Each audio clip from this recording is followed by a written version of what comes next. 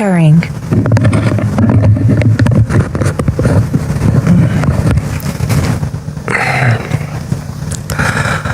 Assalamualaikum warahmatullahi wabarakatuh. Alhamdulillahi rabbil alamin. Segala puji bagi Allah pencipta langit dan bumi, sembahan umat Islam yang telah memberikan penjelasan uraian kepada kita melalui Al-Quran dan wahyu berupa pemahaman kepada Nabi Muhammad SAW yang menjelaskan dan menguraikan isi Al-Quran yang kemudian kita kenal dengan hadits. Salam serta taslim senantiasa tercurahkan kepada manusia mulia baginda Rasulullah Muhammad SAW. Berkah dari beliaulah sehingga kita semua bisa membedakan antara harta waris dan dosa waris. Malam ini teman-teman sekalian, kembali kita mengundang saudara-saudara kita non-muslim. Kita lebih cepat live supaya kita lebih cepat istirahat. Kalau bisa kita pukul 12. Iya, 3 jam kurang lebih. Sampai pukul 12, habis itu kita istirahat biar kita segar lagi. Ya. Biar cepat tidur. Untuk itu silakan di tap-tap layarnya teman-teman sekalian. Minta saudara-saudara kita untuk naik.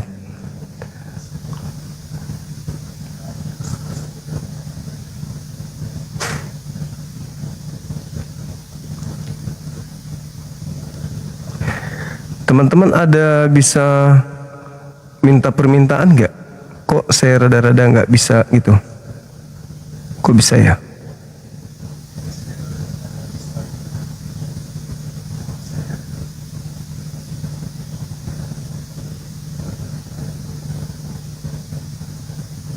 Benar nggak sih? Kok nggak bisa? Hai, kok nggak bisa? Teman-teman bisa nggak minta permintaan? Bisa? Coba. Hai, makasih Bang Ari. Thank you. Teman-teman, Keswar. Coba minta, ajukan permintaan, bisa nggak?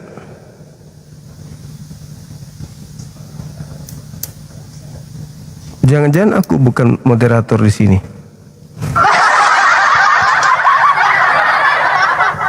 Serius itu bisa? Masa sih? Loh, kok di sini nggak ada?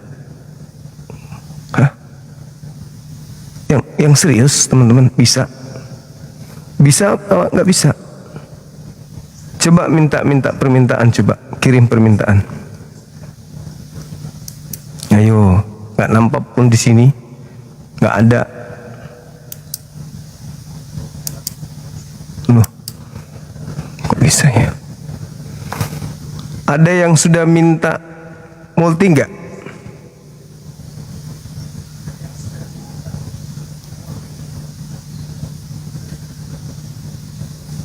Ada. Udah, tapi nggak nampak di sini. Gimana ceritanya ini? Hai.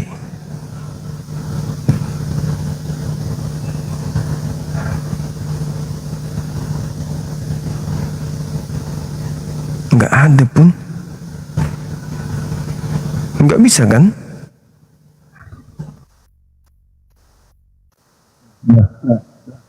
Apa ini?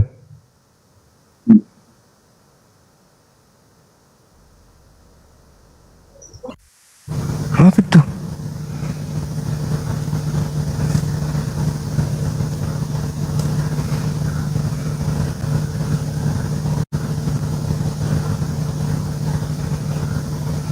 Multinya di tempatku nggak ada loh kawan-kawan. Kok bisa ya? Nggak bisa. Bisa ada. Lu di sini. Kemana? Nggak ada. Nah. Kenapa ini?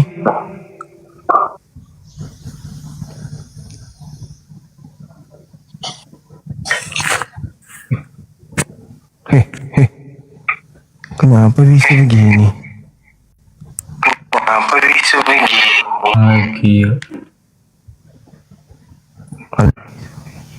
Nah, baru muncul. Akhirnya nongol dia. Tadi nggak ada sampai 70 permintaan. Batalin lagi teman-teman. Batalin lagi. Abangku sayang semua, batalin lagi. Banyak kali pun 70. Tadi nggak nampak di sini. Ayo batalin teman-teman. Multinya dibatalkan lagi. Yuk kerjasama kita. Wow, ada 70 yang minta permintaan. Dibatalkan dulu boleh ya?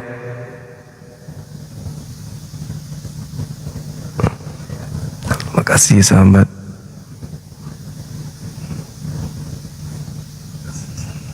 Oke. Sih. Baik. Teman-teman sekalian, kembali pada malam hari ini kita mengulas tema kita. Tema yang menarik untuk kita bahas. Tema yang menghantarkan kita memahami sebenarnya yang mana sih ini kebenaran itu kan gitu ya. Kenapa YouTubeku juga jadi kayak gini ya?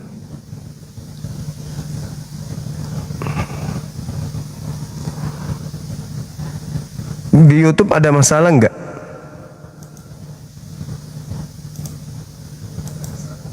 Kok nggak nongol juga ya?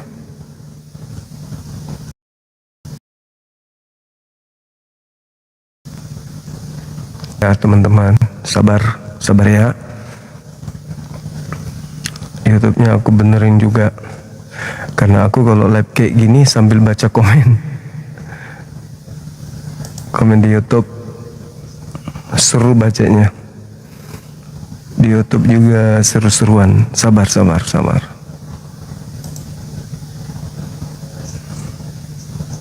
Oke, bismillah.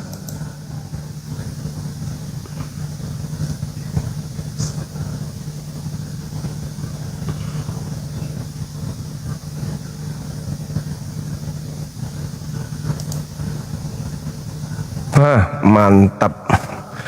Nongol sudah dia. Alhamdulillah.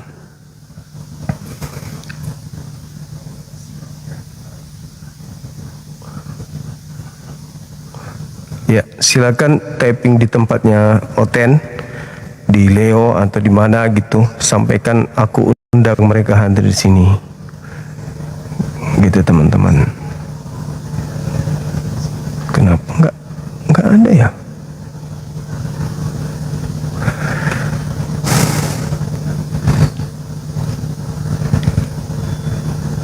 Kan nggak ada, kok nggak nongol ya? Sama aku nggak nampak ya minta permintaan.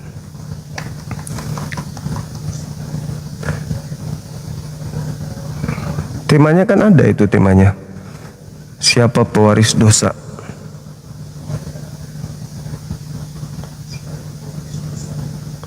Kenapa bisa ya?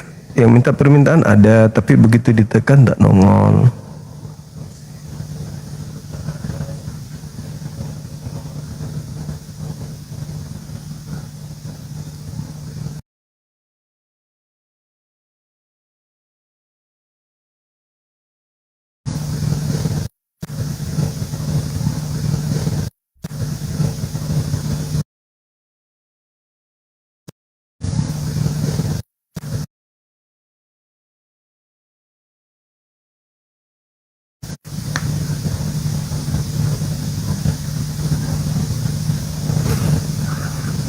Nah, hilang lagi dia. Teman-teman, hilang lagi. Wow.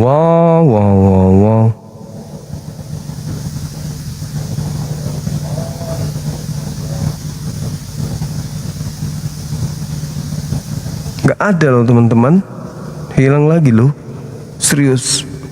Gimana ini? Gimana ini?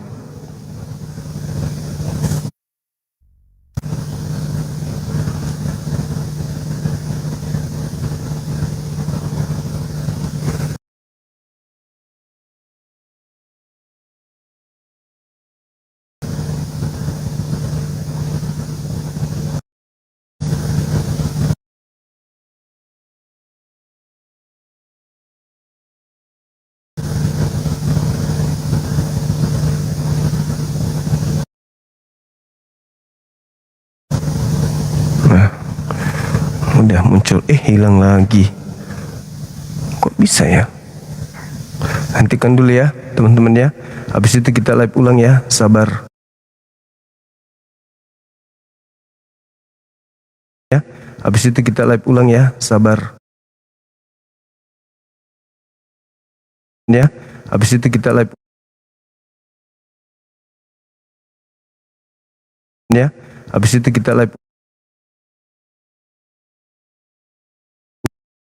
ya. Habis itu kita live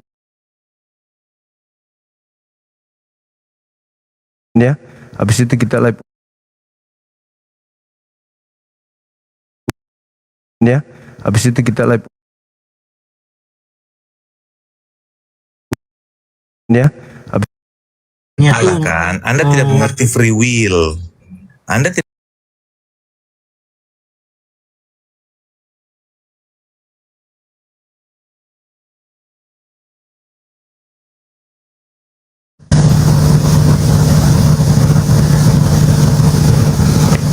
Oke. Sudah stabil kayaknya ini, insya Allah. Teman-teman bisa ajukan permintaan nggak? Coba uji coba kita tes.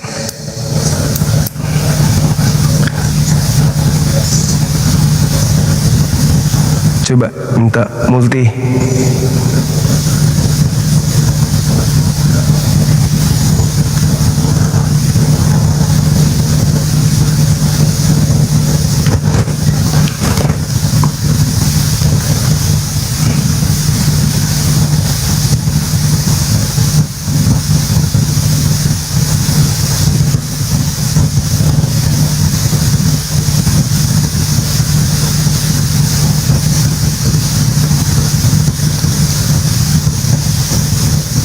Coba multi teman-teman, udah bisa multi nggak?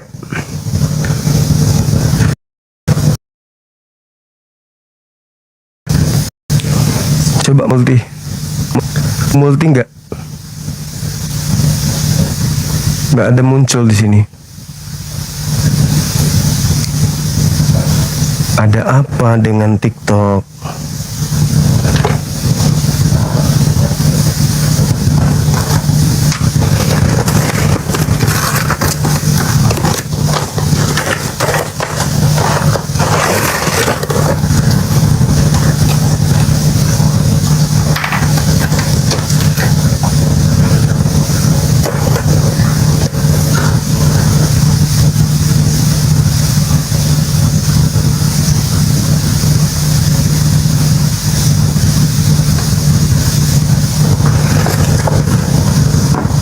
Ada yang multi nggak? Tapi nggak nongol di sini loh.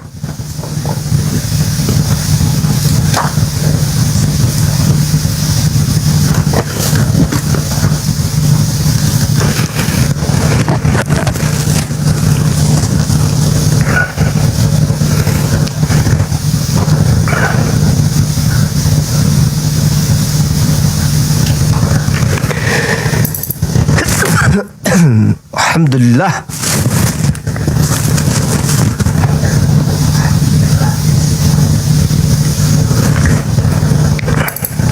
Ada yang multi nggak? Ayo multi coba.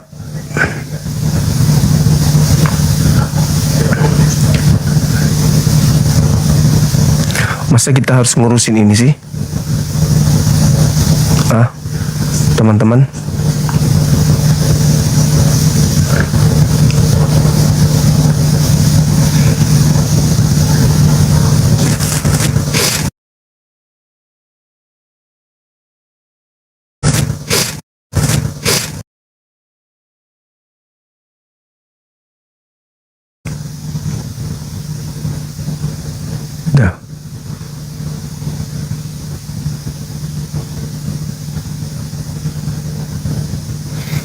Jaringan aku ini.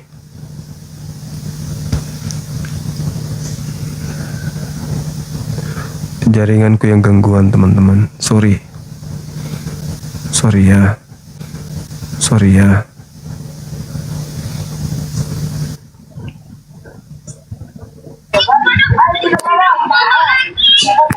Assalamualaikum Bang Juma. Waalaikumsalam.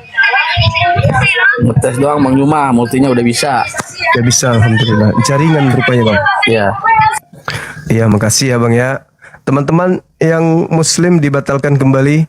Makasih banyak atas kerjasamanya. Kita undang saudara kita non muslim untuk hadir bersama dengan kita di sini untuk kita berdiskusi.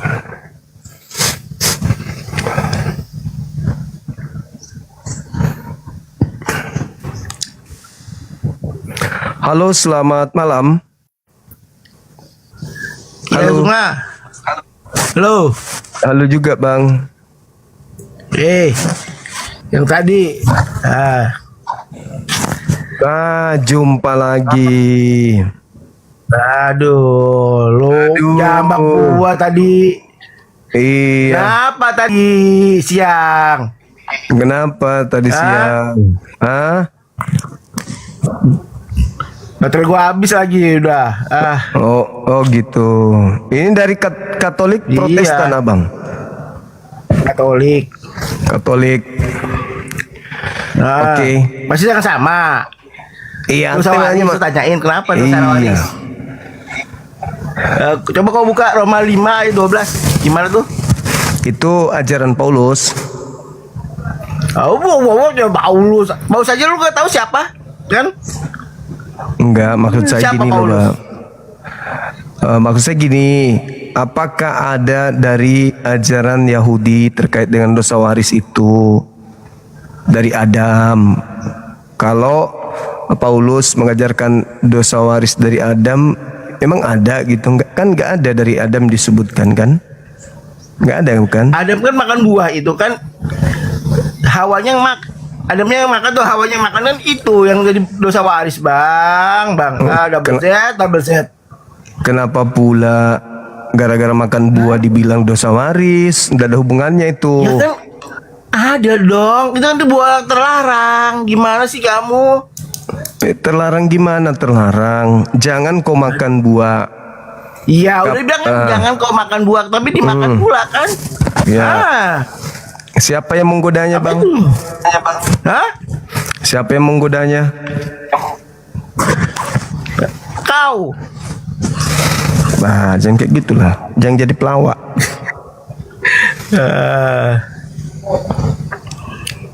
Iya kan? Ayo, nih gue bacakan nih. Sebab itu sama seperti dosa yang masuk ke dalam dunia. Ya. Terus? Oleh satu orang. Ya, itu kan pekerjaan angkatan jahat, Bang. Kan angkatan jahat itu. Apa? Kan angkatan jahat memang fungsinya untuk menyesatkan abangku. Dari mana jahat? Aduh, double Z.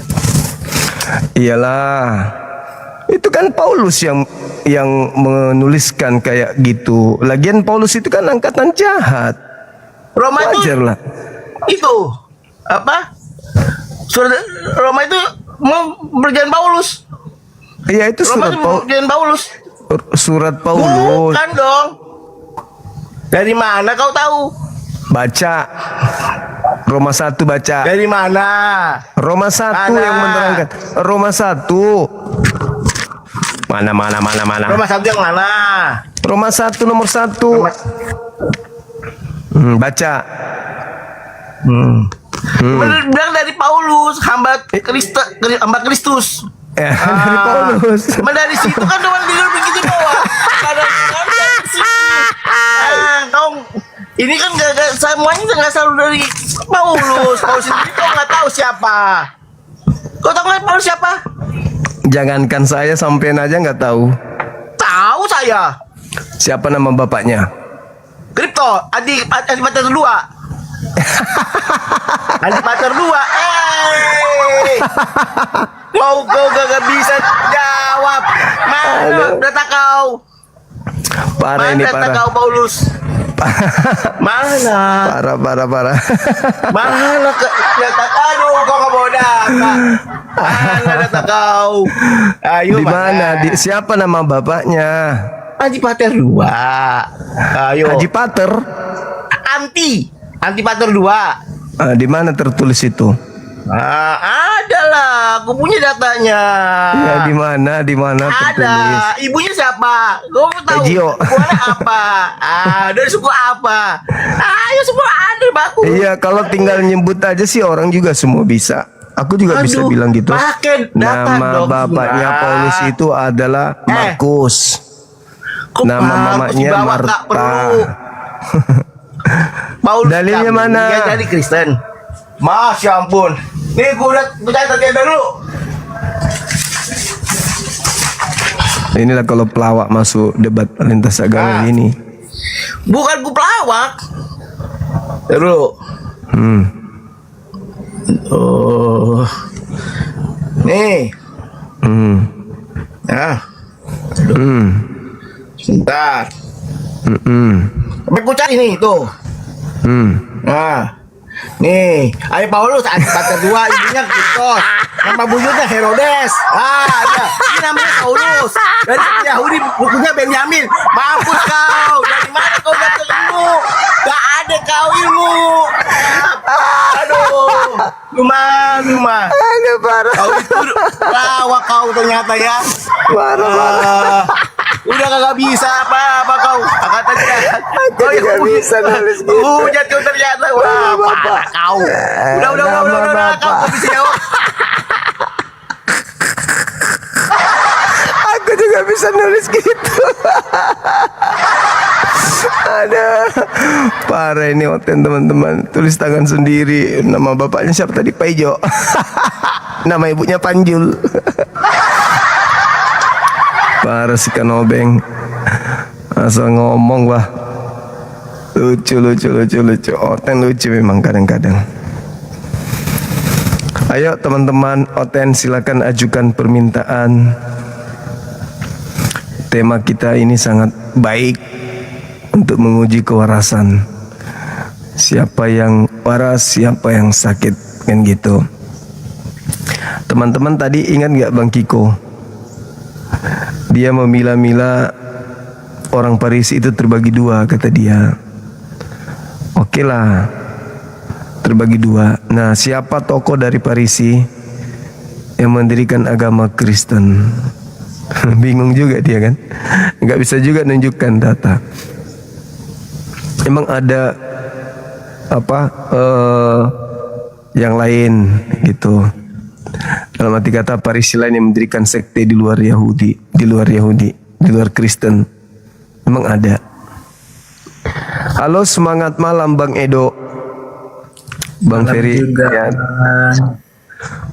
Ya. ya Islam, tapi saya mau pingin Bang Zuma itu melawan si Mikana itu. Saya benci banget dengar dia itu. Waduh, selalu ngerocot terus melawan siapa itu tadi, aduh. Ya mau menang sendiri. Saya mau dengar abang debat sama si Mikana itu. Suruh ke sini Bang, typing di sana di tempatnya, ditunggu Bang Zuma bilang. Saya nggak mau masuk ke sana, itu saya benci banget dengarnya. Aduh, saya nyeronyot terus itu melawan abang siapa namanya tadi. Saya pingin dengar abang berdiskusi sama dia itu. Dulu pernah, terakhir saya diskusi sama dia itu terkait dengan antikristus. Dan dia kabur setelah terbukti kalau dia itu antikristus. Udah pernah itu Bang. Memang saya sakit hati sama dia. Oke, Nggak dah, usah Bang. masuk lagi. Oke. Nggak masuk lagi di kumal-kumalnya kalau bisa. Assalamualaikum. Waalaikumsalam warahmatullahi wabarakatuh.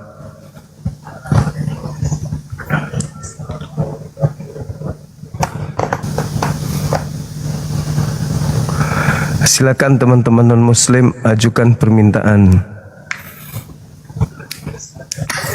Semangat malam saudara Lexa. Halo Bang Zuma. Halo juga Bang. Assalamualaikum Bang. Waalaikumsalam. Iya Bang, itu Bang Zuma nyorot Zuma. Mikana nyerocos terus Bang. Iya. Maksudnya Abang cobalah Abang kasih pahamnya tuh. Ya. Nanti suruh aja ke sini Iya Bang. Kalau sama. Kami tapping di sana itu Bang. Ya Bang ya, ada video tuh Bang ya. Siap bosku. Iya. Dia tuh Bang bersikeras. Iya. Apa namanya? Nah, Yesus disalib nebus dosa-dosa Adam Bang. Dosa-dosa Adam dan Hawa itu disebarnya terus Bang. Kenapa? Jadi Abang, iya dosa Adam dan Hawa Yesus nebus katanya. Jadi maksudnya cobalah sekali diskusi Abang dengan dia Bang. Siap perintah Bang. Ya Bang ya, oke Bang. Siap. Ya saya turun Bang. Oke bosku, makasih. Turun nih Bang. Baik. Siap komandan. Perintah dilaksanakan. Silakan teman-teman ajukan permintaan, kita diskusi. Saudara-saudara muslim tahan di bawah dulu ya, yang non muslim aja dulu naik gitu.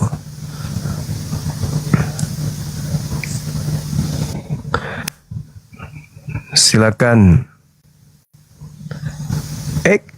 Terputus lagi, udah 2 kali minta turun lagi.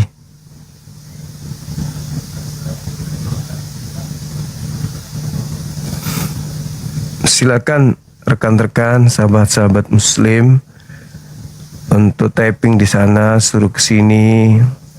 Bang Suma lagi live, bilang gitu. Ditungguin tuh bilang.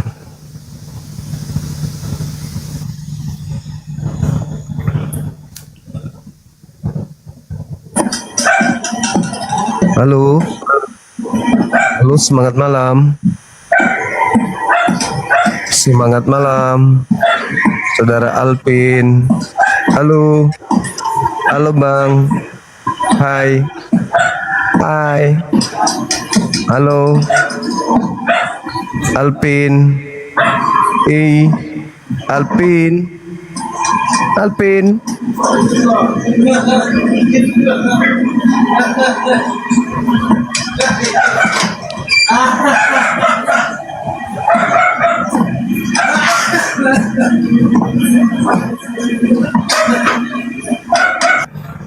Kenapa dia ini? Hah? Siluman guguk. Kok bisa gitu? Ayo teman-teman sekalian, ajukan permintaan teman-teman non-muslim, silakan ajukan permintaan. Kita bahas tema kita ini, tema yang baik. Silakan ajukan permintaan.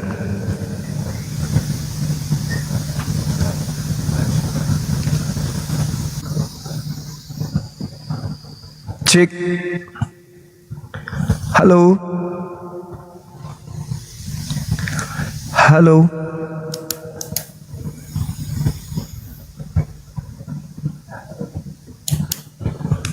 Halo Bang, selamat malam.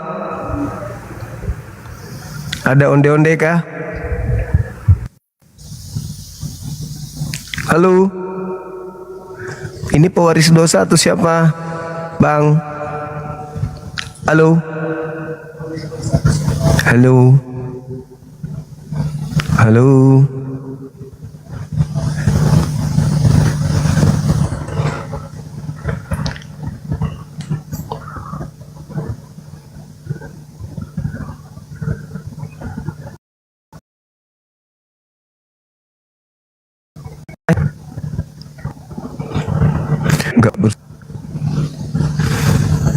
Halo, semangat malam. Halo. Halo, saudara Zul Sitohang. Halo, Bang.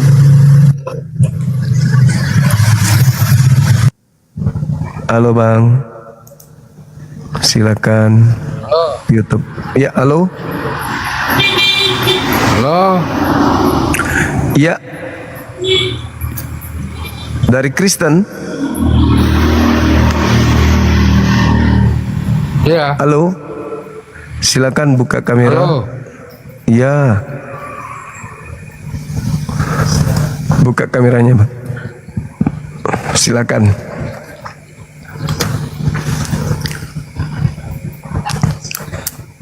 Ayo.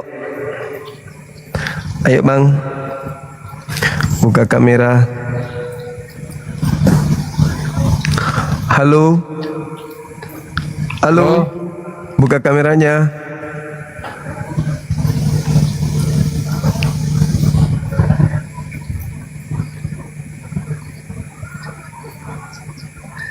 Kok jadi gelap? Gelap, Bang. Gelap. Enggak, siapa nih? Ah? Gelap, Bang, gelap. Ya, halo. Halo, Bang. Halo, saudara Aldi. Halo. Saudara Kafir.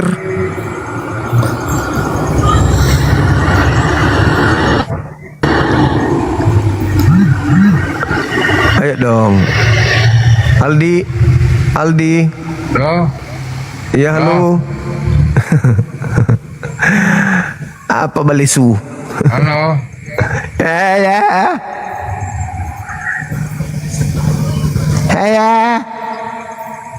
Halo.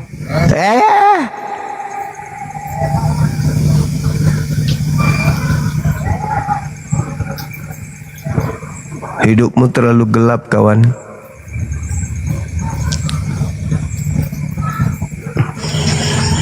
Halo, selamat malam. Si Matupang. Malam. Kau kenapa? Halo.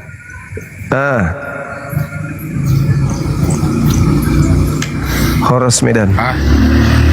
Halo. Rumah. Ya. Kau kenapa, anak jin?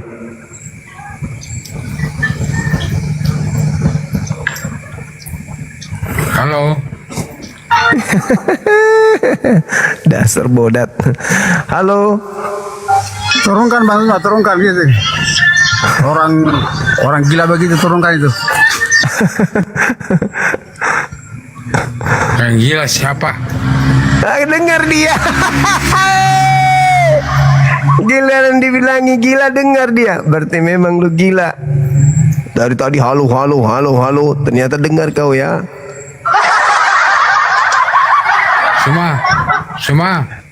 Apa? Suma. Ya. Dengar enggak saya? Enggak. Saya nih. Enggak.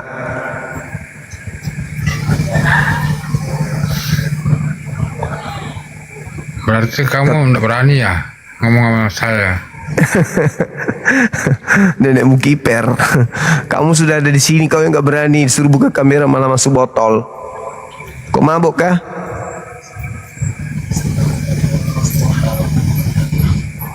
Halo? Suma. Itu melasa. Kau ini semua hanya ribut saja kerjamu. Apa tuh malasa? Iya. Itu melasa. Pangamanu. Justru kau ini semua yang kepala talang. Penipu kau, pembohong. Iya, penipu kau, pembohong kau. Kau kira kasih tidak? Coba kau kira tidak tahu kau. Orang tidak berguna. Kau penipu kau, kepala talang kau. Siapa bing saya? Kepala talang kau semua. Siapa bing saya? Kau Siapa kalau bing kau saya? ditanya kau terlalu banyak anumu, terlalu banyak bicaramu. Padahal kau itu di hulunya penipu.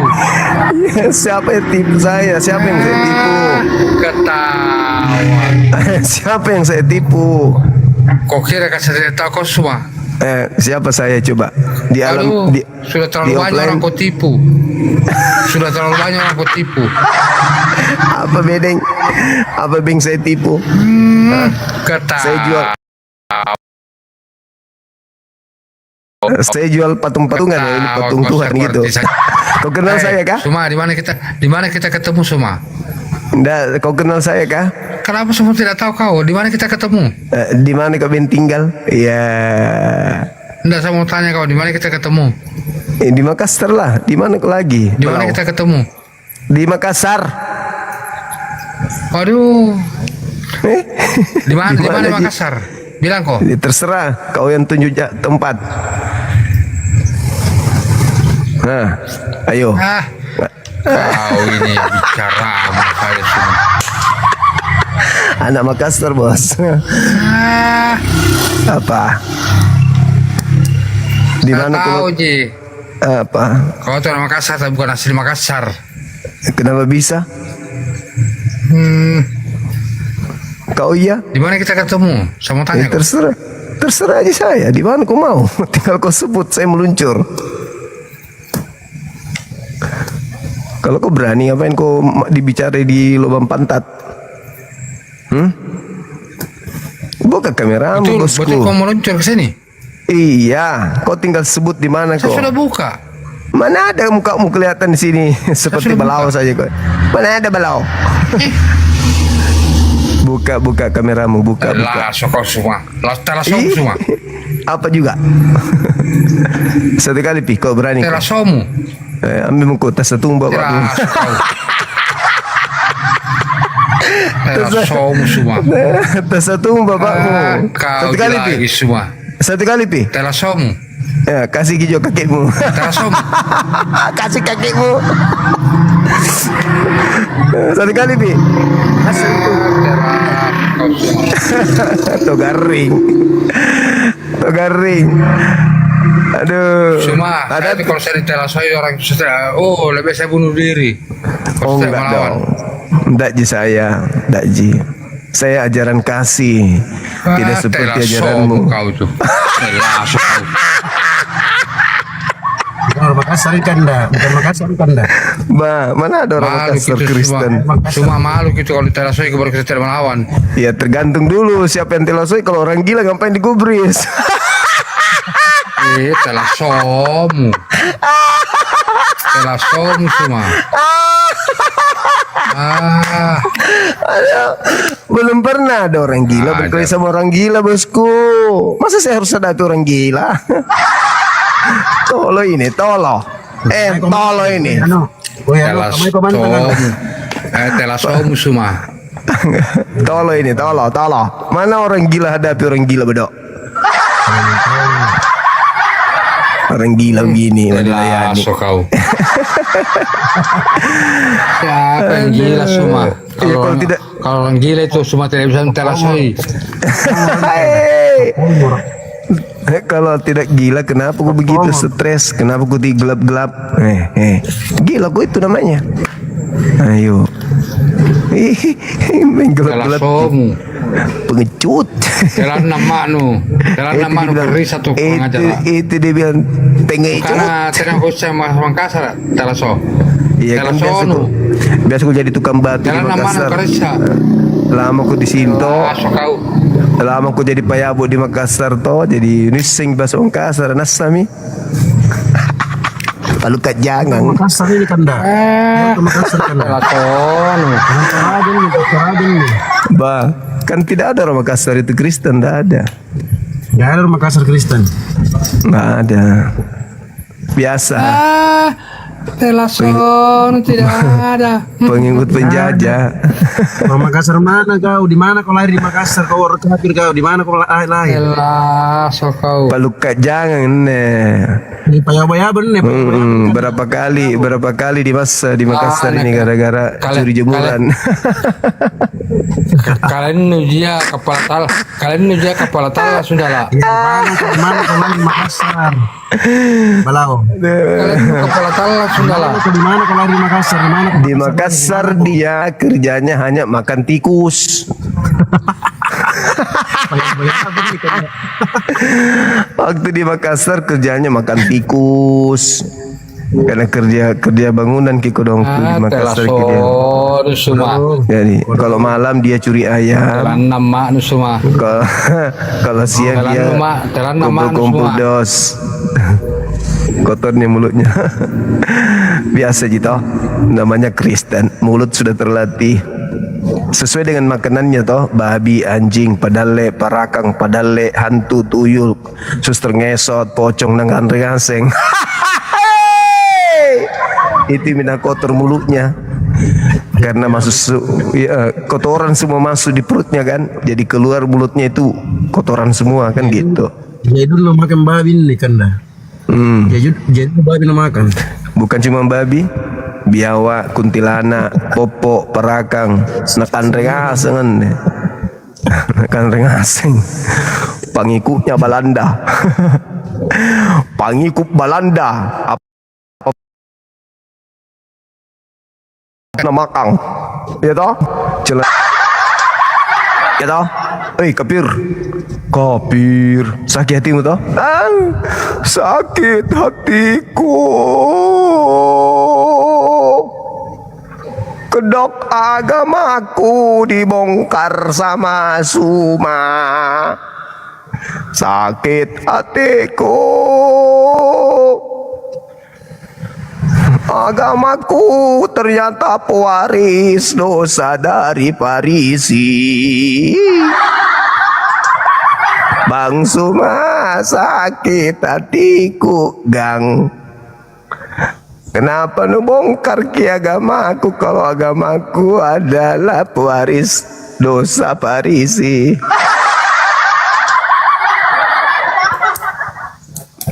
Woi kapir, pemakan balau. Kapir pemakan tikus.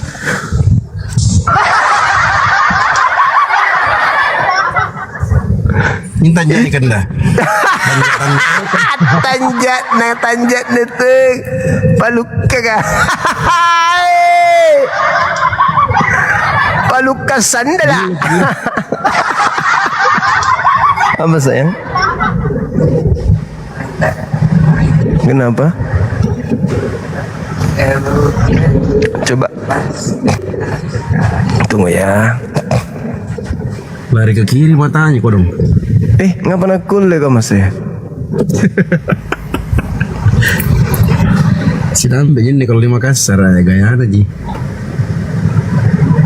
Kenapa gelap-gelap? Mau dia mengintai tetangga, dia intai kandang ayamnya tetangga. Biasa paluka jangang. Paluka jangang. Kapir pemakan tikus. Mamanya ngeden, dia keluar lewat anus. Lahir lewat anus dia, teman-teman. Allahu Akbar. Tak bangkai itu kan dah. Mak salah masuk kamar kayak ini. Malam itu turun toh. Nah karena kapang kita yang onde-onde. Kau sebutnya alamatmu. Kau sebut saja alamatmu. Langsung hitam di situ. Gak sampai setengah jam. Bilang kau di mana kau tinggal? Di mana kau di Makassar? Nah, langsung kalau tidak seperti lebah di rumahmu.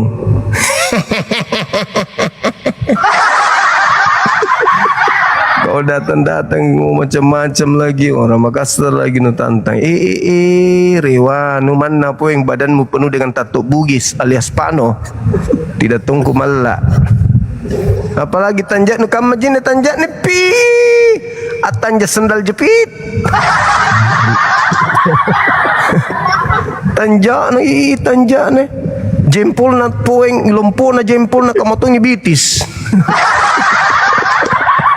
Apa nanya jempol kamu menyelompona kau masih? Apa no kau jama? Hei, besarnya itu jempol nu. Kamu tuh remote. Jempol kayak remote besarnya. Apa tuh zaman nu kau masih? Luka jangang. Kapir. Oh kapir. Kau makan tikus. Tak bangga kau masuk sini kan tiba-tiba nama maki-maki. Telepon nih. Kapir. Tenak kadang. Assalamualaikum Bang Juma. Waalaikumsalam ya bang. Tidak bisa bergerak dia lah. Ayo, nggak bisa goyang dia tuh. Si kafir itu takut mukanya bopeng kayaknya. Nah, makanya dia bergelap-gelapan. nggak sudah gitu dia naik ke sini maki-maki orang, bawa orang tua lagi. Assalamualaikum Bang Suma. Waalaikumsalam Bang Edi. Mana ini tadi ini yang ini masih kuriping-riping mulutnya dulu. Mana ini? Itu di atas. Kenapa mukulnya? Itu tanjak namanya. Kamu bawa pepayu. Dah kamu sambar buka dan teh. Teh baru nanti deh. Solat tak dia melek. Aduh mah. Pakan di bayi ini. Datang di dunia orang ngamu-ngamu dah jelas. Iya. Talekang ini. Orang tua dibawa-bawa. Anak Sunda kau lambang anjo. Woi Kapir, coba muka aku undang open mic mau Kapir. Ya, kasihan nih Bang Suma. Jadi kita keroyok. Hati aku tahu keroy ya, balas itu iya. Dan sini kinjo jempol nak kamantoing telapak kaki. Aduh.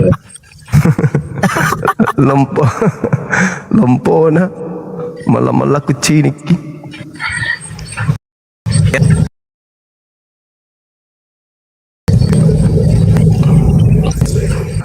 Ini mau dulu ke sini. Kapir. Komantang Kapir, kamai komantang Sumarno. Kamai ko. Kolaka utara tahu ah. Orang Kolaka ji baru mengaku-ngaku Makassar kok. Woi. Kapir.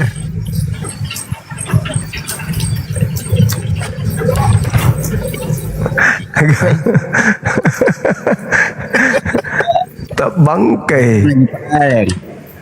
Tak bangkai. Tak bangkai Cipuruna. Tak bangkai dia. Tanjak nak kau kutain foto na kau masih pak balut tambako anya. Pak balut tambako. Kitanya ini kalau tekan ki tombol HP ini satu huruf, nah tekan ini terpencet 10 ini.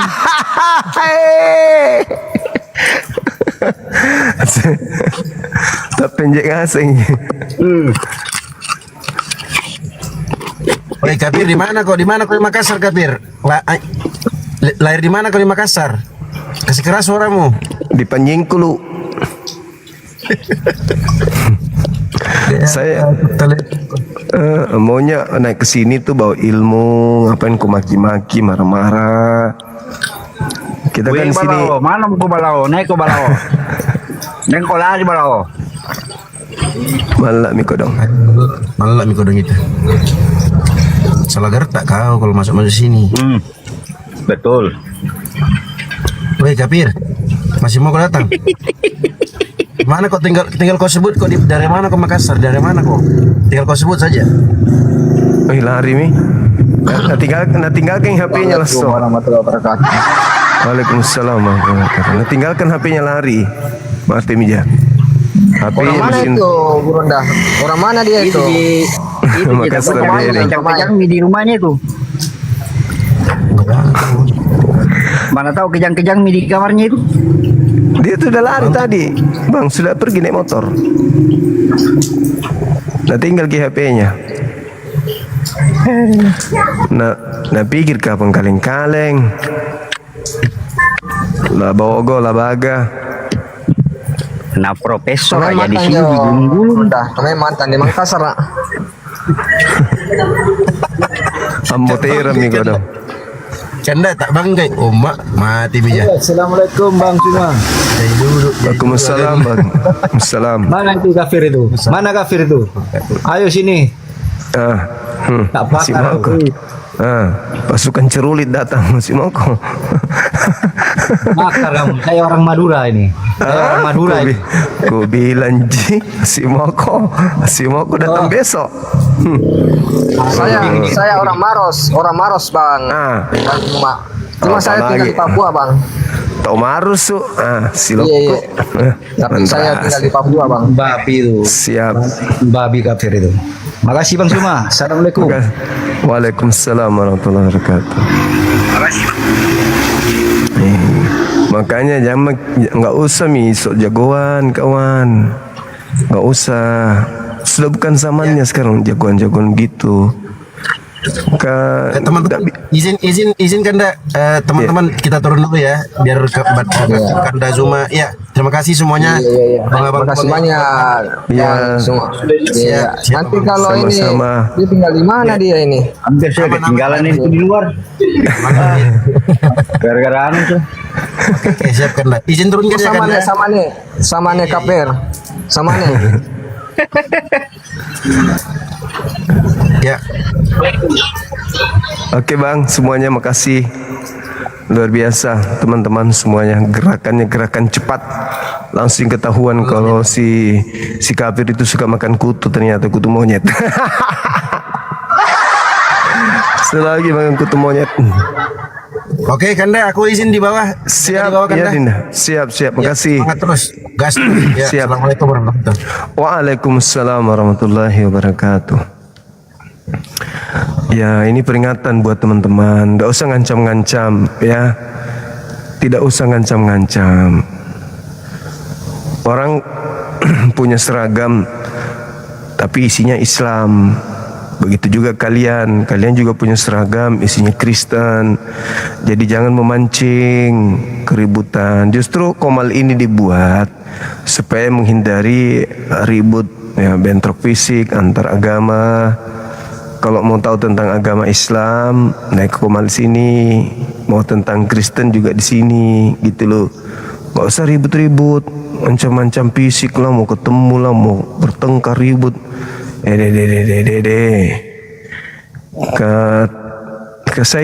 Kita nggak pernah takut sama kalian gitu loh. Sama seperti kalian juga tidak takut sama kami kan. Maka hindarkan itu. Kita harus merajut persaudaraan sebangsa setanah air.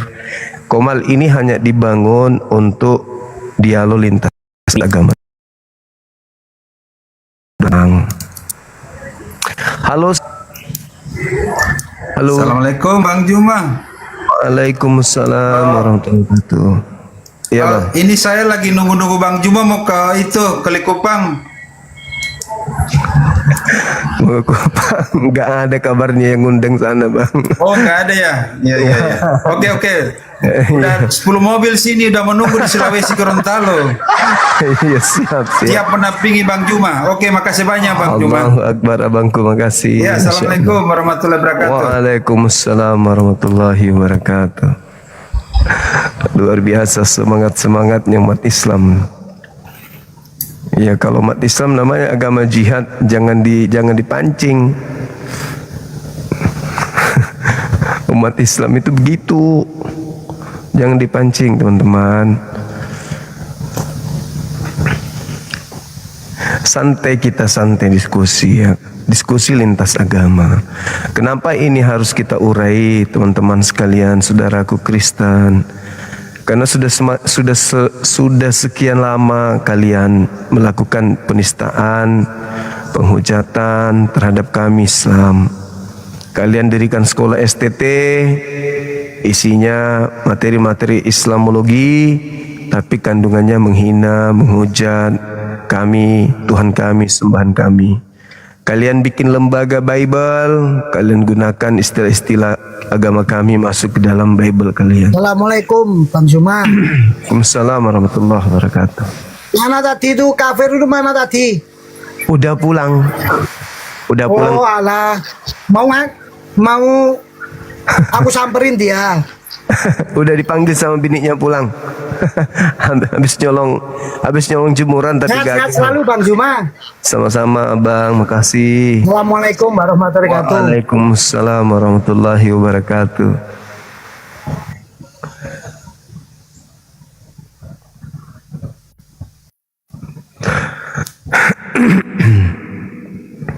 Ayo teman-teman non-muslim silakan ajukan permintaan. Assalamualaikum. Waalaikumsalam warahmatullahi wabarakatuh. Dari Terima mana? kasih Bang Juma, saya dari Rantau Prapat, Sumatera Utara. Iya. Mau menyampaikan terima kasih banyak Ilahi Anta Maksudi Waridoka Matlubi. Terima kasih Masya banyak ada Allah. pemanaan saya yang kebetulan dinikahi dengan agama si Kristen itu, dia sudah Iya. kembali Bang. Terima kasih Alhamdulillah. banyak Bang. Hanya Allah yang bisa balas Abang dengan adanya acara yang Abang buat ini. Ada keluarga yang dikecewakan sudah kembali. Terima kasih banyak Alhamdulillah. Bang Cuma. Makasih. Saya nggak bisa kasih apa-apa, tapi ilmu yang Abang berikan sangat bermanfaat. Alhamdulillah. Amat sangat bermanfaat. Terima kasih Abangku. Alhamdulillah, sama-sama sahabatku. Saya perempuan Bang, suaranya aja yang besar Bang. Nama saya pasti. Nur Habibi Boru Hasibuan. Dari suaranya kelihatannya saudari saya ini murah rezekinya. Alhamdulillah, alhamdulillah. Terima kasih ya Bangku. Iya, masya Allah. Masya Allah. Siap. Semoga Bang kedepannya saya minta izin sama Abang bisa menyuarakan dan mendapat ilmu yang bermanfaat dari Abang, bisa menyampaikan kepada yang lainnya.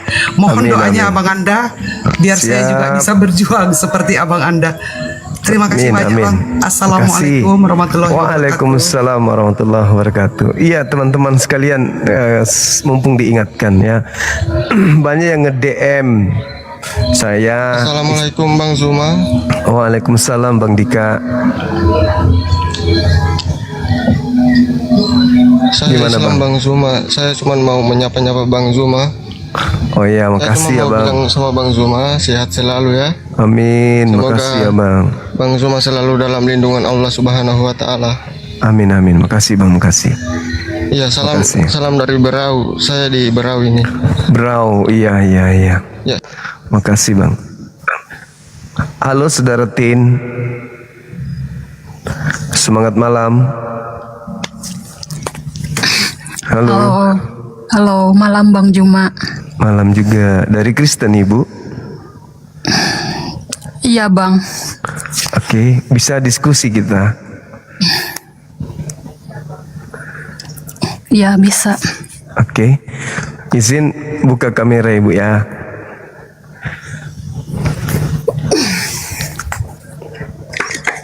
Silakan Ibu. Ibu sehat kan? Alhamdulillah sehat Bang. Oke, silakan buka kamera kita diskusi.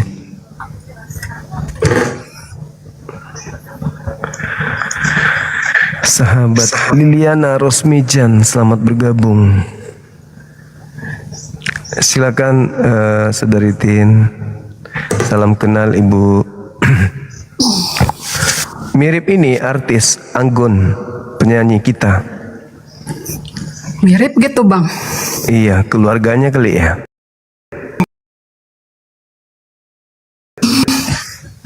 Ya betul betul betul. Oke, ini ada tema. Ibu sering baca Bible atau pendeta mungkin ya? Enggak Bang, saya cuma umat biasa. Oke oke. Ini ada tema siapa pewaris dosa. Kalau di Islam kami tidak mengenal pewaris dosa atau yang mewariskan dosa. Yang kami tahu menurut ajaran Paulus di Roma 5 nomor 20 itulah Paulus mengajarkan oleh karena satu orang maka satu orang ini menjelarkan dosa ke bumi, ke dunia gitu. Sehingga anak-anak Adam itu mewarisi dosa. Itu gimana menurut pandangan Saudari Tin? konsep yang dibangun Paulus ini yang tidak ditemukan di ajaran nabi-nabi. Silakan. Yang saya pahami, yang saya telaah ya Bang, dari tema Abang malam ini, Ya, pewaris dosa. ya, Saya dengan kitab saya setengah paham, setengah tidak. Jujur Bang ya. iya, silakan. Yang tidak pahamnya dari yang saya anut gitu Bang. Kita yang melakukan dosa, kenapa harus ada yang menanggung gitu? Iya. Kan dalam konsep agama Abang, saya paham sekali. Kalau dalam agama Abang ya dosa ditanggung masing-masing gitu. Iya. Dalam mata Abang, maksudnya dalam ya agama Abang, bagaimana pemahaman dalam agama saya, kita yang melakukan dosa tapi ada yang menanggung gitu. Kasihan dong Iya. yang menanggung. Iya. Terus Kasihan Yesus yang menanggung gitu untuk dosanya. Seluruh anak-anak Yesus iya. banyak yang berbuat dosa tapi Yesus yang menanggung gitu.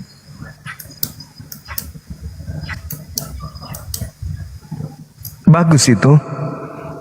Bapaknya kalau teman saya Murtadin itu bilangnya Papi Yesus. Papi Yesus menanggung dosa anak-anaknya, itu bagus kedengarannya.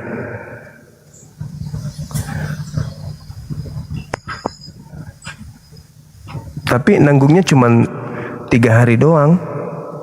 Setelahnya itu enggak lagi. Jadi Kan hidup lagi. Kan hidup lagi dia. Harusnya kan kalau dia nanggung selamanya ya nggak bangkit-bangkit lagi. Ini malah bangkit, artinya dia nebus dosa dengan cara mati, tapi hidup lagi dia, jadi batal, nebus dosanya batal, hidup lagi. Jadi dalam pemikiran saya lucu gitu. Lucunya? Ya beda dengan agama Abang gitu. Dalam konteks pewaris dosa.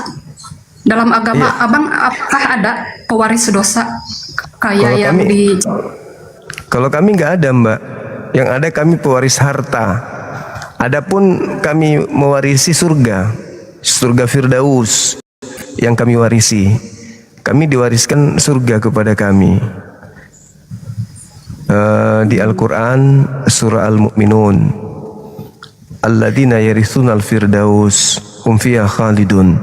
Jadi umat Islam itu adalah orang-orang yang mewarisi surga Firdaus dan mereka kekal di dalamnya. Nah itu kalau kami. Nah tapi kalau di Kristen yang diwarisi malah dosa kan gitu.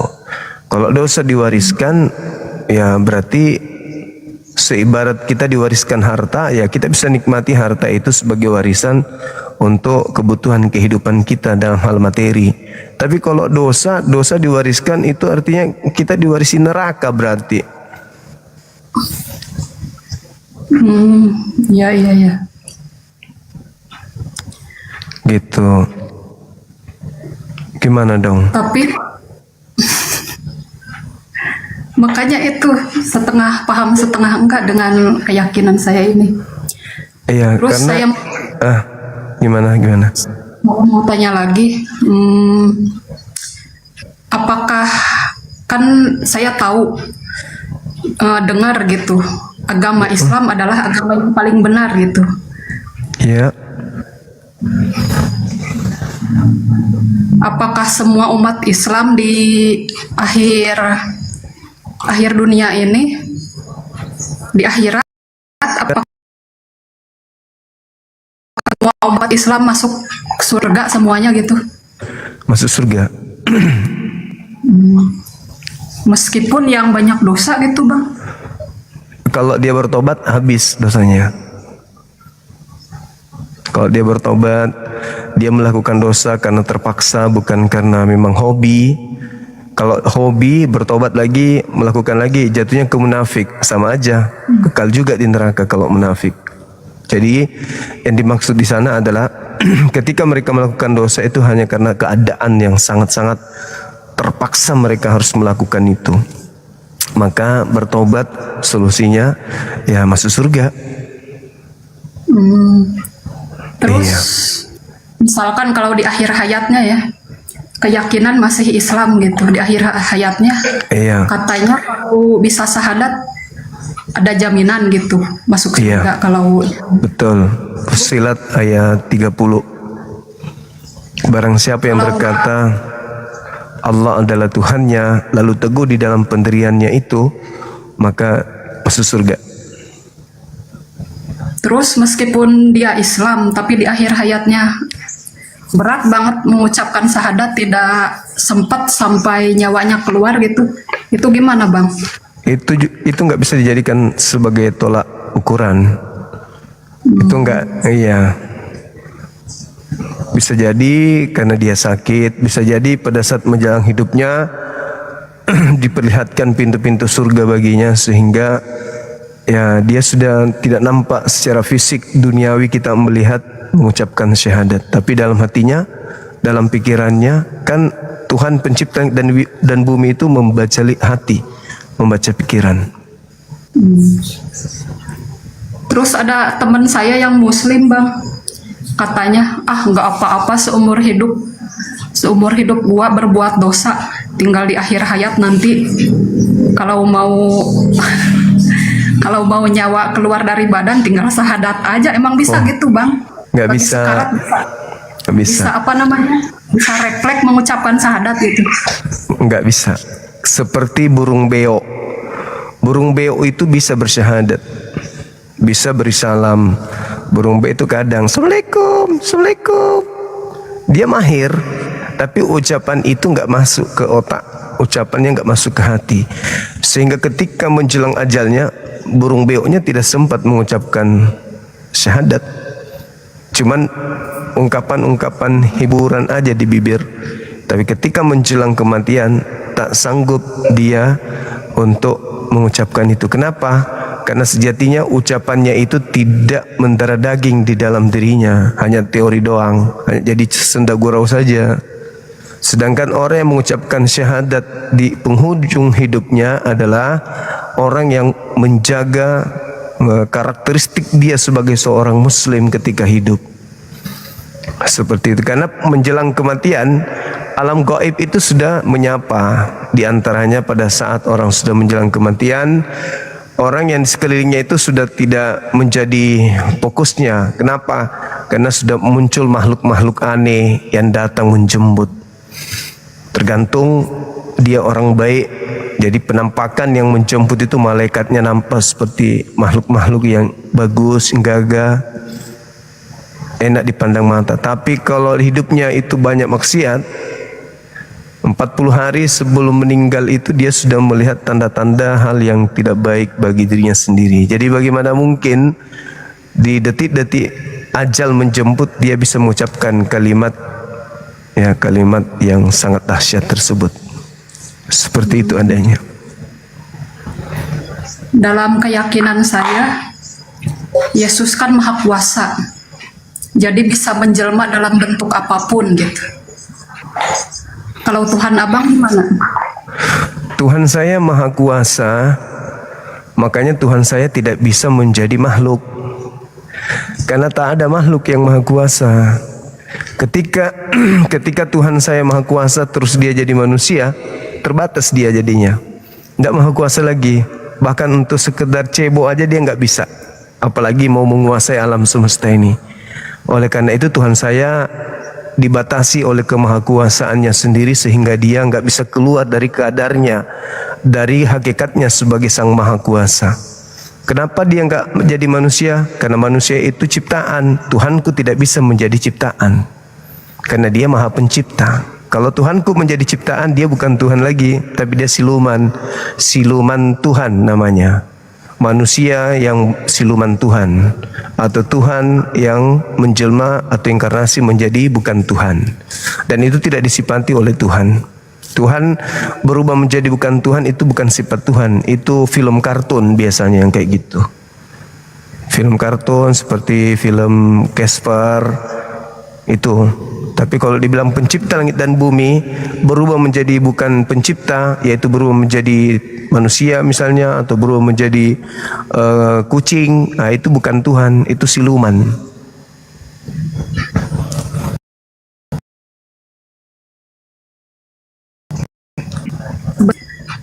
Kan yang namanya maha kuasa bisa apapun gitu. Iya. Harusnya kalau beralih bentuk menjadi manusia gitu, jadi kemampuan maha kuasanya masih bisa dong, masih berfungsi gitu. Dia terpenjara oleh kadar manusia. Manusia itu kan ciptaan. Manusia itu ciptaan. Contoh Yesus lah. Contoh Yesus. Apakah Yesus maha kuasa ketika dia menjadi manusia? Enggak. Yohanes 5:30, aku tidak dapat berbuat apa-apa dari diriku sendiri. Nah, kok ada Tuhan kayak begini? Tidak bisa berbuat apa-apa. Bukankah Tuhan itu maha kuasa? Nggak bisa aku berbuat apa-apa, Bang Zuma. Kenapa? Aku manusia. Loh, tapi kan kau Tuhan. Iya, tapi aku manusia nih. Buktinya aku manusia. Berarti aku bukan Tuhan. Nah, sementara kalau di Islam, Tuhan kami yang maha kuasa ini menciptakan manusia tanpa ayah. Selesai. Tidak ada beratnya bagi Tuhan kami yang maha kuasa membuat manusia lahir tanpa ayah.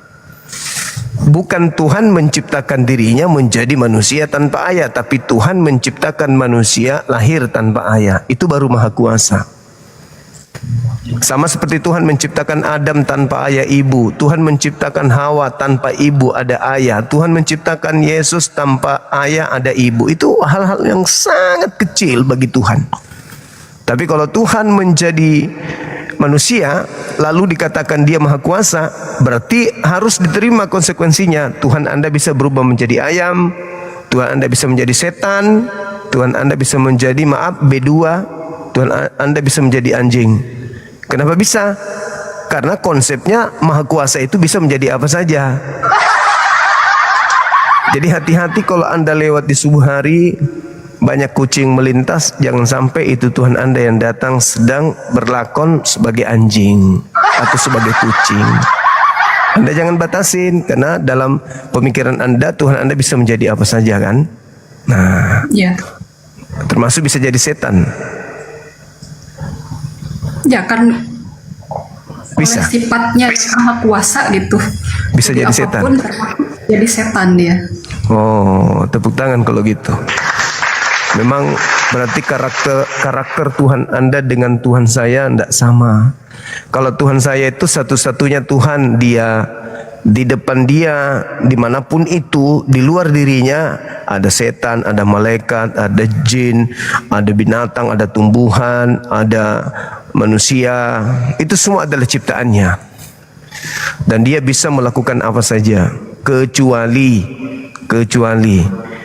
ada hal-hal yang mustahil bagi dirinya. Apa itu yang mustahil bagi Tuhan? Menjadi bukan Tuhan. Kalau dia menjadi anjing, berarti dia menjadi bukan Tuhan. Dia menjadi anjing. Anjing itu bukan Tuhan. Kalau dia menjadi manusia, berarti dia menjadi bukan Tuhan. Sebab manusia itu bukan Tuhan. Dengan kata lain, Tuhan Anda bisa berubah menjadi bukan Tuhan.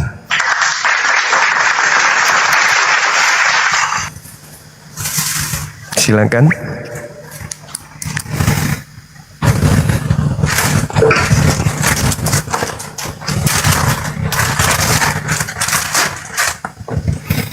Ada lagi, Mbak? Terus dalam agama Anda, Isa itu lahir tanpa ayah. Iya. Dari rahim seorang ibu. Benar. Bernama Maryam. Iya, betul. Secara logika manusia, iya,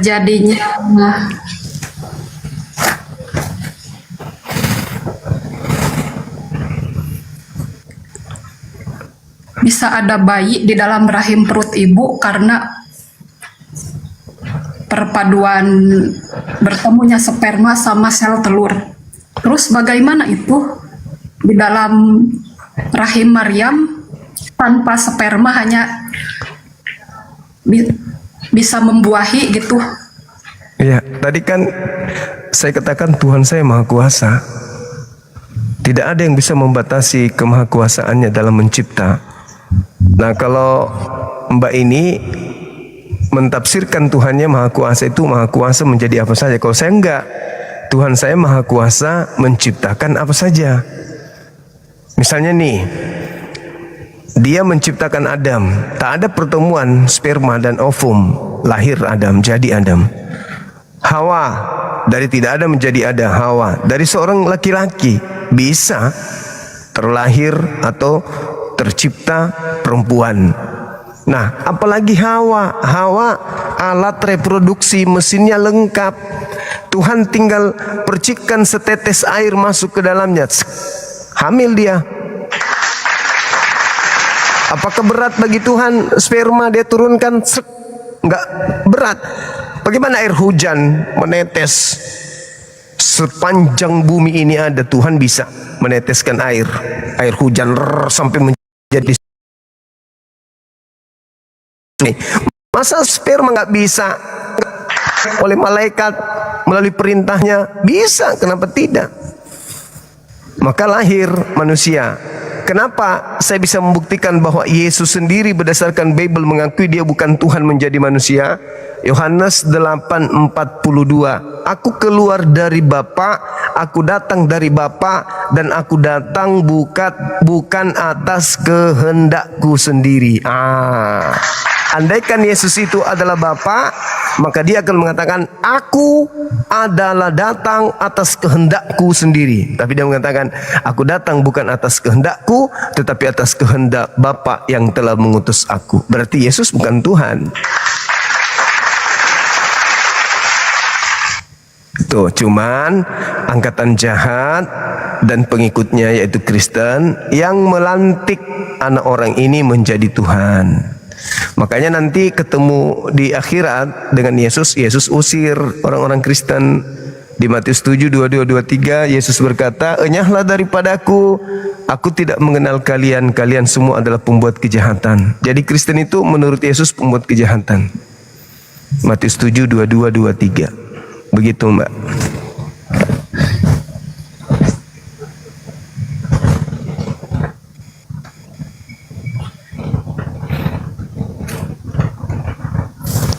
Ada lagi? Mbak ini semakin lama semakin mirip ini. Siapa? Atik CB. Bisa enggak sih? Coba.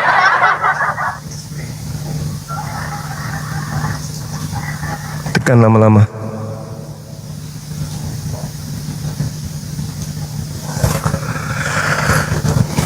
Artis kita turun, enggak kuat dia.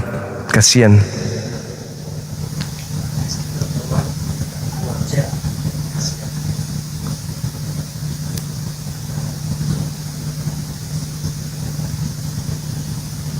Pakai ini toh, pakai headset yang tadi, mana headsetnya? Nah, coba ke kuping. Sabar teman-teman ya.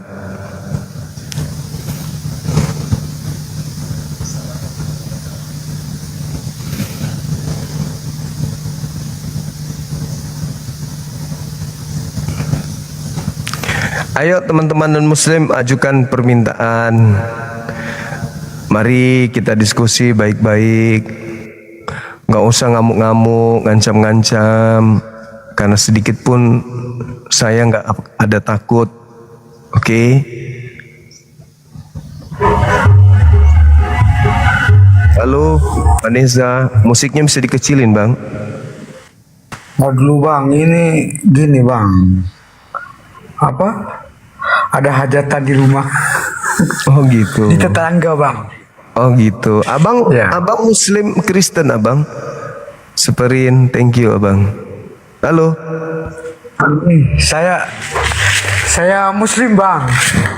Oh iya iya, alhamdulillah. Siap. Terus kalau muslim yang kita undang non muslim berarti abang.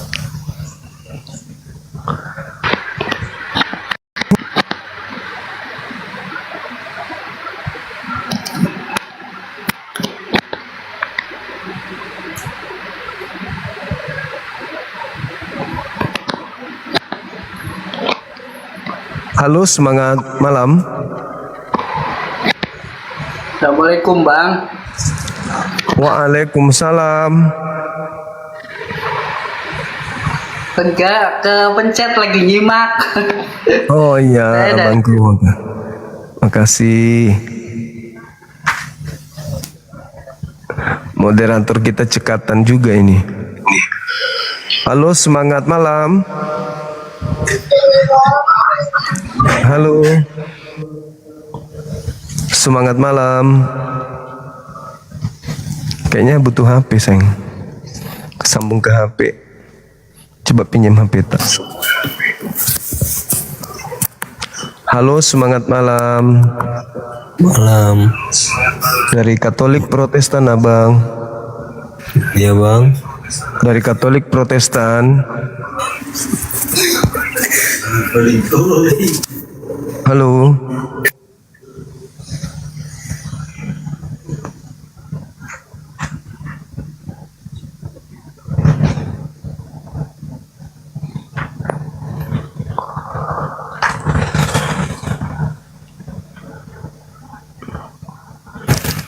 Silakan. Halo, saudara siapa ini? Namanya keren loh. Azi.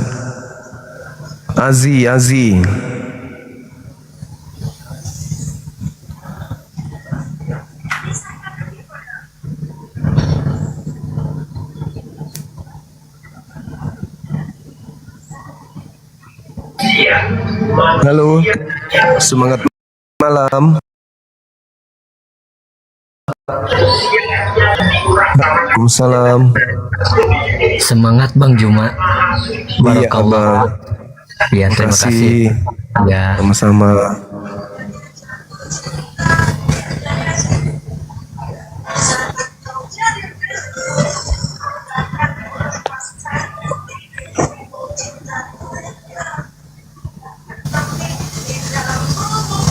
Halo.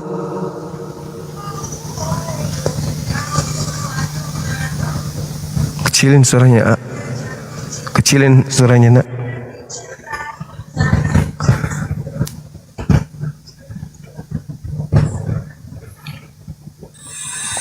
Semangat malam. Halo, semangat malam, Bang. Assalamualaikum Bang, salah pencet Bang. Iya, Kak Bang. Sorry Bang. Iki, sama-sama, salam kenal anak muda. Iya. Halo, Yes, Mbak Lady. Iya, assalamualaikum. Malam Bang. Malam juga. Sehatnya Bang? Sehat. Dari mana kita? Dari Indonesia. Oh, Indonesia. Masih Iya, gatal-gatal. Bang.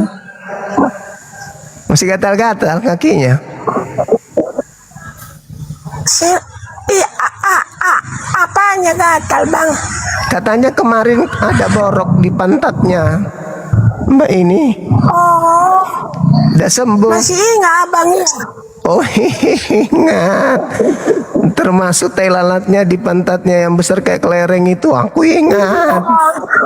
Aku capek Bang, tiap hari sembur-sembur lubang hidungku Bang. Ada setan di sini bermalam Bang. Aku udah cerah Bang. Oh iya. Aku tiap hari dipoligami. Ada yang dikawin siri. Aduh, aku udah cerah Bang. Masa aku dipoligami, ada dibilang otakku separuh Bang. Aduh, aku lari dari situ Bang, nggak tahan lagi aku. Masa aku dibilang otak separuh. Kalau nggak mau aku dipoligami, dibilang otakku separuh. Bagus. Lari aku. Abang. Kenapa lah pemakan babi ini kebanyakan ditiduri sama kucing, tidur sama gorila, ya gitulah jadinya.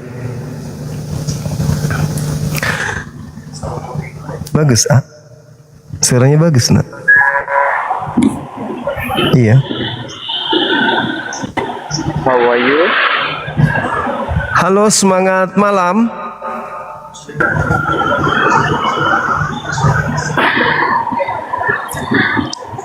Halo, semangat malam. Yes, yes, brother. Yes. Yes.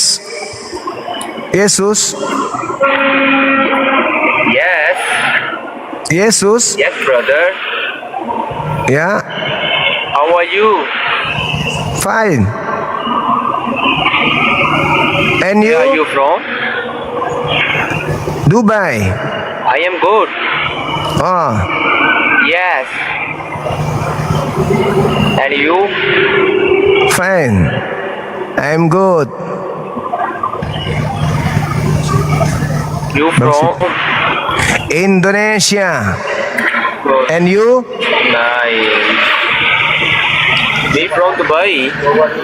Oh, Dubai. Iya. Sama, aku juga Dubai.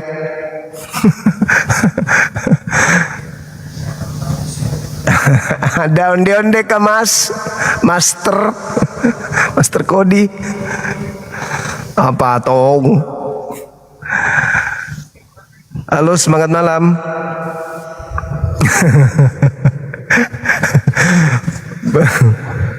Penjual toke. Halo, semangat malam saudara Yosua dan konteks. Halo, selamat malam. Dede.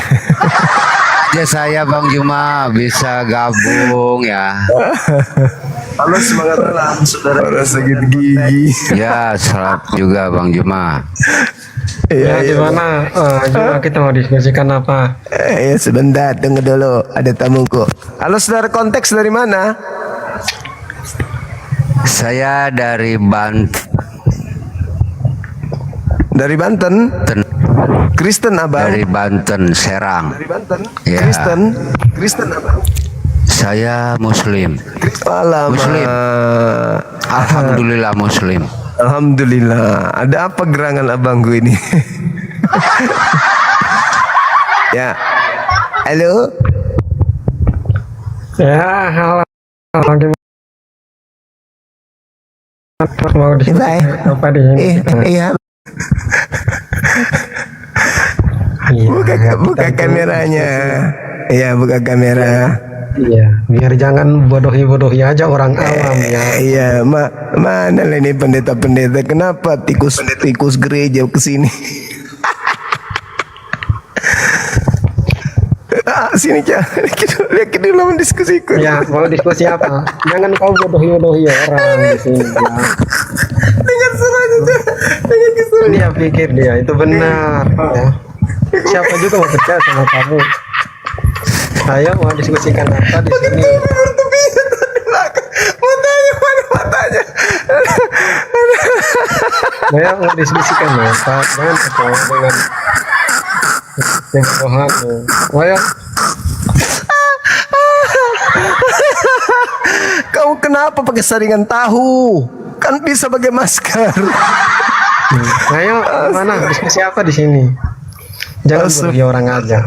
Coba. Kenapa saringan tahu kau pakai? Yeah. Aduh, tuh ada tema tuh. Yeah. Dosa diwariskan kepada siapa? Ya. Siapa dosa pewaris dasar? Ya, dosa pewaris siapa pewaris dosa? Siapa? Ya, Adam. Di mana dalilnya? Di mana dalilnya? Ya, di dalam Alkitab Perjanjian Lama udah jelas tercatat ya. Kau jangan bantah itu ya. Di mana? Bahwa Adam itu jatuh ke dalam dosa. Di mana tertulis? Iya, oleh dosa satu orang. Nanti aku baca ayatnya ya. Tunggu. Jangan kau bawa surat Paulus. Jangan bawa surah Paulus. Di mana Tuhan mengatakan di mana Tuhan mengatakan Adam mewariskan dosa kepada keturunannya? Ada di dalam kitab. Mana? Di mana? Kamu tidak mau menerima isi Alkitab kami, surat-surat Paulus. Kenapa coba? Nanti kita bahas itu. Yang saya minta sekarang ini firman Tuhan, jangan sabda Paulus. Firman Tuhan yang mengatakan Adam mewariskan dosa ke keturunannya itu tertulis di mana? Surat Paulus itu bukan secara Paulus, tapi itu ilham dari Roh Kudus. Saya tidak tanya itu. Yang saya tanya Tuhan Elohim, perjanjian lama. Bagus, bagus. Oke. Nah, di dalam perjanjian lama juga ya, Allah berfirman kepada Adam ya, bahwa oleh cek dosa ya, tapi kan kegedean sini, maka kau akan jatuh ke dalam dosa ya. Di mana dia mewariskan, di mana dia mewariskan dosa. Nah, udah ada kok. Kamu mau bantah itu? Di mana dalilnya? Iya, kau baca aja Roma 10 ayat. Kenapa kau kasih saya Roma? Yang saya tanya firman Tuhannya di mana? Nah, berarti Alkitab itu bukan firman Tuhan, gitu. Perjanjian lama itu firman Tuhan, kitabnya orang Yahudi. Kalau surah Paulus itu, Paulus sendiri mengatakan dia berbicara bukan berdasarkan atas firman Tuhan, tetapi atas orang bodoh. Oke, firman Tuhan itu dibuat oleh manusia atau dibuat oleh Tuhan? Kau jawab dulu, Birka. Tuhan yang berfirman melalui para nabi, Tompel.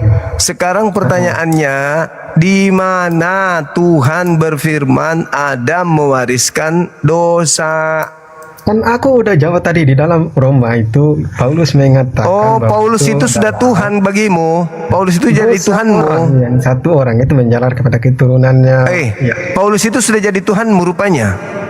Oke, berarti firman Allah, Umar bin Khattab yang mengarang surat di dalam kitabmu tentang hijab itu, berarti itu firman Allah.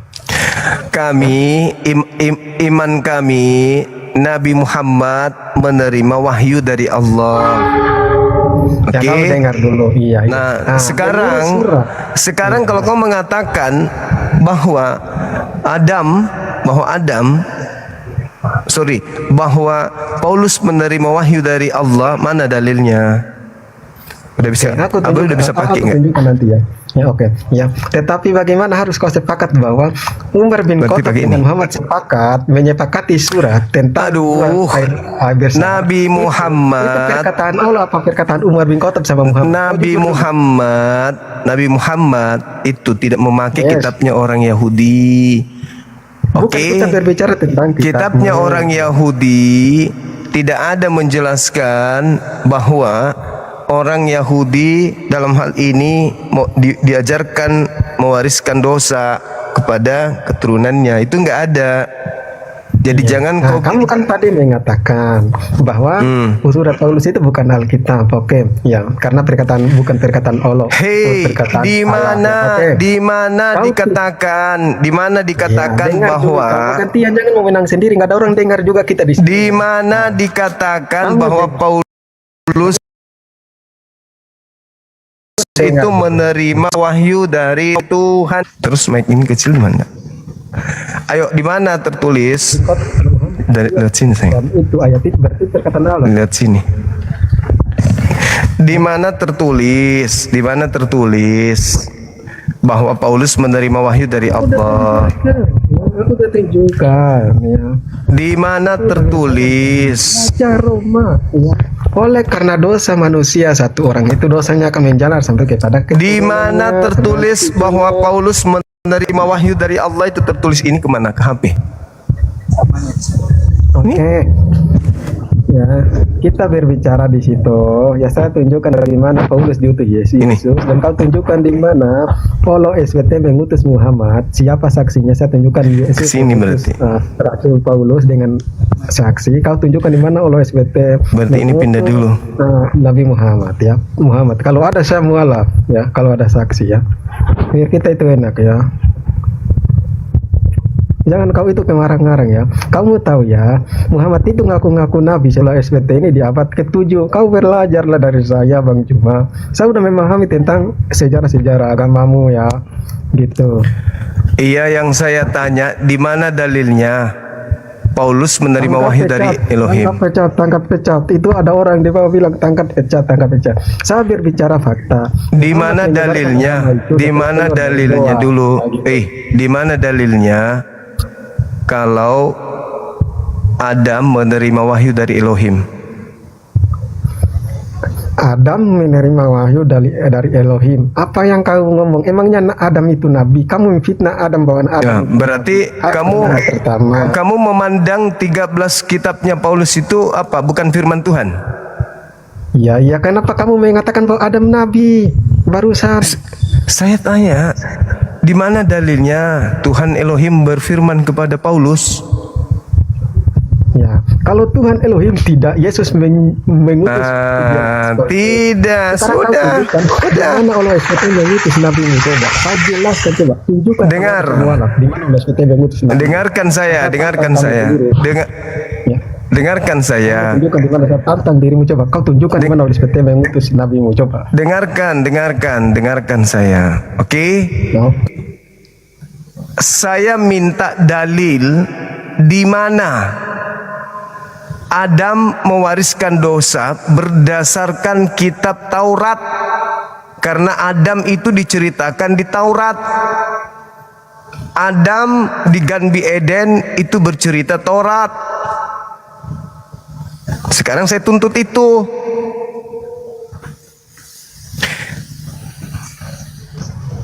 Nah, saya kasihkan surah di dalam Roma ya. Paulus mengatakan bahwa oleh dosa satu orang, dosa itu akan menjalar sampai kepada keturunan. Ya, itu bukan firman Tuhan kan? Bukan firman Tuhan itu kan? Itu kan bukan firman Tuhan. Yang saya tanya firman Tuhannya. Oke, lalu firman Tuhan itu seperti apa coba? Saya mengatakan bahwa Umar bin Khattab dengan kalau firman Tuhan, jangan kau bahas Al-Quran. Ini bukan, Al-Quran tidak membahas dosa waris. Ya, yang membahas dosa waris itu agamamu. Kami nggak ada dosa waris. Kongkol membuat ayat, kau mengatakan bahwa itu bukan. Saya mengatakan samamu, kami umat Islam tidak diajarkan dosa waris. Paham gak sih?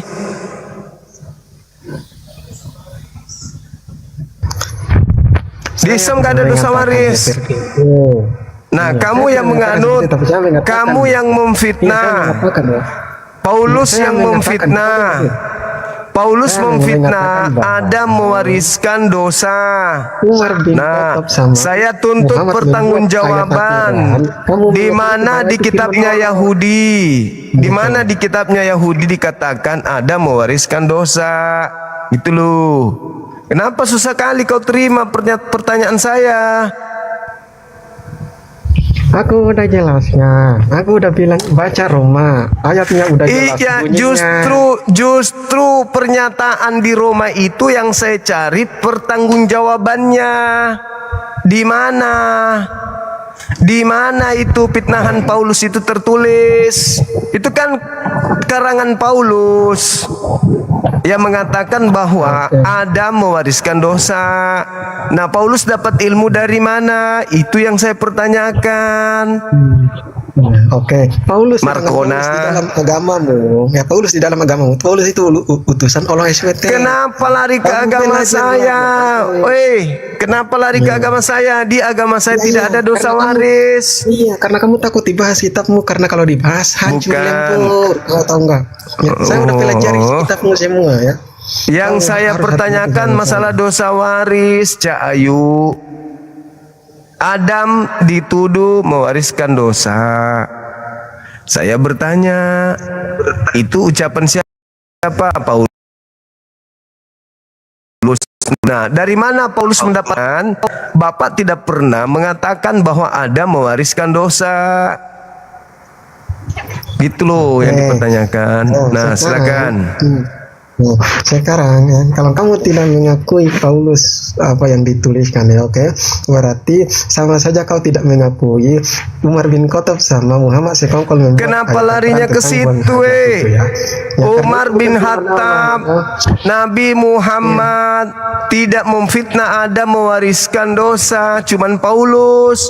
Maka kita minta pertanggungjawaban Anda sebagai pengikut Paulus Parisi, di mana Adam mewariskan dosa gitu loh. Yang mewariskan dosa itu bukan Adam, tapi orang Parisi yang mewariskan ke Kristen. Kenapa kamu pingin kali dosa waris? Kenapa? Ya udah. Kenapa kamu sangat ingin dosa waris? Pewaris dosa itu memang kamu, tapi menerima warisan dosanya bukan dari Adam. Kristen menerima dosa itu dari orang Farisi. Orang Farisi yang mewariskan dosa kepadamu, bukan Adam. Alamak. Yang kita tanyakan itu justru surat Paulusnya dapat ilmu dari mana sampai dia memfitnah Adam itu dapat dosa waris. Begitu loh, begitu sulitnya kau terima ya. Kamu juga begitu sulit ya, begitu sulit menerima bin Khattab sama Muhammad membuat ayat. Iya, karena kita tidak pernah membaca di dalam kitabnya Yahudi kalau Adam itu mewariskan dosa. Tiba-tiba orang Parisi Paulus mengatakan itu gitu loh. Saya sekarang kaitkan dengan kitab, kau terima enggak? Kitab saya tidak mengatakan Adam mewariskan dosa, Cak Ayu. Saya bukan tanyakan itu, kau jujur dulu. Kitab saya tidak mengatakan Adam mewariskan dosa. Pokoknya orang Parisi yang telah menjerat kamu, orang Parisi yang telah menjerat kamu dengan fitnahan Adam mewariskan dosa, tapi tidak ada dalilnya. Kenapa orang Parisi ini memfitnah Adam? Karena dia ingin menjual Yesus mati disalib nebus dosa waris, padahal tidak ada dosa waris dari Adam. Orang Kristen menerima dosa waris itu bukan dari Adam. Orang Kristen menerima dosa waris bukan dari Adam, tapi dari orang Farisi itu. Kamu pikir itu firman Allah? Ide Umar bin Khattab. Kau apalah manusia ini? Apalah orang ini? Kita tidak sedang bahas Al-Quran, kita sedang bahas fitnahan bahwa Adam mewariskan dosa. Di Islam itu nggak ada yang kayak gitu. Halo. Ya, semangat malam. Sehat selalu Bang Zuma. Sehat. Saya fans, saya support penyupportnya. Iya, dari Kristen. Saya dari Muslim. Tadi habis dari Komal pendeta tadi, barusan tadi. Iya.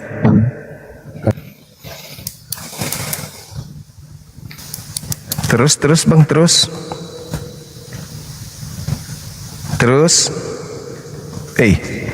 Kok lari?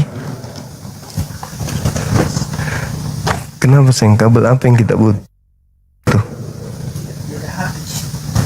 Oh, yang ini. Yang kayak gitu kan? Sabar ya teman-teman ya. Ini ada kabel-kabel.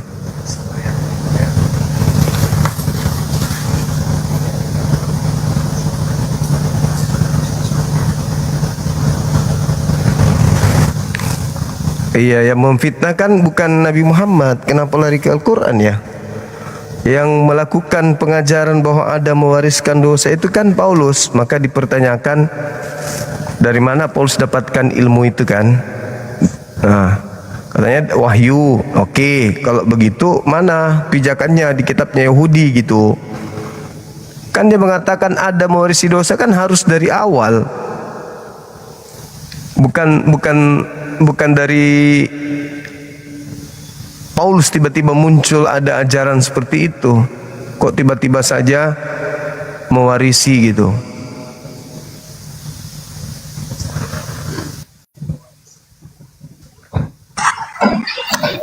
Halo, semangat malam.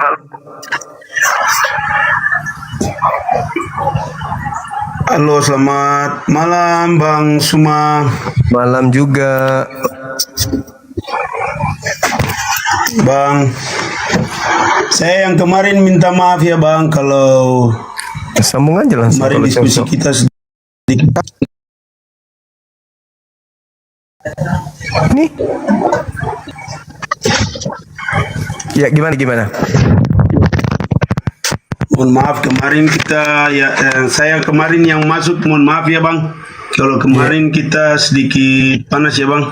Baju kita malam ini sama Bang. Iya, saya warna hijau muda. Anda? Sama hijau muda juga. Mata masih bagus Bang. Siap. Oke, selamat malam Bang. Malam Jadi juga. Tadi pertanyaan Abang beberapa itu termasuk tentang Paulus Bang. Tadi Abang saya nyimak Abang bilang Abang tanya di mana Rasul Paulus itu di di mana Adam mewariskan dosa. Jadi begini Bang, kalau kita bilang Adam mewariskan dosa, ini sebenarnya kita pilah-pilah dulu Bang. Nanti jadi jebakan Batman ini. Enggak. Boleh tidak Bang, kita pilah-pilah dulu. Silakan bernarasi, silakan. Ya. Sebentar Bang.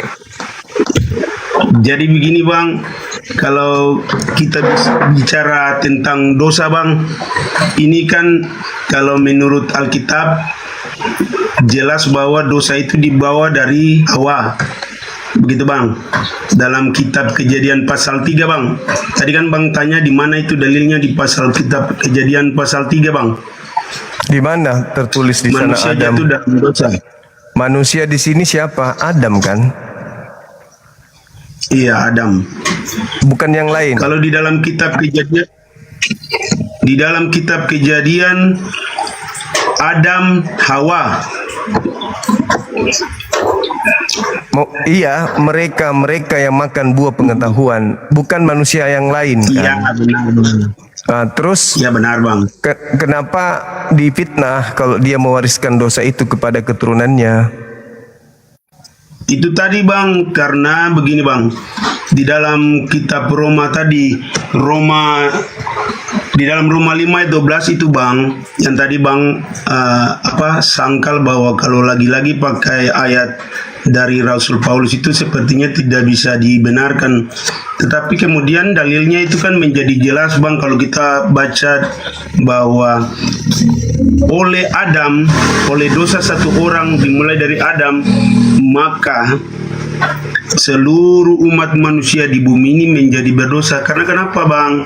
Karena lahir dari dalam rahim dosa, begitu Bang.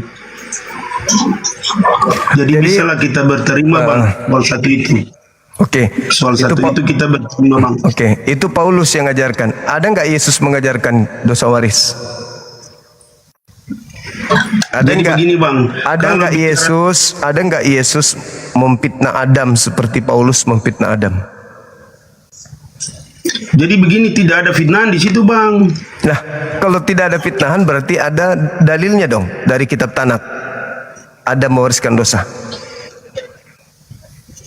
Tidak lagi-lagi Bang, kan tadi saya bilang di awal, kita pilih-pilih dulu Bang. Kalau misalnya dosa bawaan bagi saya pribadi nih, zaman Yesus itu tidak ada dosa bawaan. Setiap orang memikul dosanya masing-masing Bang. Tetapi yang kita bicara tadi, rujukannya adalah Tuhan Yesus yang mau menggantikan kematian semua orang itu. Oleh sebab itu sama seperti satu orang Adam itu berbuat dosa sehingga manusia semua yang lain lahir dari rahim dosa, makanya datanglah Yesus untuk menebus. Begitu Bang, makanya kalimatnya jelas. Bahwa kalimatnya jelas, oleh karena Adam satu orang itu semua orang menjadi berdosa. Saya kunci di situ ya. Ajaran Kristen menyimpulkan oleh karena satu orang Adam maka seluruh keturunannya berdosa, kan gitu ya?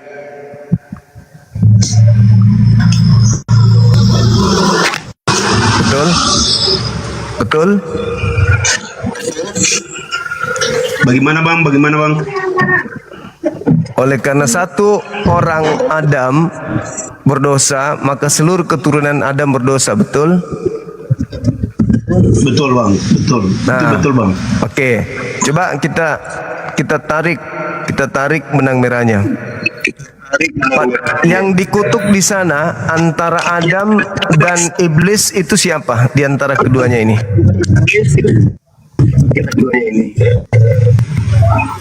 Yang dikutuk di situ siapa Bang? Antara Adam dan iblis, di antara kedua makhluk ini siapa yang dikutuk oleh Elohim? Yang dikutuk itu tanah ini, bumi ini, dan ular. Oke, Adam dikutuk. Adam kena hukuman, tidak dikutuk Bang.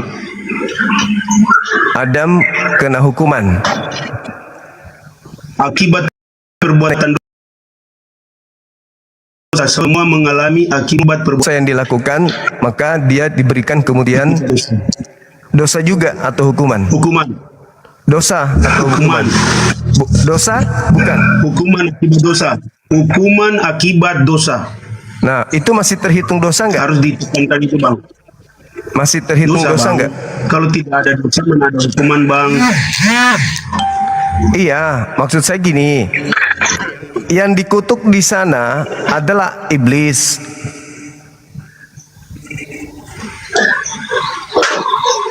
Jadi Bang, saya ini arahkan sedikit dulu Bang, mohon izin. Jadi begini Bang, di dalam kitab Kejadian pasal 1, pasal 2, penciptaan pasal 3, manusia jatuh dalam dosa itu akibat memakan buah pohon terlarang yang di tengah-tengah taman yang Tuhan Allah larang. Nah, di dalam Alkitab kami atau di dalam kitab kami itu urutannya sudah jelas. Nah, yang menjadi persoalan adalah Tuhan Allah menempatkan pohon itu dan memberikan larangan kepada manusia pertama itu agar jangan memakan buah pohon. Buah pohon semua yang lain boleh kamu makan, tetapi yang di tengah-tengah itu Bang, jangan kamu makan, nanti mati. Tapi pun padahal digoda sama si ular atau si iblis itu pun Adam dan Hawa nyatanya tidak mati kan Bang? Tidak mati. Tetapi menerima hukumannya Bang. Hukuman yang dikambing hitamkan ini sebenarnya adalah Paulus yang dikambing hitamkan.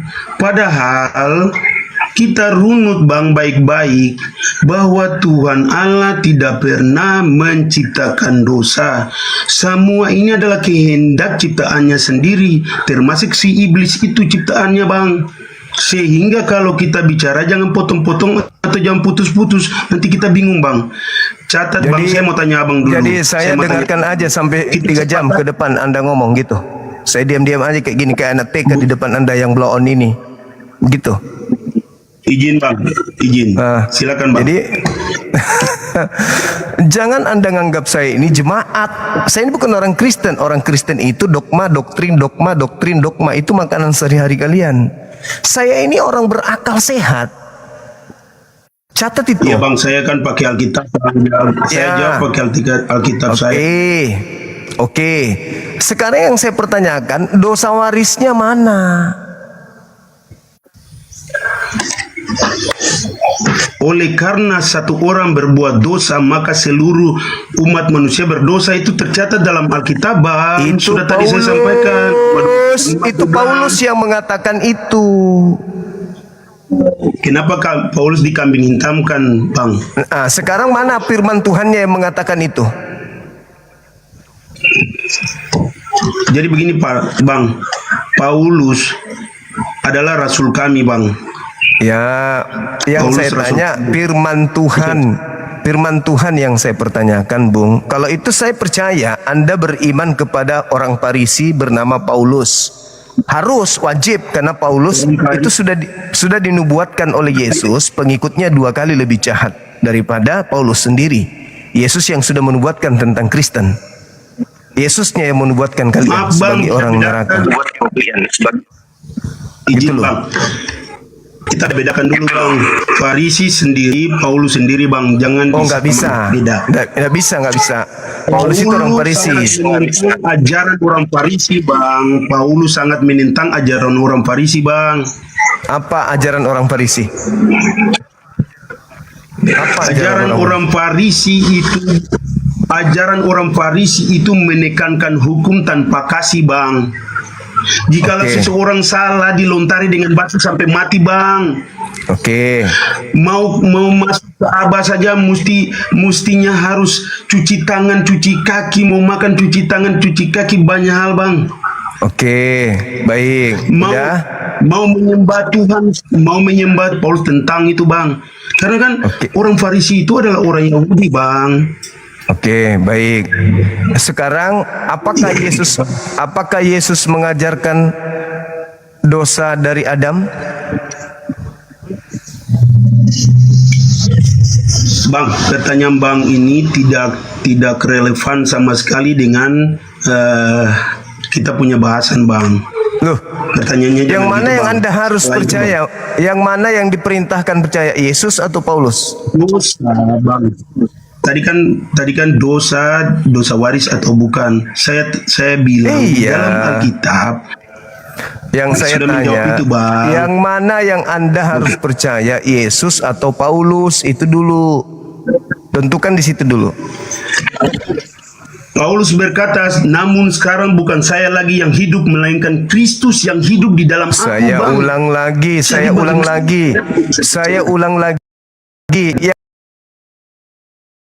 Mana yang Anda harus percaya, Yesus atau Paulus? Percaya Yesus di dalam rasul-rasulnya dan nabi-nabinya dan juga orang-orang benar yang ada di dalam firman-Nya, Bang.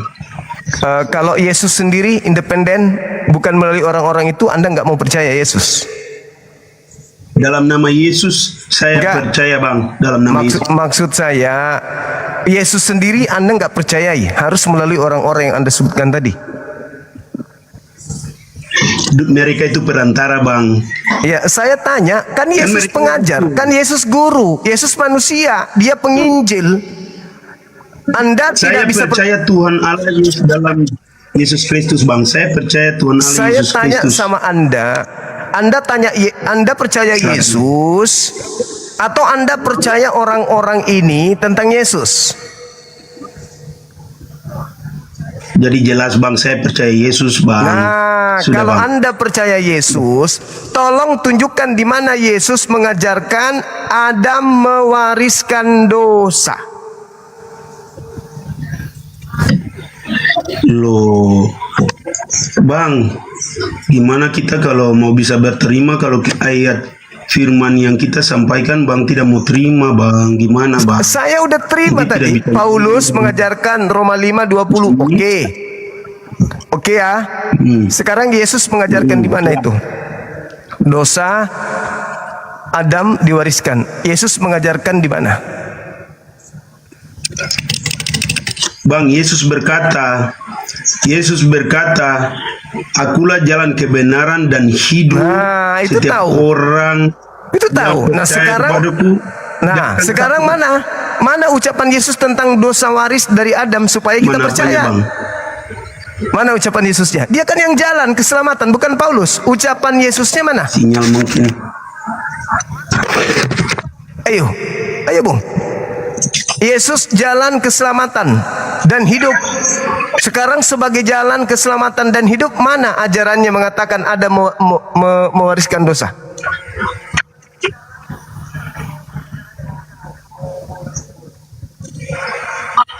Mana? Tadi kan saya sudah bilang jawabannya, Bang. Di mana jawabannya? Tadi kan saya sudah bilang Yesus adalah jalan kebenaran dan hidup. Nah, sebagai jalan, sebagai kebenaran, sebagai hidup, di mana dia mengajarkan Adam mewariskan dosa?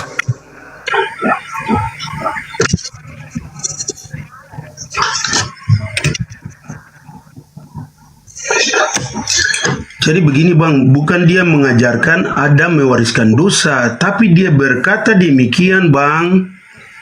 Ya, kalau mengajarkan Adam mewariskan dosa itu sedikit keliru, agak berbeda, agak melenceng sedikit, Bang. Itu pengertiannya nanti agak berbeda, Bang. Kan Paulus yang mengatakan, oleh karena satu orang dosa menjalar ke dunia. Ajaran Yesusnya mana yang mengatakan itu? Paulus menyampaikan perkataan itu, Bang. Paulus menyampaikan perkataan itu sesuai dengan firman Tuhan, kan, Bang. Mana firman Tuhannya? Bang. Mana firman Tuhannya? Mana firman Tuhannya yang mengatakan itu? Dan ini firman Tuhan. Ini kan sudah disampaikan dalam firman Tuhan tadi. Loh, yang mana yang penerima firman Tuhan ini, Paulus atau Yesus? Bang, kita ini, Bang, kita kan ikut Alkitab kita, Bang. Kita kan pakai data ya Alkitab, Bang. Iya, saya tanya dari Bible Anda itu. Dari Bible Anda, ada nggak ucapan Yesus yang mengajarkan pengikutnya bahwa Adam mewariskan dosa? Ada nggak?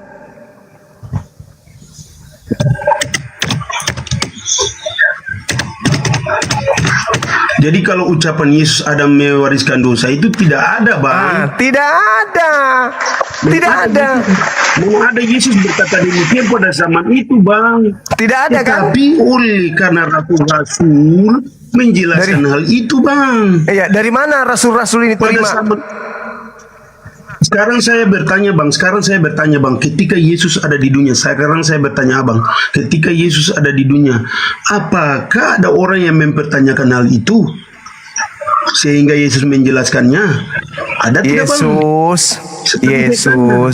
Yesus mengajarkan kalau orang Farisi mewarisi dosa bukan dari Adam. Tapi benar, Bang. Benar, tapi dari angkatan jahat ini menerima dosa dari pertumpahan darah yang dilakukan terhadap nabi-nabi. Mereka mewarisi dosa. Di ayat di mana, Bang? Ayatnya di mana, Bang? Ayatnya di mana, Bang? Dalilnya di mana, Bang? Matius 23 nomor 32 sampai 36. Nah, itu baru betul. Jadi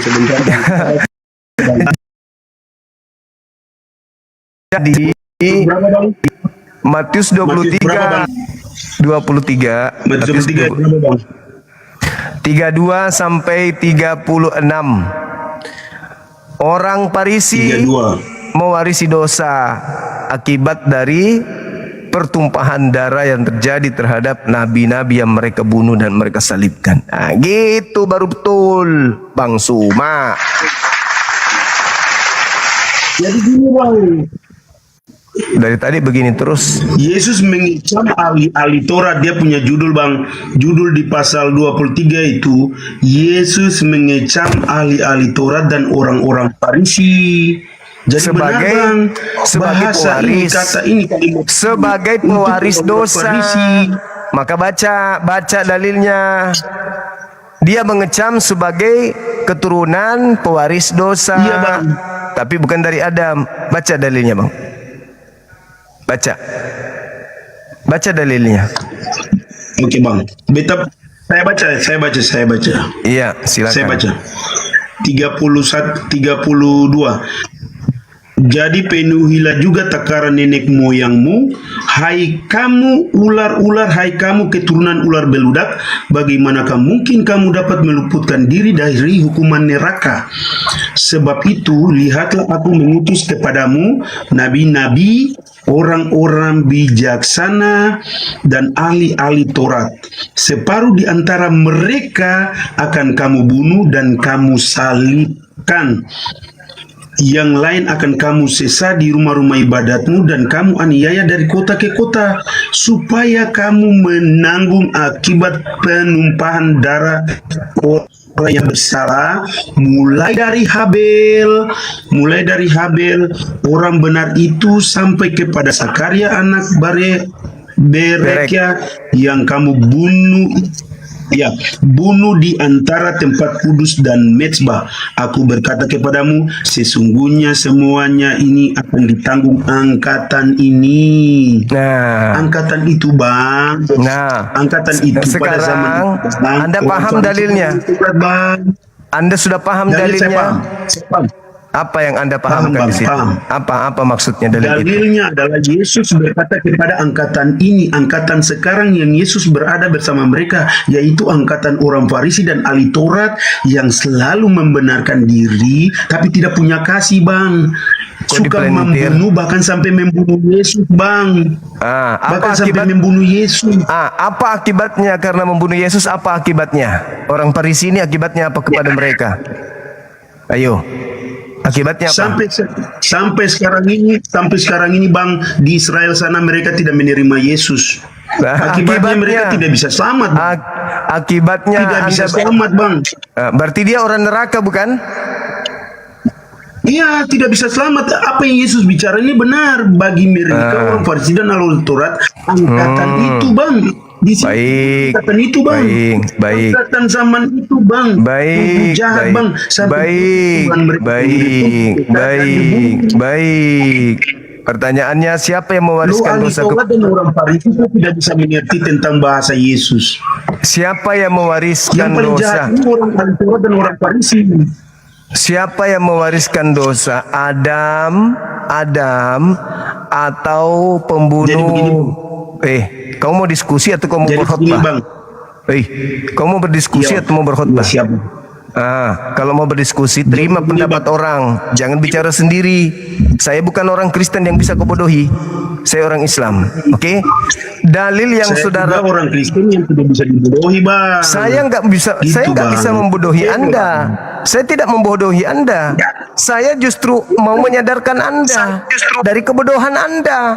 Di mana letak kekurangannya, Bang? Di mana letak kekurangannya, Bang, dari pernyataan tadi? Makanya dengarkan saya. Pernyataan Yesus tadi, yang mewariskan dosa Adam atau para pembunuh nabi-nabi?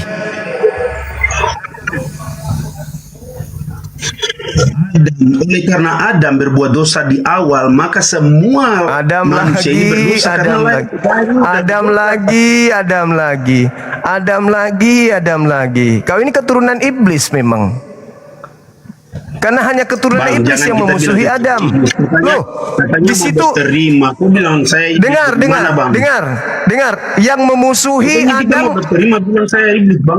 Iblis dong kalau begitu, Bang. Jangan. Yang memusuhi Adam keturunan Adam atau keturunan iblis? Kutanya dulu kau. Ini kan sudah berbeda, Bang. Enggak, saya tanya, kau jujur dulu. Yang memusuhi Adam, keturunan Adam atau keturunan iblis? Pertanyaan ini yang tepatnya bagaimana, Bang? Yang memusuhi Adam, keturunan Adam atau keturunan iblis? Aku kan sudah bilang, kamu keturunan iblis. Saya bertanggungjawabkan. Saya bukan keturunan iblis, Bang. Ya sudah, aku tanya. Kalau begitu, yang memusuhi Adam. Saya keturunan iblis, Bang. Pertanyaan saya, yang memusuhi Adam, keturunan Adam atau keturunan iblis? Jawab. Jujur. Keturunan iblis. Keturunan iblis. Sekarang kau merasa nggak memusuhi Adam? Tidak, Bang. Nah, kalau tidak, kenapa kamu memfitnah kalau Adam mewariskan dosa? Lu tidak ada bukti saya memfitnah, Bang. Gimana Anda saya memfitnah Adam? Anda mengatakan bahwa Adam mewariskan dosa. Historis. Anda mengatakan Bang, itu Adam, historis, Bang. Anda mengatakan Itu Adam historis, mewariskan Bang. dosa. Historis sejarah, Bang. Historis sejarah dosa berawal, Bang. Nenekmu kiper, kau cuci toilet, jangan kau di sini. Otakmu cuman secuil. Bisa? Sudah bisa?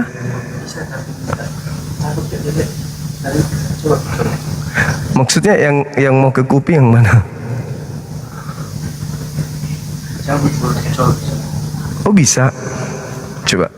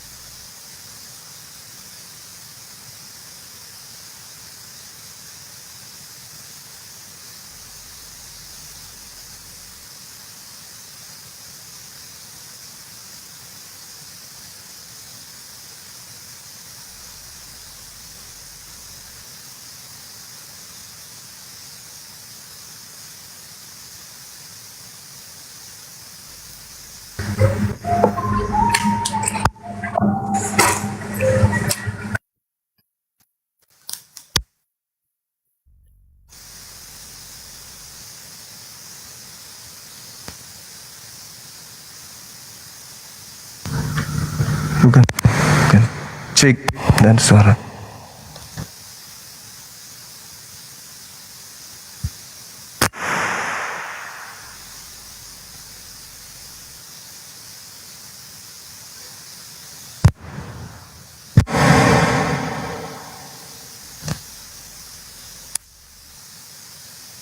Halo, Ci, simpan dulu. Harus dipelajari dulu itu. Halo, semangat malam. Iya, ada mic baru tapi belum tahu caranya masangnya, nanti besok dipelajari. Halo, semangat malam, Bung. Turun mina itu. Halo. Cek. Ada suara. Oke. Memfitnah Adam berarti memusuhi Adam. Kalau Anda merasa keturunan Adam berarti Anda adalah keturunan yang sudah kerasukan iblis. Halo, semangat malam. Halo.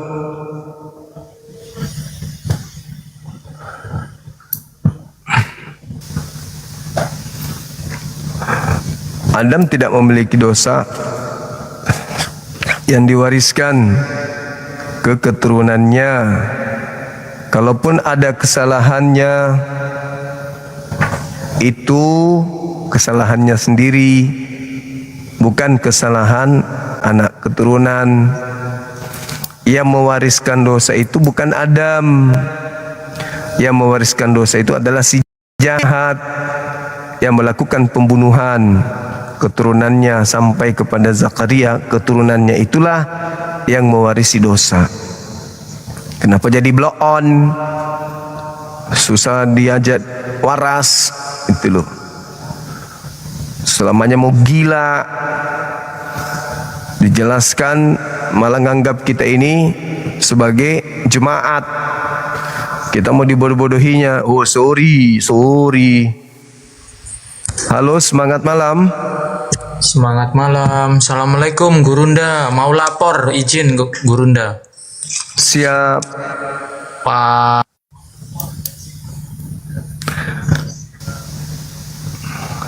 Siapa tadi itu? Islam atau Kristen, teman-teman?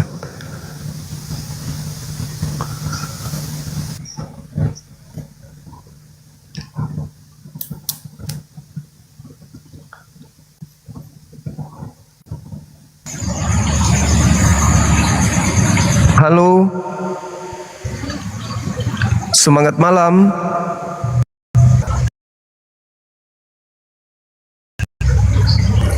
Assalamualaikum Bang. Maaf dari Banyuwangi Bang, kepencet tapi ngikutin terus Bang. Di bawah aja Bang. Alhamdulillah, makasih. Ayo teman-teman non-muslim, ajukan permintaan. Tema belum goyang. Memang tema ini mengagetkan banyak orang. Tema ini sangat mengagetkan. Mereka tidak pernah membayangkan kalau akan seperti itu adanya. Memang kaget pasti. Karena Yesus sendiri tidak pernah mengajarkan hal yang diajarkan oleh Paulus. Tadi bingung kan? Bingung. Apa yang diajarkan oleh Yesus? Yesus mengajarkan bahwa bahwa ia mewarisi dosa waris, yang mewariskan dosa itu adalah angkatan jahat. Nah, itu baru betul.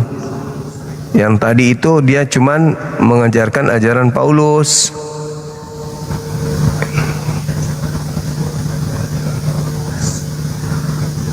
Gitu teman-teman.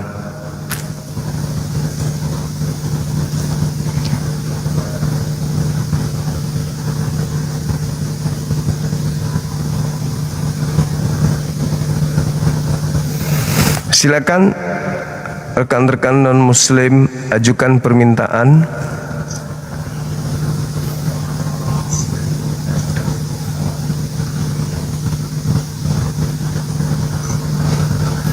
Itu teman-teman sekalian ya. Mereka pasti kaget karena selama ini yang mereka pikirkan adalah bahwa mereka mewariskan dosa dari Adam. Itu yang mereka pikirkan selama ini. Mereka didoktrin dengan data itu. Tapi ternyata tidak ada Yesus mengatakan bahwa mereka mewariskan dosa, diwarisi dosa dari Adam. Itu nggak ada.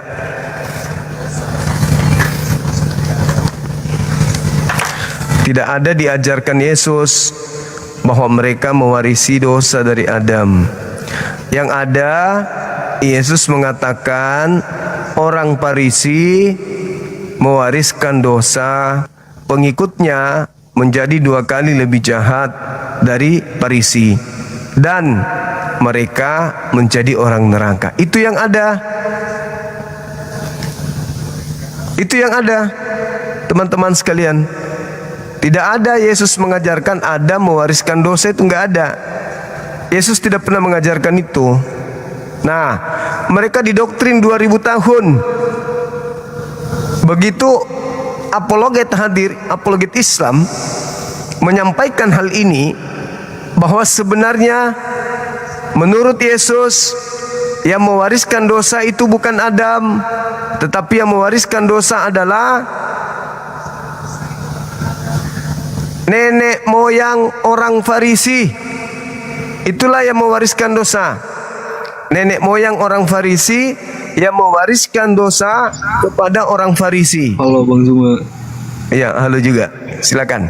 Dari Kristen. Islam saya Bang. Iya.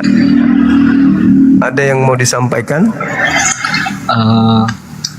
Semangat aja Bang, semangat ya. Makasih, makasih. Iya. Ya, Assalamualaikum. Waalaikumsalam.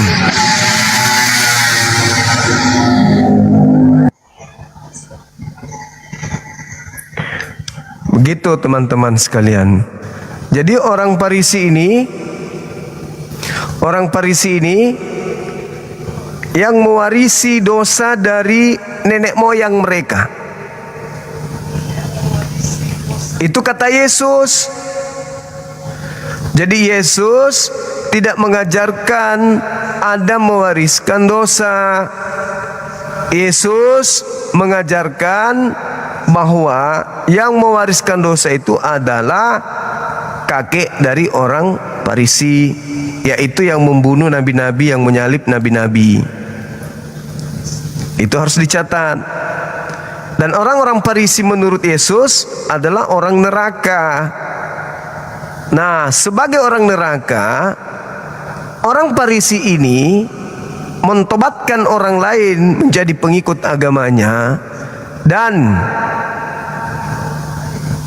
menjadikan mereka orang neraka dan yang dua kali lebih jahat daripada orang Farisi. Jadi ada yang lebih hebat, ada yang lebih dahsyat dari orang Farisi yang menjadi pewaris dosa dari pembunuh para nabi. Ada yang lebih hebat dari mereka. Siapa? Pengikut mereka. Kenapa lebih hebat dari pengikut mereka? Sehebat-hebatnya keturunan pembunuh para nabi, pengikutnya jauh lebih hebat. Karena Yesus mengatakan 2 kali lebih jahat.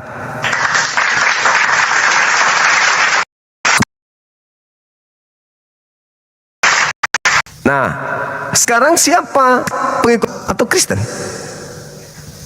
Itu pertanyaan serius. Itu pertanyaan serius. Siapa yang menjadi pengikut orang Farisi? Islam atau Kristen? Agama mana yang didirikan oleh orang Farisi? Islam atau Kristen? Nah, itu dia jawabannya. Jadi dosa waris itu ada, tetapi bukan Adam yang mewariskan, melainkan pembunuh para nabi. Itu dia. Halo, selamat malam. Selamat malam Bang Juma. Assalamualaikum. Waalaikumsalam warahmatullahi wabarakatuh, Bang. Muslim Bang, Muslim. Sehat. Alhamdulillahi rabbil alamin.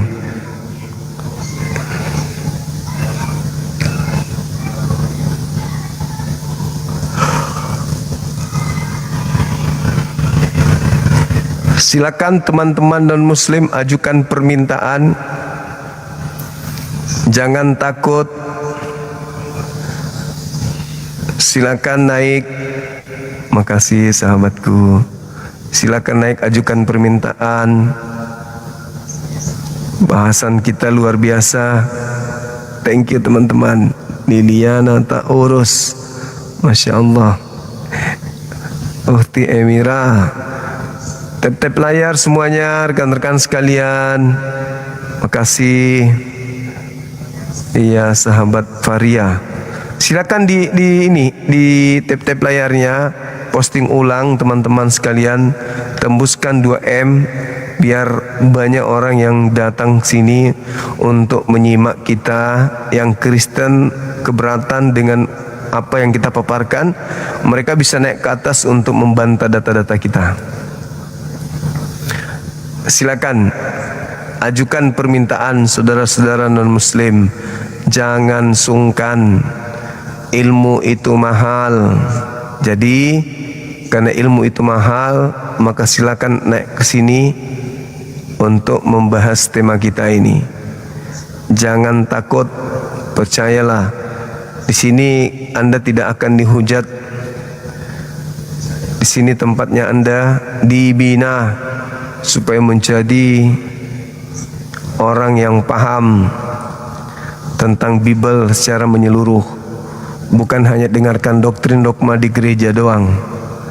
Silakan Bang.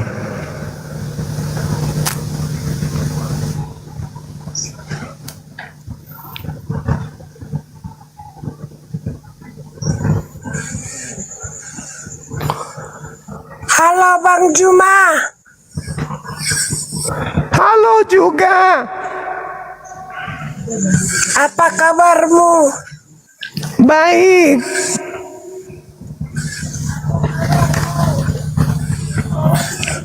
Siapa mewaris dosa? Kamu. Dosa siapa?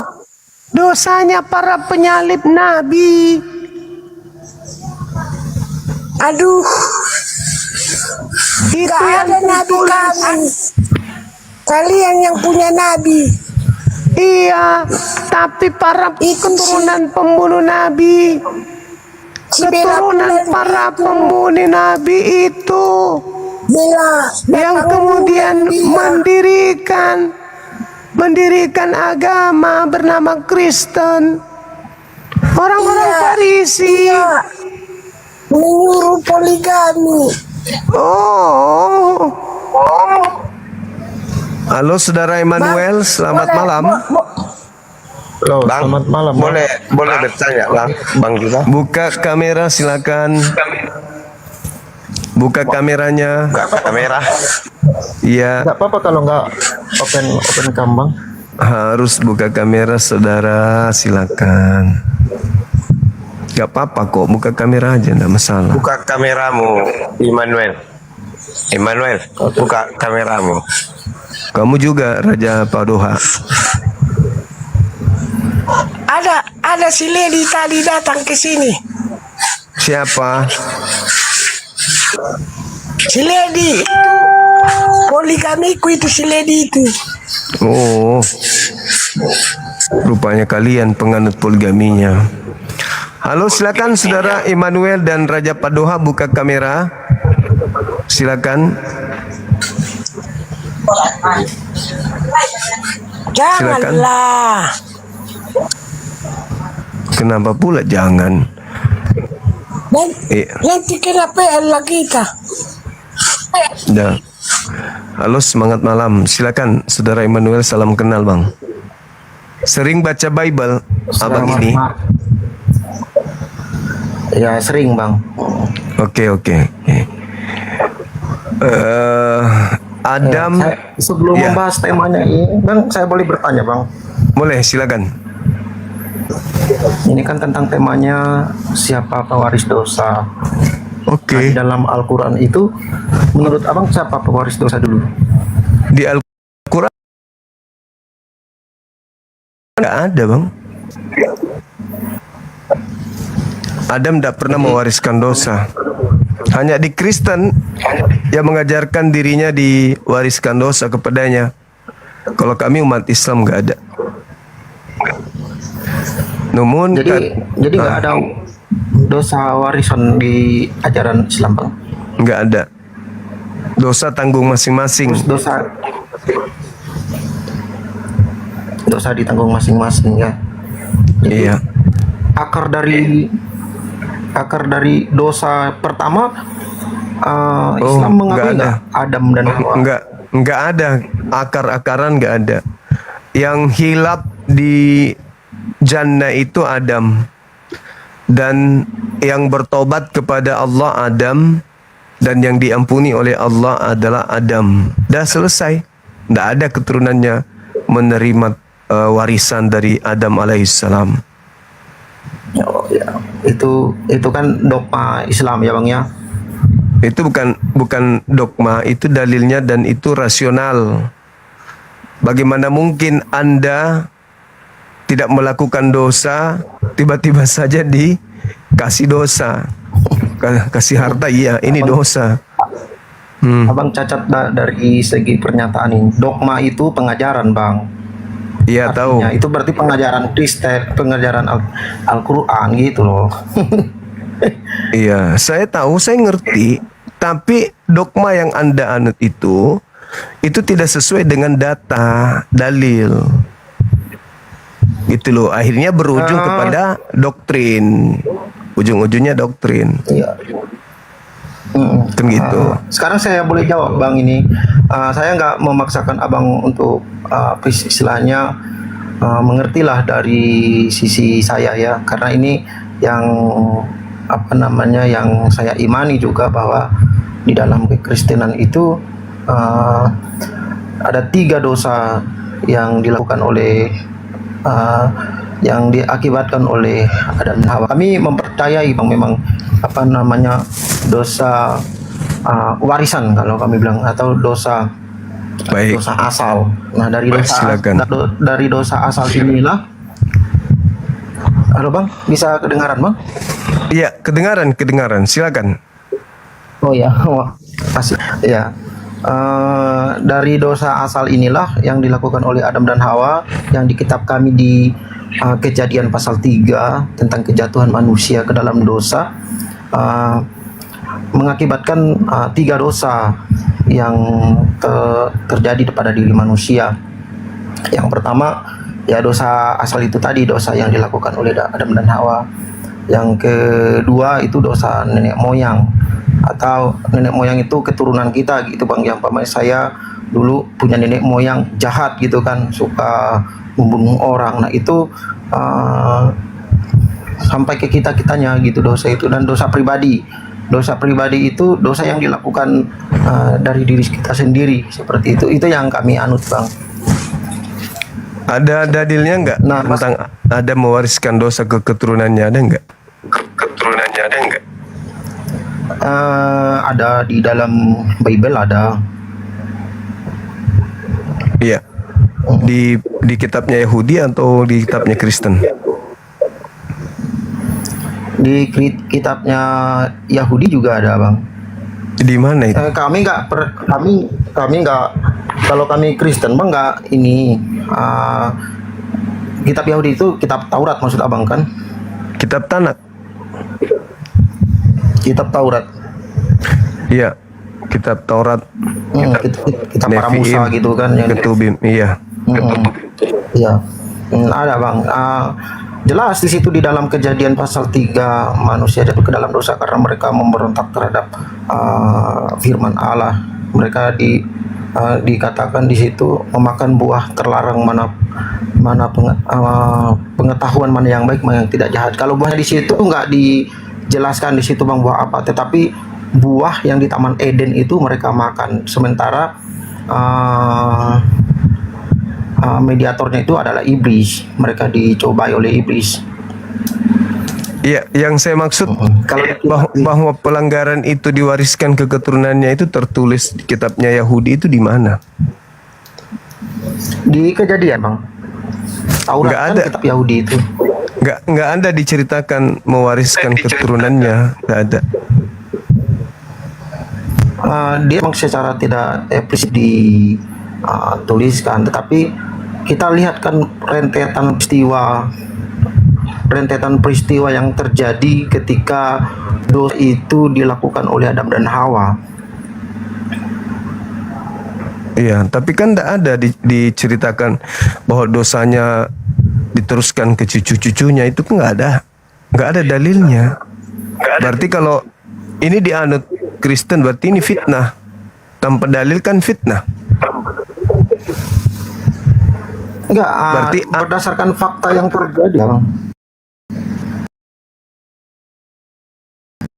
Iya, faktanya nggak ada di keturunanmu, itu nggak ada. Itu cuma ada di Paulus.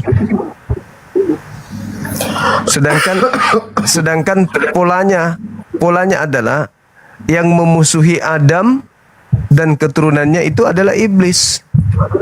Nah, sekarang kalau Anda memfitnah Adam tanpa ada dalil, berarti Anda sudah masuk ke dalam jerat iblis untuk memfitnah kakek sendiri. Karena nggak ada dalil. Berarti iblis berhasil mempengaruhi Anda untuk memusuhi kakek Anda.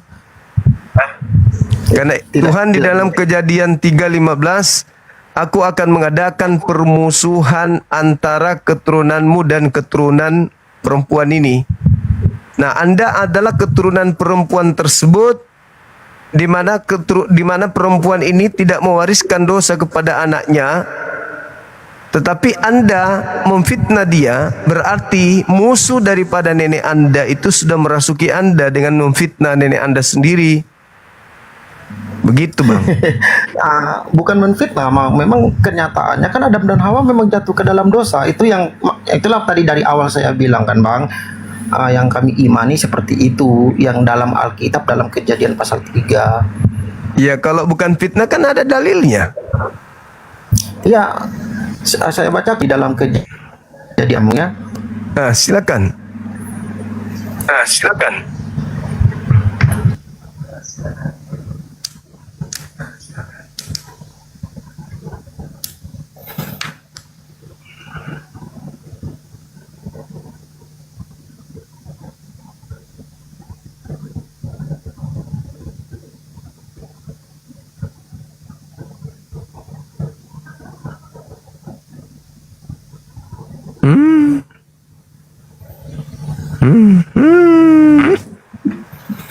Di mana bang tertulis? Di kejadian berapa? Kejadian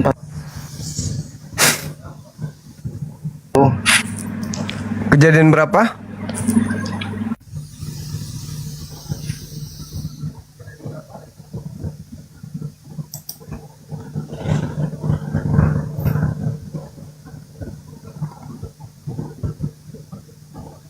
Oke. Tidak terdengar suaranya bang. Terjeda. Terjeda bang. Suara nggak kedengaran di kami. Tes. Adam difitnah oleh cucunya sendiri. Berarti cucunya ini sudah kerasukan kucing.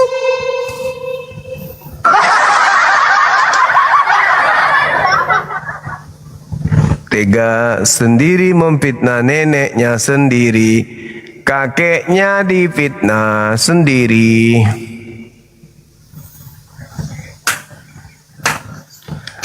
Apa yang merasukimu sampai kakekmu kau fitnah? Bukannya kau bela kakekmu, malah kau memfitnahnya. Cucu durhaka kau ini kawan.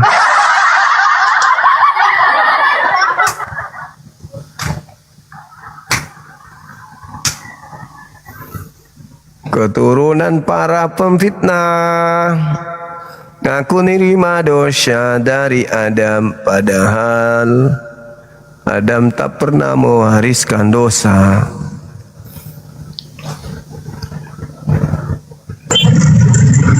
Halo, semangat malam. Halo.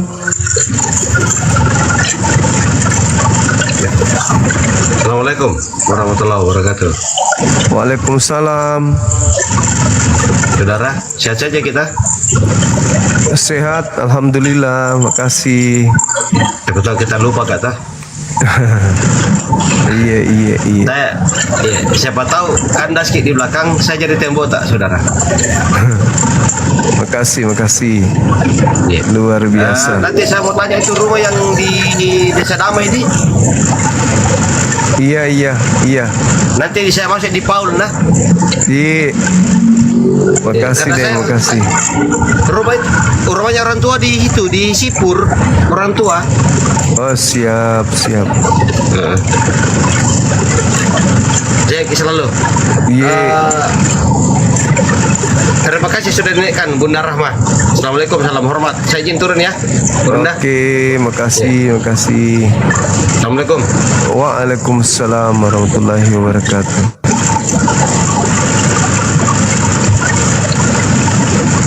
Halo bang. Iya, halo. Mana dalilnya bang? Dalilnya di mana? Nah, di dalam Kejadian pasal 3 ayat 16 sampai 18 di situ. Nah, saya ini bacakan yang bisa dengar. Di mana?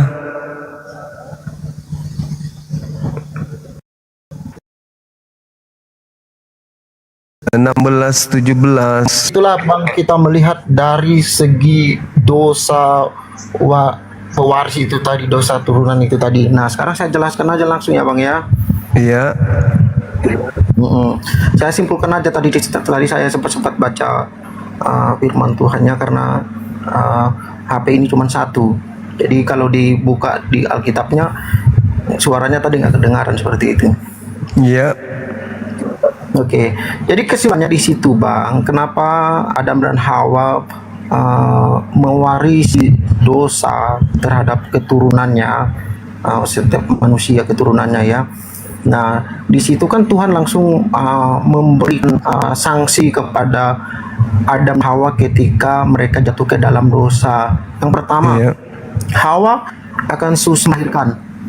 Sampai sekarang mana ada perempuan yang tidak melahirkan. Ini berpikirnya. Yang kedua, akan bersusah payahlah, ini untuk Hawa, untuk Adam. Akan bersusah payahlah Adam untuk mencari nafkah. Nah, di situ. Nah, sampai sekarang kita mana ada yang istilahnya kayak dulu di Taman Eden langsung menikmati berkah Allah yang dibilang sama saudara kita Muslim seperti itu.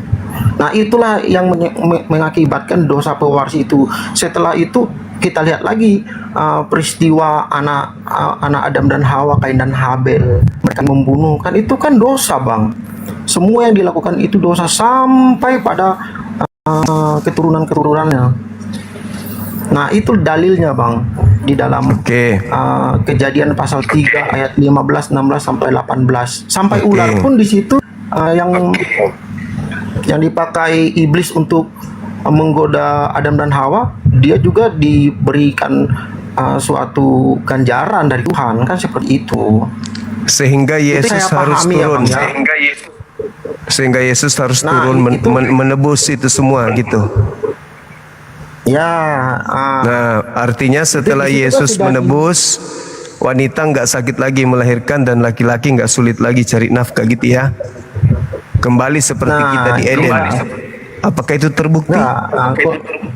Jawab dulu. Konsepnya beda lagi. Konsepnya gimana? Loh, kok jadi beda? Gimana ceritanya?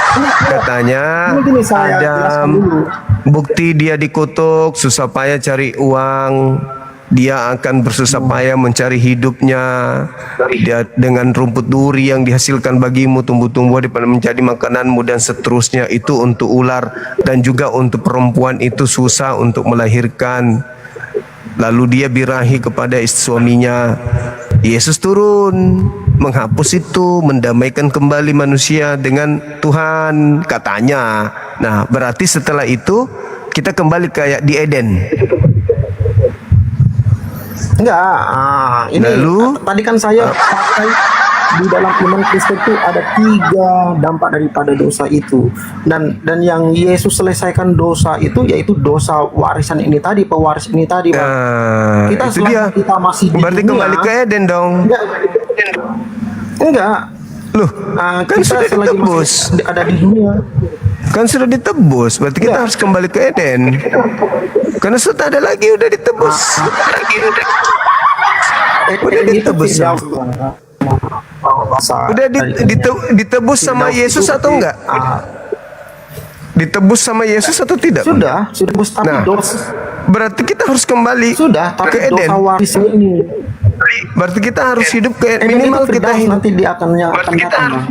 Ya. Lalu apa fungsinya Yesus kalau gitu? Fungsinya Yesus apa? Surga. Fungsi darah Yesus apa kalau gitu? Akan kembali ke Firdaus. Loh, kok akan? Kan Yesus sudah 2000 tahun lalu sudah ditumpahkan darah Yesus untuk itu. Kenapa tidak kembali ke Eden kita?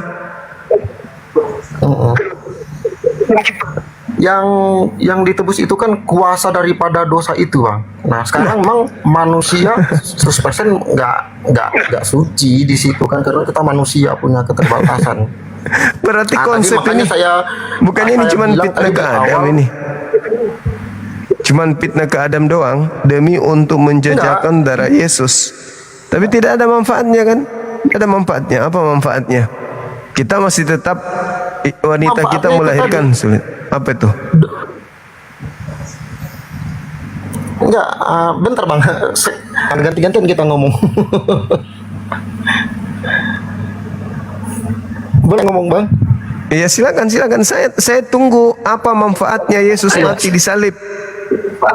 Manfaatnya yang dampaknya apa dampaknya? Dampaknya kita tidak lagi kayak kami mengimani tidak lagi mewarisi dosa warisan ini, tapi tetap ada tadi yang saya sebutkan dosa, ada 3 tadi konsep dosa dalam iman Kristen itu ya, Bang ya. Yang tadi dosa asal, yang kedua tadi dosa nenek moyang, yaitu dosa pribadi seperti itu. Oleh darah Yesus. Yesus mati berarti potensi berdosa udah dicabut lagi oleh Yesus, kembali lagi seperti Adam. Apanya ini? Kenapa masih ada 2 itu? Maksudnya apa? Katanya Yesus datang untuk nebus, berarti Yesus menghapus potensi dosa. kepada keturunan Adam, sehingga harusnya orang-orang Kristen yang percaya kepada penyaliban hidupnya sekarang ini mereka telanjang dan mereka tidak sadar kalau dirinya telanjang. Kenapa? Karena dicabut lagi kemampuan mereka untuk mengetahui baik dan jahat karena sudah dihapus oleh Yesus. Itu harusnya yang terjadi.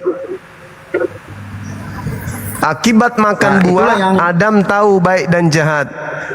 Adam tahu dirinya telanjang.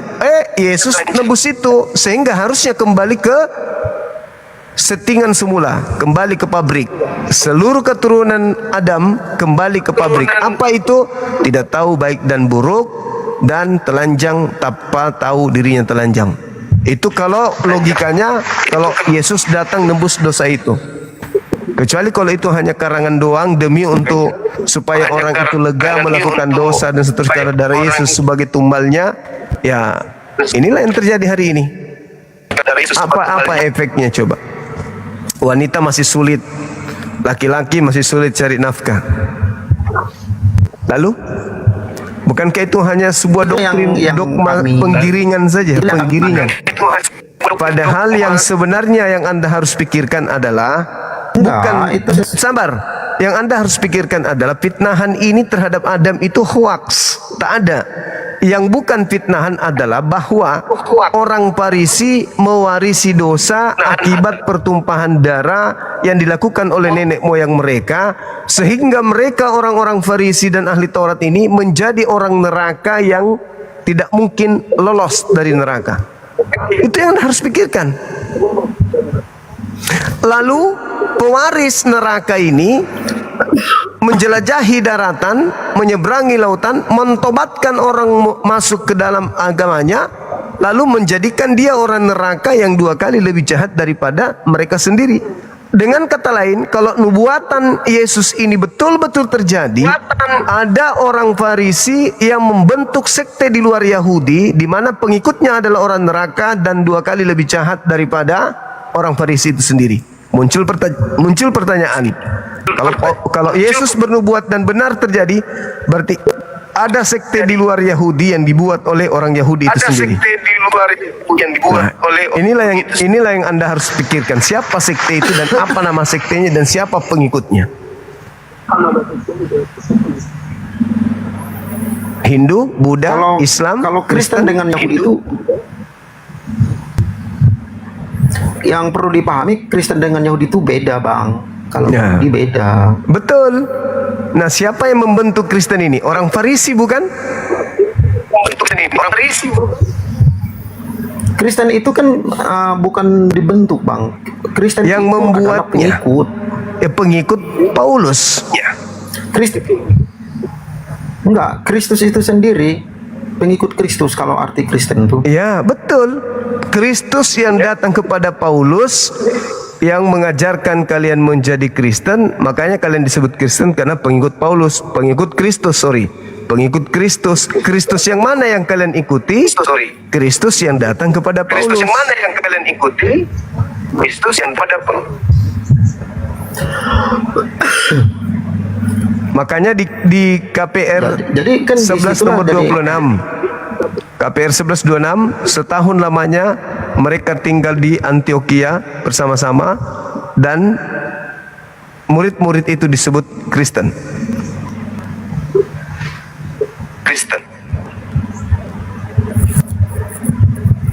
Iya, waktu pencurahan Roh Kudus di kisah para rasul. Iya.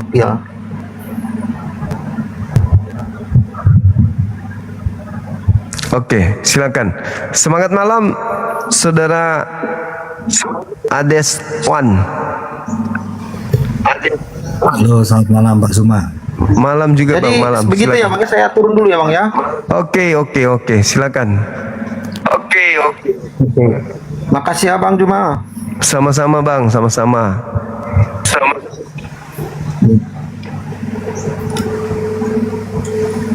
Ya, Pak Zuma. Silakan, Bang, silakan. Mungkin ada yang disampaikan. Silakan. Baik, ini kalau temanya siapa pewaris dosa, kalau tadi saya sedikit menyimak membahas mengenai Adam juga ya Pak ya? Siap. Baik, kalau mungkin di dalam Bible itu kan Pak, Adam itu melanggar perintah Tuhan. Nah, apakah ada perbedaan mungkin yang diceritakan di dalam Quran, Adam dan Hawa itu bagaimana Pak? Apakah mereka juga Tuhan atau ada cerita yang mohon maaf atau berbeda atau sama Pak? Ya, kalau di Islam itu Adam melakukan pelanggaran, tetapi diterangkan dalam Al-Quran surat Taha ayat 115, pelanggaran yang dilakukan oleh Adam itu karena khilaf, bukan karena sengaja, tapi karena khilaf. Adam tidak terlalu menekankan dirinya untuk mengingat larangan itu sehingga dia lalai. Lalu kemudian Allah mengajarkan beberapa kalimat kepadanya, lalu bertobat, lalu Allah yang Maha Pengasih Maha Penyayang menerima tobatnya. Jadi Adam setelah melakukan pelanggaran tersebut bertobat. Al-Quran surah Al-Baqarah menjelaskan, fatalaqqa Adamu min rabbih kalimatin fataba alaih innahu huwat tawwabur rahim. Allah Maha Pengampun, maka mengampuni dosanya. Jadi Adam tidak mewariskan dosa. Itu sama dengan di 1 Timotius 2 nomor 14 nomor 15. Bukan Adam yang melakukan dosa, tetapi perempuan itu. Akan tetapi perempuan itu pun akan diselamatkan jika dia bertekun di dalam menjalankan perintah Tuhan. Artinya tidak ada dosa diwariskan di sana. Karena perempuan itu pun diselamatkan, Adam pun diselamatkan, dan bahkan kalau kita lihat Kejadian 5:2 dan Kejadian 1:28, Adam dan keturunannya diberkati baik laki maupun perempuan. Gitu Bang. Baik, apakah ada ini Pak, konsep Taman Eden juga Pak di Quran? Ada. Setelah Adam dan Hawa itu melanggar, apakah juga mereka diusir Pak dari Eden? Diusir ke bumi. Oh, berarti sama ya Pak ya? Iya. Namun kami menyikapi itu adalah skenario. Kenapa? Karena Adam dicipta oleh Allah bukan untuk di Jannah, di Eden, tetapi dia dicipta untuk mengisi bumi. Wa is qala rabbuka lil malaikati inni ja'ilun fil ardi khalifah. Aku akan menciptakan manusia untuk menjadi pemimpin di bumi. Nah, berarti dia di bumi, dicipta untuk di bumi. Adapun Tuhan menciptakan Adam di Taman Eden itu karena untuk menjadikan tempat pembuktian kepada makhluk yang tadinya protes bahwa Adam ini adalah makhluk yang pantas dan sudah wajar untuk menjadi pemimpin di bumi, bukan kalian. Apa buktinya? Adam punya akal, kalian tidak. Ini buktinya. Adam memiliki kehendak, free will. Sedangkan matahari ketika aku ciptakan, matahari tunduk kepada perintahku. Begitupun langit, tunduk kepada perintahku. Aku tidak memberikan kemudian kewenangan mereka untuk memiliki pilihan. Tetapi ketika aku menciptakan makhlukku yang satu ini, aku kasih potensi dia untuk mengembangkan diri, memiliki kehendak bebas. Maka dia mampu menaklukkan bumi. Kalau kita lihat cerita yang ada di Bible, itu sangat miris Bang. Kalau sampai Adam itu tidak makan buah pengetahuan baik dan jahat, itu miris. Kenapa miris? Bagaimana dia bisa menaklukkan bumi, sedangkan sadar kalau dirinya telanjang aja kagak. Jadi Tuhan menciptakan Adam yang tidak tahu baik dan jahat, baik dan buruk, tidak bisa memahami dirinya telanjang atau tidak telanjang, Habis itu dikasih amanat yang jauh lebih besar amanat itu daripada amanat ke langit, amanat ke gunung, amanat ke bumi, matahari, bulan, bintang. Amanat ke Adam jauh lebih besar. Apa itu? Menjadi pemimpin di atas bukan bumi, menaklukkan segala sesuatunya. Bagaimana mungkin senjata nggak dikasih, disuruh turun ke bumi berperang melawan makhluk-makhluk ganas yang ada di bumi. Turun dia ke bumi tanpa tahu baik dan jahat, belum juga sehari tinggal di bumi udah habis ditelan sama binatang buas. Gagal misi Tuhan untuk menciptakan pemimpin di bumi. Beranak cuculah katanya, beranak cuculah, penuhilah bumi. Gimana ceritanya mau dipenuhi bumi kalau dia tidak bisa membuat rumah, dia tidak bisa mencari makan, dia tidak bisa ngapa-ngapain. Sedangkan dia bukan di Eden lagi yang serba ada, dia di bumi yang mana harus dia mengais-ngais untuk hidup. Berarti Adam kudu wajib dipersenjatai, baik jahatnya sesuatu harus dia tahu, baru bisa turun. Jadi itu hanya skenario. Makanya kita tidak menemukan adanya kan Adam telah mewariskan dosa kepada kita, itu enggak ada. Adam justru mewariskan kemampuan berkarya mencipta, memiliki potensi itu karena Adam. Jadi kami di Islam menyebutnya alaihi salam, atasnya keselamatan. Oleh karena beliaulah kemudian kita bisa mengetahui baik dan jahat.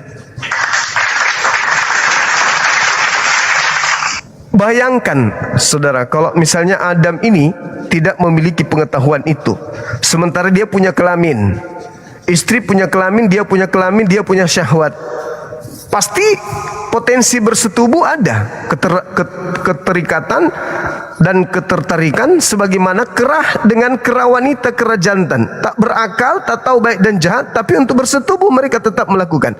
Berarti keturunan Adam akan menjadi makhluk yang tak berarti, telanjang tapi tidak sadar dirinya telanjang. Bagaimana dia bisa masak, bagaimana dia bisa menciptakan obat, menciptakan komputer. Telanjang aja nggak bisa tahu dirinya telanjang atau tidak. Artinya bahwa kalau Adam dihukumi dosa dan dihukumi keturunannya dosa dengan perilaku dia makan buah itu, mana kasih sayang Allah? Berarti ini bukan neraka, tapi diciptanya Adam disuruh turun ke bumi untuk menjadi neraka. Karena mereka nggak tahu baik dan jahat. Berarti makan buah tersebut itu hanyalah skenario Allah. Dan alhasil alhamdulillah di Al-Quran dikatakan Adam bertaubat, saya ampuni. Adam khilaf, saya ampuni. Artinya kemaha pengampunan Allah itu berlaku. Itu baru rasional. Silakan kau berbuat dosa, silakan kau berbuat dosa, tetapi ingat, kemaha pengampunan itu jauh lebih besar. Jadi jangan kau berputus asa ketika kalian berdosa. Kembalilah kepadaku, aku hapuskan dosamu. Jadi tidak perlu penebusan-penebusan. Kamu sendiri yang harus kembali kepadaku. Itu kaidah di Islam. Silakan. Baik, jikalau demikian, apakah Eden itu Pak letaknya itu di masih di dalam bumi atau berbeda dengan bumi, Pak? Tadi Bapak bilang turun ke bumi ya, Pak ya? Atau bagaimana tuh, Pak? Kalau menurut kami Eden itu berbeda dengan bumi. Dan itu juga diterangkan di kitab Kejadian 2, Eden dan bumi juga itu berbeda. Coba kita lihat di dalam, ya silakan Bang. Nah, jadi kalau di Bible itu kan ada penggambaran Eden itu ada sungai Efrat, Pison, Gihon seperti itu ya Pak ya, di sebelah timur segala macam. Nah, apakah di Quran itu ada penggambaran seperti itu juga atau bagaimana Pak? Ada perbedaan begitu? Ya, kalau di Al-Quran itu nggak ada Bang, nggak ada. Tapi bukan menjadi alasan bahwa Eden itu di bumi karena adanya 4 sungai tersebut. Kenapa? Karena Taurat itu ada di zaman Musa, sedangkan Eden itu jauh sebelum kitab itu ada. Jadi ketika ada penyebutan sungai yang sama antara yang ada di Eden sana dengan yang ada di bumi, lantas kita mengatakan sama, itu bahaya. Kenapa? Di Indonesia ini ada kota Kudus. Nah, sementara ketika kuburan itu terbelah, orang-orang Kudus kemudian keluar dari kubur dan berjalan masuk ke Yerusalem. Apakah bisa dimaknai bahwa orang Jawa sudah ada di sana? Karena orang-orang Kudus yang ada ketika gempa bumi terjadi. Tentu tidak, hanya kesamaan nama. Bisa jadi karena di surga itu menarik, maka namanya digunakan dengan nama itu. Bisa jadi. Tetapi bukan berarti kalau dia kesamaan nama berarti dia adalah di bumi.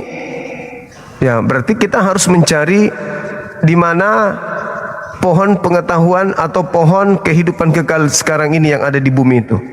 Karena di tengah-tengah Eden, pohon itu masih ada berdiri sampai hari ini.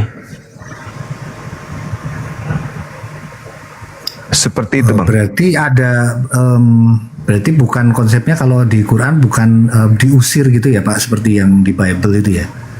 Diusir kan sampai di apa, dijaga oleh malaikat dengan pedang yang menyambar gitu Pak. Apakah ada seperti itu juga Pak? Oh, kalau kita nggak ada.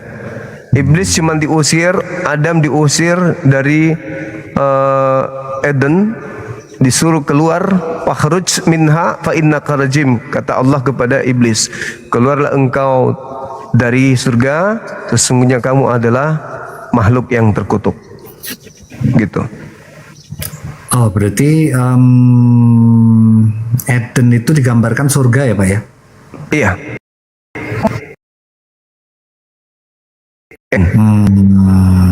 Karena di Kejadian 2 nomor 1, demikianlah selesainya riwayat penciptaan langit dan bumi beserta apa yang ada di antara keduanya, beserta segala apa yang ada di dalamnya. Berarti pada fase penciptaan langit bumi beserta apa yang ada di dalamnya itu sudah selesai. Kalau Eden ada di situ, berarti Eden sudah terselesaikan, sudah diciptakan di sana.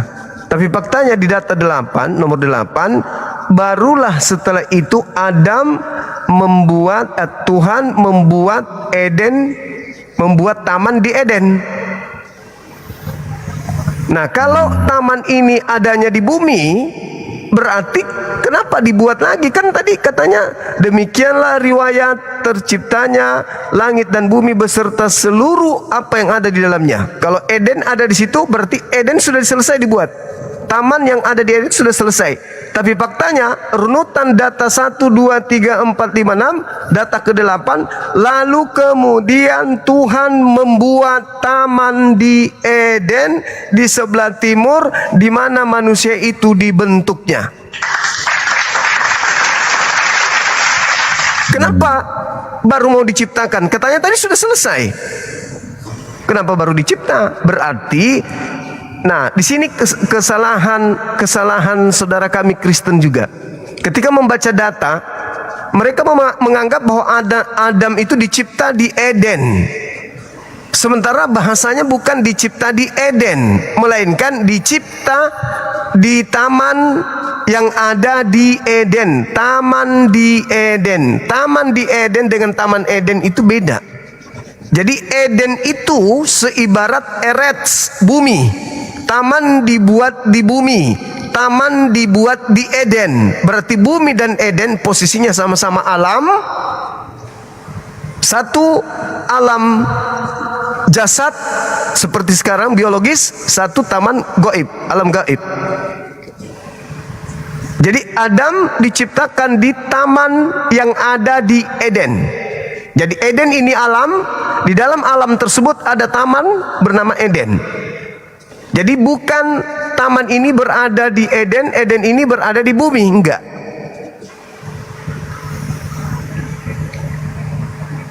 Seperti itu adanya.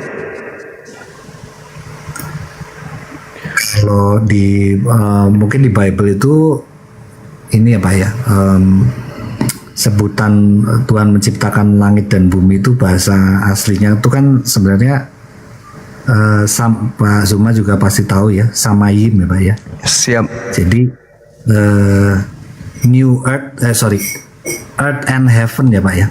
Jadi langit itu diartikan heaven Pak, surga gitu. Surga. Langit jagat raya itu apa ya?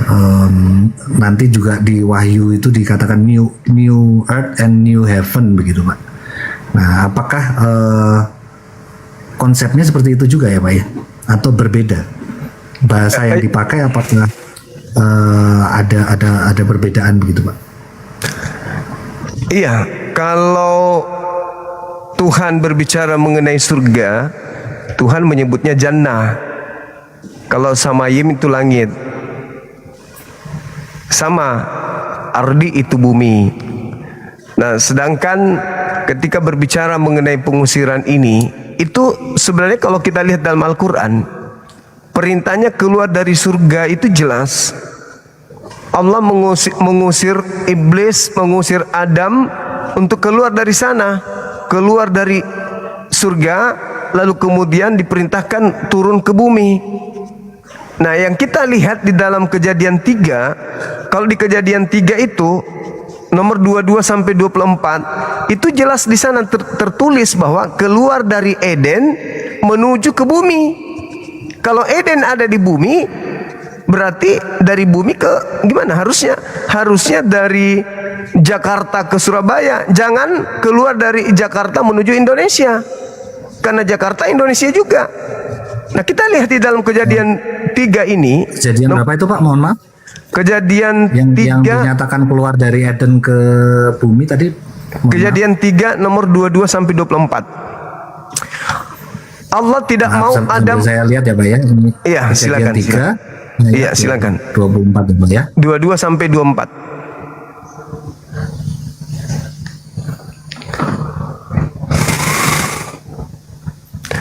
Teman-teman di YouTube, thank you ya.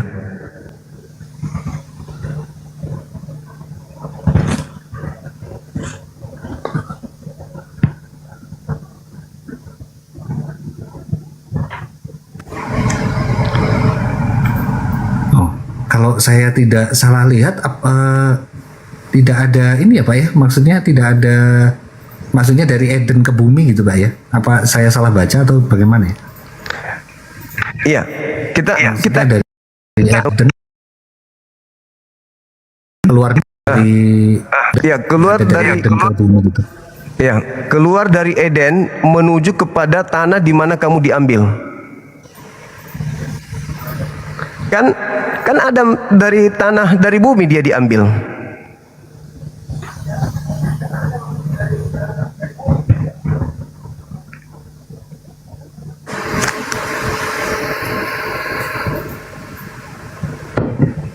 Berasal dari Adamah juga ya Pak ya? Iya, dari tanah kan? Adamah ya, bumi ya. Betul. Ini maksudnya di dalam bahasa aslinya ada kata bumi itu atau bagaimana Pak? Kalau saya yang coba dilihat coba dilihat dari ini nomor 9-nya Bang. Nomor 9.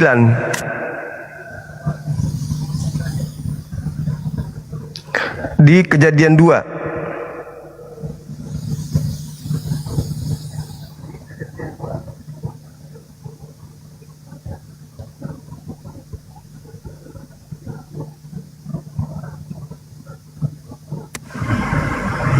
Menumbuhkan berbagai pohon itu ya Pak ya?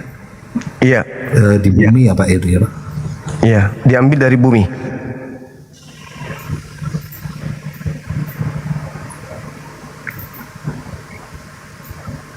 Kalau kita runut membaca di Kejadian 2 itu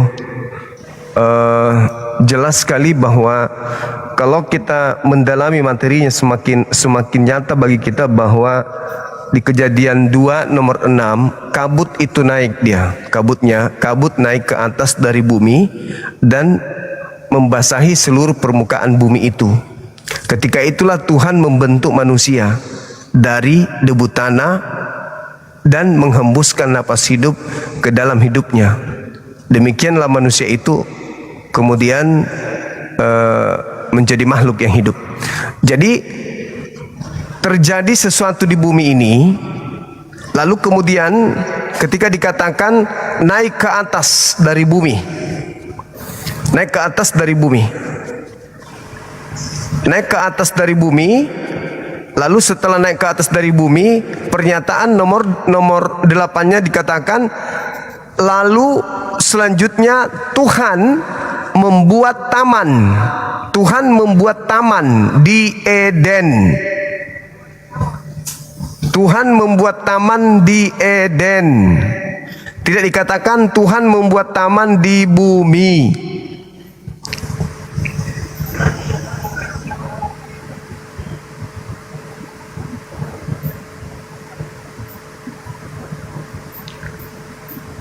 Kita baca dulu dari 1 sampai nomor 4, Bang. Kejadian 2-nya. Di situ dikatakan demikianlah diselesaikan langit dan bumi dengan segala isinya.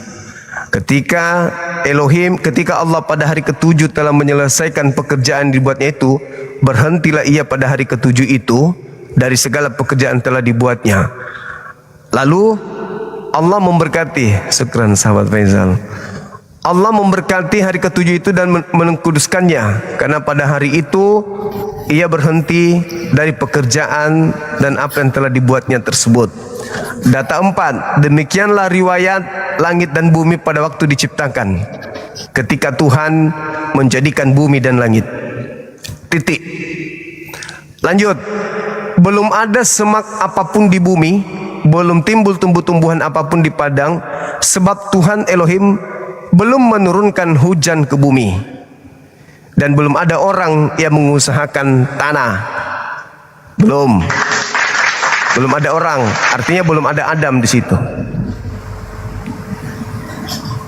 Kata Tuhan, secara kesimpulan dari data 1 ke 4, Tuhan telah menciptakan langit dan bumi beserta segala isinya yang ada di dalam, tetapi Tuhan sendiri menjawab di situ belum ada manusia. Belum ada Adam berarti. Nomor 6, tetapi ada kabut naik ke atas dari bumi. Naik ke atas dari bumi. Ada kabut naik ke atas dari bumi. Setelah hujan ada kabut dari atas dari bumi. Artinya dia ke atas. Ketika itulah Tuhan membentuk. Ketika itulah Tuhan membentuk manusia itu dari debu tanah.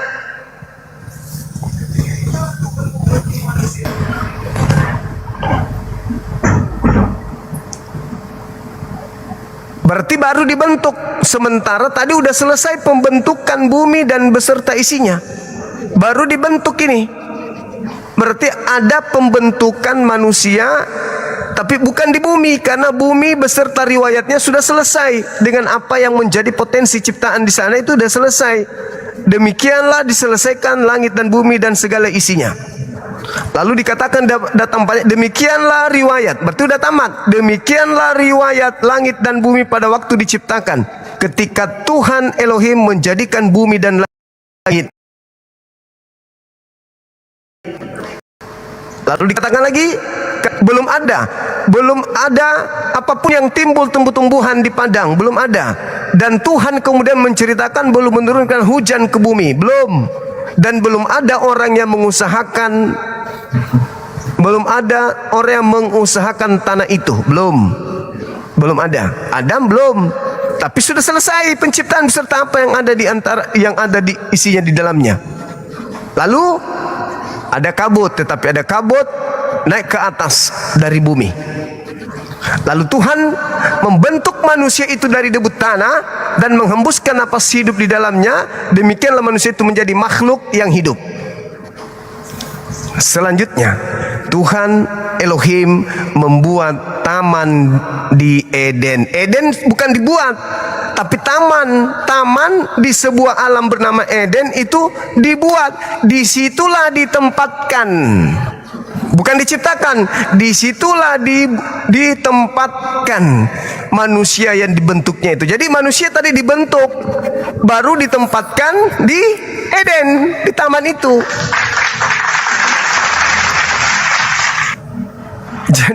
Jadi Adamnya bukan kemudian berada di bumi, tetapi bukan di bumi, tetapi dibentuk oleh Tuhan. Setelah dibentuk oleh Tuhan, disimpan di taman yang ada di Eden.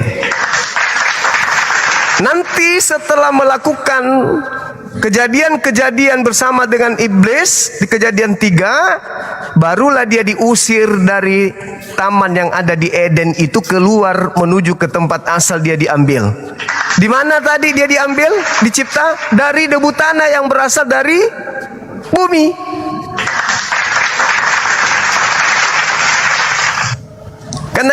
Tetapi ada kabut naik ke atas dari bumi yang membasahi seluruh permukaan bumi itu. Ketika itulah Tuhan Elohim membentuk manusia itu dari debu tanah dan menghembuskan napas hidup ke dalam hidungnya, sehingga dia menjadi makhluk yang hidup.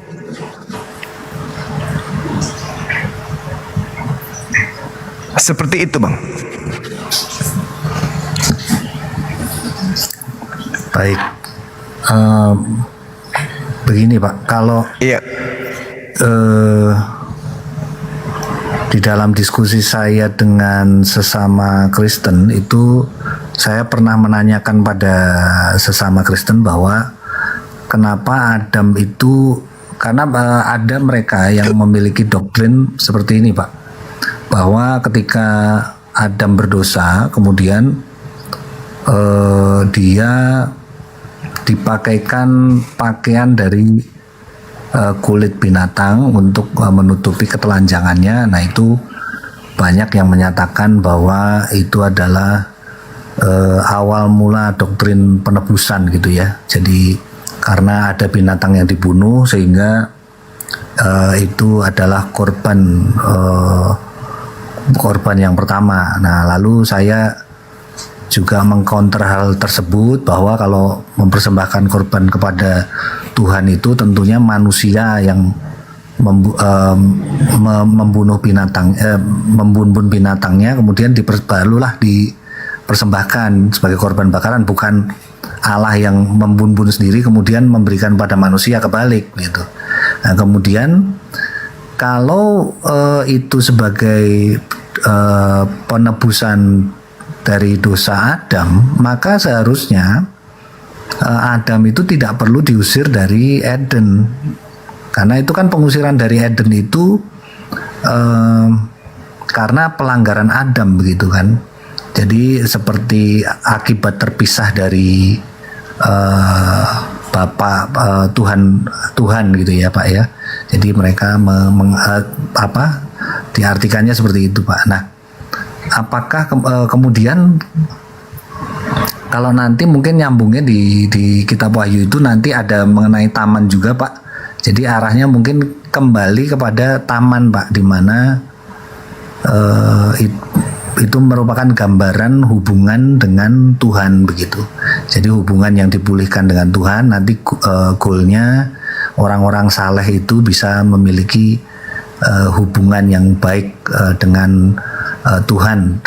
Orang-orang soleh ini adalah orang-orang yang tidak melanggar perintah Tuhan tentunya. Nah, apakah kemudian yang tadi yang saya belum mengerti, kalau dari, mohon maaf, kalau dari Quran itu mohon maaf saya bertanya lagi Pak, kalau pengusiran dari Eden itu tadi kan Adam Hawa kan sudah diampuni ya Pak ya, kok masih kenapa masih diusir gitu Pak? Iya, itulah yang saya katakan tadi, bahwa skenario. Kenapa saya katakan skenario? Ketika malaikat mengatakan, kenapa kamu hendak menciptakan manusia di bumi, padahal kelak mereka hanya melakukan perumpahan darah. Mala ta'alamun, ada pengetahuanku yang kamu tidak tahu. Aku lebih tahu daripada engkau. ada yang aku tahu yang kalian tidak tahu, sebab aku Tuhan, kalian bukan Tuhan. Maka aku menciptakan Adam sesuai dengan skenarioku sendiri. Aku menciptakan itu. Nah, ketika kemudian Adam melakukan khilaf, Allah mengampuni dosanya dan Allah mengusirnya ke bumi. Kenapa? Karena Allah memang menciptakan Adam untuk di bumi, bukan dicipta untuk di Eden waktu itu. Meskipun Tuhan menciptakan Adam untuk di bumi, tetapi di sana dia akan diuji, tempatnya diuji. Kenapa tempatnya diuji? Karena Allah sudah menyiapkan tempat bagi Adam dan keturunannya, yaitu jannah, kembali ke tempat itu untuk kekal di sana. Atau sekali ke neraka, tempat di mana dia gagal ujian ketika ia di bumi. Itu sudah dipersiapkan itu, Bang. Jadi Allah sudah memiliki skenario yang makhluk tidak tahu.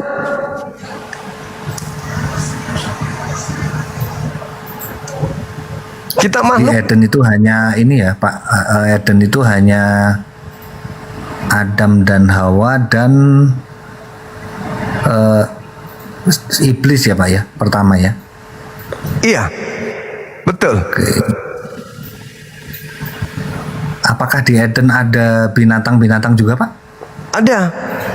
Diciptakan binatang, diciptakan tumbuhan, lalu Adam disuruh ditanya, ini apa namanya? Lalu kemudian Al-Baqarah ayat 35 itu sama, di Kejadian 2 nomor 19 itu sama. Jadi Tuhan menciptakan berbagai macam binatang, lalu setelah Tuhan membentuk segala binatang itu, dibawanya ke Adam untuk dibuktikan kepada makhluk lain, malaikat-malaikat. Nah, lihat nah, ini makhlukku pasti tahu semua nama-nama binatang ini. Sama persis dengan Kejadian 2 nomor 19 dengan surah Al-Baqarah ayat 35. Ketika ditanya, ini loh kenapa saya memilih Adam bukan kalian? Karena Adam memiliki akal. Adam tahu nama-nama binatang ini. Maka ditunjukkanlah kemudian Adam binatang-binatang yang ditunjukkan oleh Tuhan kepada Adam, dan Adam kemudian tahu nama-nama itu. Itulah keistimewaan kenapa aku menciptakan Adam, kata Allah. Aku menciptakan dia untuk menjadi pemimpin di bumi itu karena dia tahu ini, dia tahu ini, dia tahu ini, dia tahu ini, dan seterusnya. Nah, sementara kalian nggak tahu kan? Kalau Adam tahu. Kata Kejadian 2 nomor 19, lalu Tuhan menciptakan, membentuk dari tanah segala binatang hutan, kemudian ikan di laut, lalu kemudian segala burung di udara, lalu setelah itu dibawanya lah binatang-binatang itu kepada manusia itu untuk melihatnya, lalu bagaimana ia menamainya, dan seperti apa kemudian dia memberikan nama manusia itu kepada tiap-tiap makhluk yang hidup. Demikianlah nanti nama makhluk itu. Malaikat tertegun, iya hebat kali Adam ini. Maka pantas dia turun ke bumi menjadi pemimpin. Tidak ada unsur dosa di sana. Kalau di Bible itu ada perintah kepada Adam untuk menaklukkan binatang di darat, laut, udara, dan satu lagi melata, Pak. Ya. Apakah perintahnya sama itu Pak atau berbeda? Sama. Diperintahkan untuk memimpin, menjadi khalifah, memimpin atas semuanya di bumi. Oke, itu di kalau mohon maaf kalau di Al-Quran apakah di semuanya ditafsirkan secara literal itu memang binatang atau ada metaforanya juga Pak? Ada yang menafsirkan metafora? Memang makhluk binatang. Menjadi pemimpin, menaklukkan bumi, menjadi pemimpin, menjadi khalifah. Jadi memimpin dia, menaklukkan alam ini, untuk menundukkan alam. Nah, itulah keanehan terjadi ketika Adam dihukum berdosa dengan keadaan itu. Kenapa? Karena bagaimana mungkin dia turun ke bumi menjadi pemimpin kalau itu tadi dia tidak mengetahui baik dan jahat, tidak paham, tidak mengerti baik dan buruk. Berarti dia seibarat orang gila, punya fisik, punya ruh, tapi tidak punya jiwa. Jiwanya mati, tapi ada ruhnya, ada jasadnya. Berarti dia hidup seperti orang gila. Gimana mau menjadi pemimpin kalau dia jadi gila dan keturunannya gila? Maka bumi ini hanya beri dengan manusia-manusia sampah yang satu Adam dengan istrinya tidak mengerti dirinya telanjang dengan miliaran keturunannya dengan keadaan yang sama. Itu bukan keberhasilan Tuhan menciptakan Adam. Gagal dia. Padahal manusia dicipta segambar serupa dengan dirinya dalam bentuk fi aksani takwim, dalam bentuk sempurna. Adam itu dicipta, manusia itu dicipta. Kalau sempurna berarti bias dari sifat Elohim atau Allah itu harus terbias kepada makhluk ini. Harus terbias. Saking hebatnya pencipta kita menciptakan manusia menjadi alam kecil dari gambaran alam besar. Jadi seluruh aspek alam semesta itu tersimpul di dalam diri manusia, tersimpul di dalam diri kita. Dalam diri kita ada api, ada angin, ada tanah, ada api, semua unsur alam semesta itu ada pada diri kita. Maka kita ini adalah manusia yang dibentuk menjadi alam kecil di atas alam besar. Nah, itulah hebatnya Tuhan menciptakan manusia. Nah, kebetulan saja dinyatakan di dalam Kejadian 1 nomor 26, Adam dicipta itu digambarkan selaras dengan penciptanya. Artinya dia harus menjadi pemimpin sebagaimana Allah pemimpin. Dia harus berkarya sebagaimana Allah mencipta.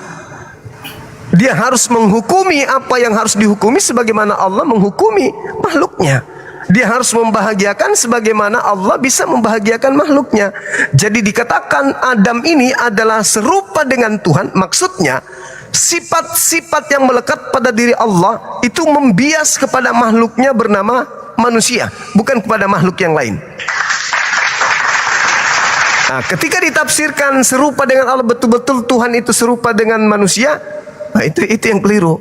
Tapi yang dimaksudkan serupa di situ adalah bias daripada kesempurnaan pencipta langit dan bumi itu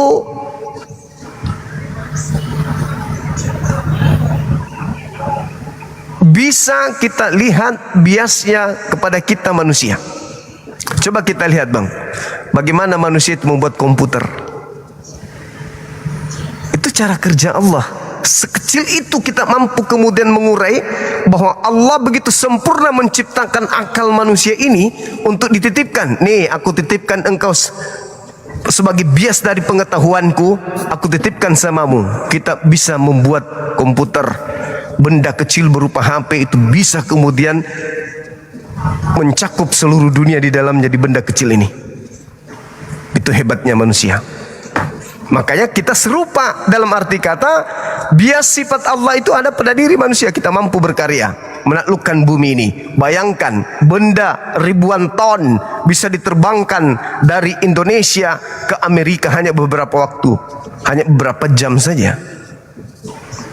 Gorila besar tapi tak sanggup, buaya besar, gajah besar tapi tak sanggup. Amanah itu hanya diberikan kepada kita manusia. Makanya kalau kita mampu menaklukkan alam semesta ini dengan akal, maka kita pun mampu menaklukkan alam yang tidak jelas ini menjadi jelas menuju kepada pencipta. Maka dengan kekuatan akal manusia bisa sampai kepada Tuhannya. Tanpa Tuhan itu harus turun ke bumi menjadi makhluk. Pasti bisa. Pasti bisa. Karena kita berasal dari sana. Maka tentu kita bisa kembali kepada Dia yang telah menciptakan kita dengan akal ini. Makanya di Islam itu sanurihim ayatina fil afaq wa fi anfusihim. Aku memperlihatkan tanda-tanda kebesaranku, tanda-tanda keberadaanku di segenap penjuru dan pada diri mereka sendiri, pada diri manusia. Orang yang menangkap dalil itu, memahami dalil itu, tidak perlu melihat Tuhannya untuk bersaksi. Melihat alam semesta, dia sudah bersaksi. Tidak ada Tuhan selain engkau. Selesai. Kok bisa? Aku melihat kau ada. Ini semuanya tersusun dengan rapi, warnanya, bentuknya, notnya, iramanya, gelombangnya. Pasti engkau yang menciptakan, tidak mungkin makhluk. Maka aku bersaksi, engkaulah Tuhan, tak ada yang lain. Selesai. Sesederhana itu kami, Bang, dalam bertuhan. Karena kami paham Tuhan itu maha kuasa, dan Tuhan itu mengatakan, aku menyatakan kebesaranku pada dirimu. Apa buktinya? Siapa yang menyusun indahnya urat-urat kita ini? Kita, nggak mungkin. Pencipta kita, Bang. Maka Allah mengatakan, aku lebih dekat kepada dirimu daripada engkau ke urat lehermu. Urat leher dengan kita berapa jaraknya? Kurasa nggak ada jarak. Urat leher ya kita juga. Tapi Allah mengatakan, enggak, aku lebih dekat. Apa buktinya? Kita nggak pernah melihat batok kepala paling belakang, padahal punya kita. Punggung kita ini di belakang nggak pernah kita tengok, padahal punya kita. Bahkan yang berbicara sekarang ini, yaitu Bang Zuma, aku nggak mana? Matanya, ini jidatnya, ini pipinya, ini tangannya, ini. Bang Zumanya mana? Kata Allah, yang ada hanya aku, kau nggak ada. Maka Tuhan mengatakan, aku menyatakan diriku pada dirimu. Aku lebih dekat kepadamu dari urat lehermu.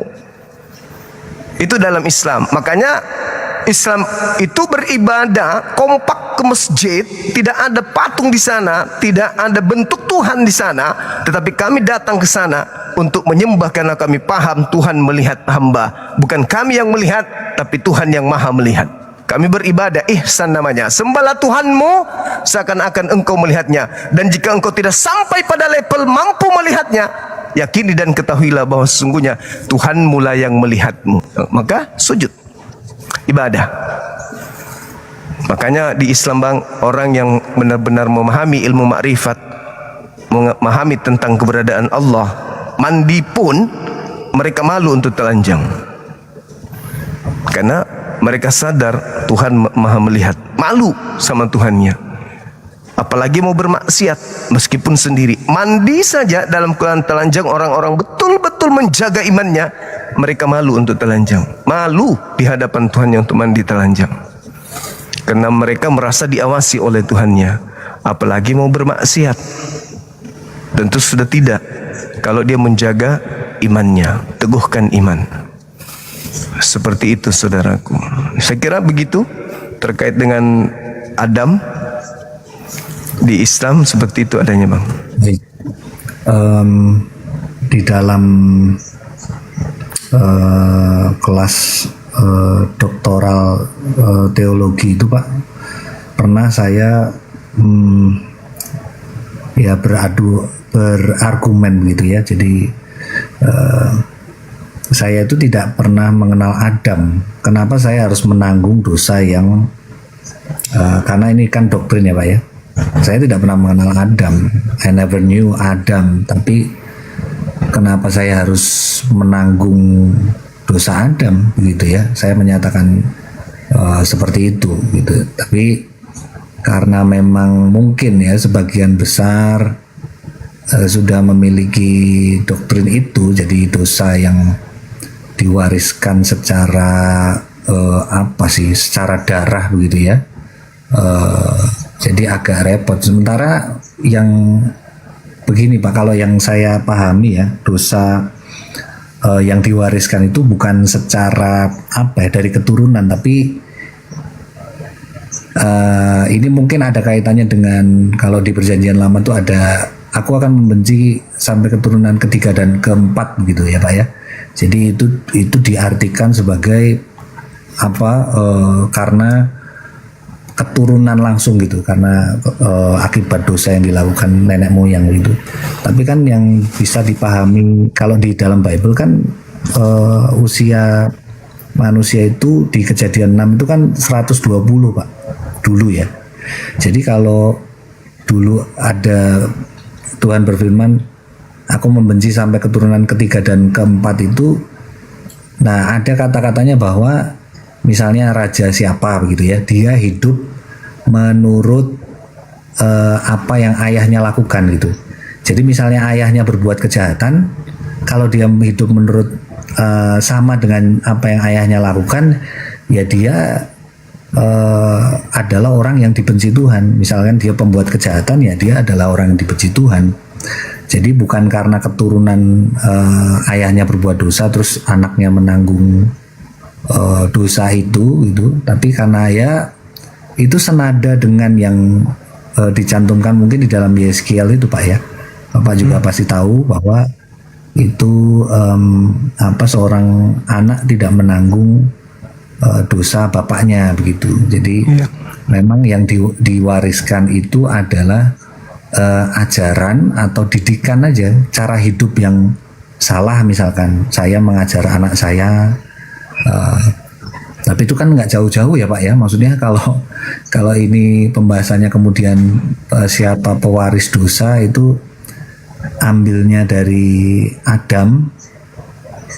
Ya menurut saya kalau ini terlalu jauh mungkin ya. Kalau jadi kita ambil dari keturunan nenek moyang di atas kita aja. Misalkan dia membuat kejahatan terus mengajar kita anak-anaknya, anak, cucu, cicit gitu ya, masih diajar.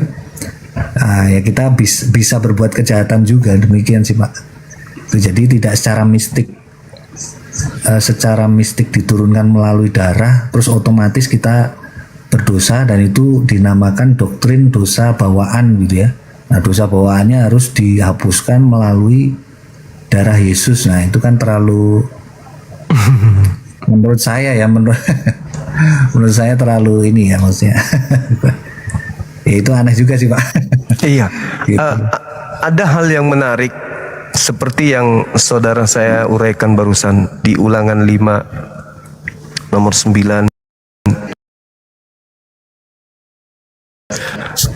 di mana Tuhan aku akan membalaskan kesalahan orang keturunan pertama, kedua, ketiga, keempat. Tapi yang dimaksud di sana adalah orang-orang yang membenci aku katanya. Orang-orang yang membenci aku. Maksudnya membenci aku itu adalah membenci utusanku. Kenapa hal ini saya benarkan? Ulangan 5:9 ini saya benarkan. Dan saya uraikan beberapa malam ini. Saya katakan kepada teman-teman yang ngotot mengatakan ada mewariskan dosa. Saya katakan begini kepada teman-teman saya yang Kristen. Karena cinta Bang ya, bukan karena memusuhi mereka. Meskipun saya terkadang keras kepada mereka, saya katakan sebenarnya kalau Anda pingin kali mendapatkan warisan dosa, pahamilah bahwa tidak ada Adam mewariskan dosa, tetapi yang mewariskan dosa kepada kalian itu adalah orang-orang Farisi. Kenapa? Karena orang-orang Farisi ini membenci Yesus. Dan orang-orang Farisi ini berupaya membunuh Yesus. Di samping itu, Yesus sendiri yang memberikan takaran. Matius 23 nomor 32, 33, 34, 35, 36. Penuhilah takaran nenek moyangmu, wahai ular-ular, wahai keturunan ular-ular, ular beludak. Bagaimana mungkin engkau bisa meluputkan dirimu dari neraka? Tuh, Yesus sendiri yang menekankan. Apa alasannya rupanya aku nggak luput dari neraka? Yesus jawab, sebab engkau harus memenuhi takaran nenek moyangmu. Kau harus menanggung pertumpahan darah orang benar, mulai dari Habel sampai kepada Zakaria anak Bereknya. Dan aku berkata kepadamu, semua ini akan ditanggung oleh angkatan jahat ini. Berarti Yesus mengiyakan dosa waris yang harus ditanggungkan kepada keturunannya. Dari Habel, pembunuhan Habel, sampai nabi-nabi dan rasul-rasul, nabi-nabi dan orang-orang bijaksana yang diutus, sampai Zakaria. Dan ini harus ditanggung oleh angkatan jahat ini. Maka pada kesimpulan saya, ketika membaca Matius 23 di data 13 sampai data 36, di situ mohon maaf ada orang Farisi yang menjelajahi daratan, menyeberangi lautan, mentobatkan orang menjadi pengikut agamanya, dan setelah orang ini menjadi pengikut orang Farisi tersebut, kau jadikan, kata Yesus, kau Farisi, kau jadikan orang tersebut menjadi orang neraka yang 2 kali lebih jahat daripada engkau sendiri. Artinya bahwa orang Farisi tidak ingin masuk neraka seorang diri. Mereka mencari mangsa lain dengan memberikan ajaran janji-janji, termasuk ajaran bahwa Adam mewariskan dosa dan Yesus orang benar ini harus mati menebus mereka. Termasuk itu. Sehingga teman-teman kita, saudara-saudara kita Kristen, itu kelabakan mencari data. Emosi jadinya, ngamuk ke Bang Suma. Saya padahal cuman bertanya, di mana Adam dicipta untuk kekal di Eden? Tak ada. Di mana Adam dicipta lalu berdosa, dosanya ditanggungkan kepada keturunannya? Tak ada. Tetapi dalil mengatakan, Ulangan 59, aku akan menghukum keturunan pertama, kedua, ketiga, keempat dari orang-orang yang membenci aku. Siapa yang membenci aku? Yang membenci para utusanku, yang membunuh nabi-nabiku, termasuk Yesus. Jika dibunuh, jika dibenci, dimusuhi dan seterusnya, berarti dia sama halnya memusuhi aku. Sebab Yesus mengatakan apa? Barang siapa yang menyambut aku, dia tidak menyambut aku, tapi menyambut Bapa yang telah mengutus aku. Barang siapa yang percaya kepada aku, dia tidak percaya kepada aku, tapi percaya kepada dia yang mengutus aku. Barang siapa yang membunuh aku, berarti dia sama membunuh Bapakku yang telah mengutus aku. Maka penyaliban tidak akan pernah ada solusi untuk menyelamatkan manusia, yang nggak ada. Itu menurut Yesus. Itu menurut Yesus. Tapi angkatan jahat ini menjerat dengan tipu daya supaya bukan cuma dia doang yang ke neraka. Maka Yesus mengatakan, kau menjadikan dia menjadi orang neraka yang 2 kali lebih jahat daripada engkau. Nah, maaf kalau kita mencari orang Farisi yang menjelajahi daratan, menyeberangi lautan sampai ke Roma, sampai ke Antioquia, sampai ke Turki, sampai ke Alexandria, sampai ke Arab. Ya, Farisinya hanya Paulus, Bang. Tapi mungkin ada toko lain. Cuman ya kita mau baca di mana toko itu kita temukan. Saya sendiri tidak menemukan toko yang lain. Nah, kemudian ketika dikatakan 2 kali lebih jahat, ya sejahat-jahatnya orang Farisi, mereka maaf tidak makan babi, mereka tetap bersunat, mereka tetap ibadah Sabat, mereka tetap mengkitabkan Taurat, tapi korbannya yaitu dia 2 kali lebih jahat. Terlepas bukan saudara kami Kristen, tapi tidak mungkin kami menuduh itu adalah Hindu, Buddha, apalagi menuduh orang Farisi. Celakalah engkau wahai orang Farisi. Kau menjelahi daratan, mentobatkan orang menjadi pengikutmu. Setelah jadi pengikutmu, kau jadikan orang neraka yang 2 kali lebih jahat daripada engkau sendiri. Saya kira begitu, Bang. Kalau tadi Yesus menyatakan bahwa tadi Bapak ngomong di mana ya tadi? Matius 23. Matius berapa ya? 23. Oh, jadi maksudnya Yesus juga mengajarkan dosa waris begitu atau bagaimana? Iya, betul. Yesus mengajarkan dosa waris. Berarti yang tapi, itu di artik berarti yang itu mungkin salah begitu ya Pak atau bagaimana? Itu sudah betul, Bang. Sesuai dengan Ulangan 59 tadi. Aku akan menghukum. Aku akan menanggungkan kesalahan bapak kepada anaknya, kepada keturunannya, yang ketiga, yang keempat dari orang-orang yang membenci aku. Baik, Pak. Maksudnya, saya tadinya nangkapnya Bang Zuma itu tidak setuju ada dosa yang diwariskan. Ternyata bahasanya bagaimana tuh, Pak? Atau bagaimana nih? Saya salah nangkap atau? Yesus tidak pernah mengajarkan Adam mewariskan dosa, nggak pernah. Adamnya.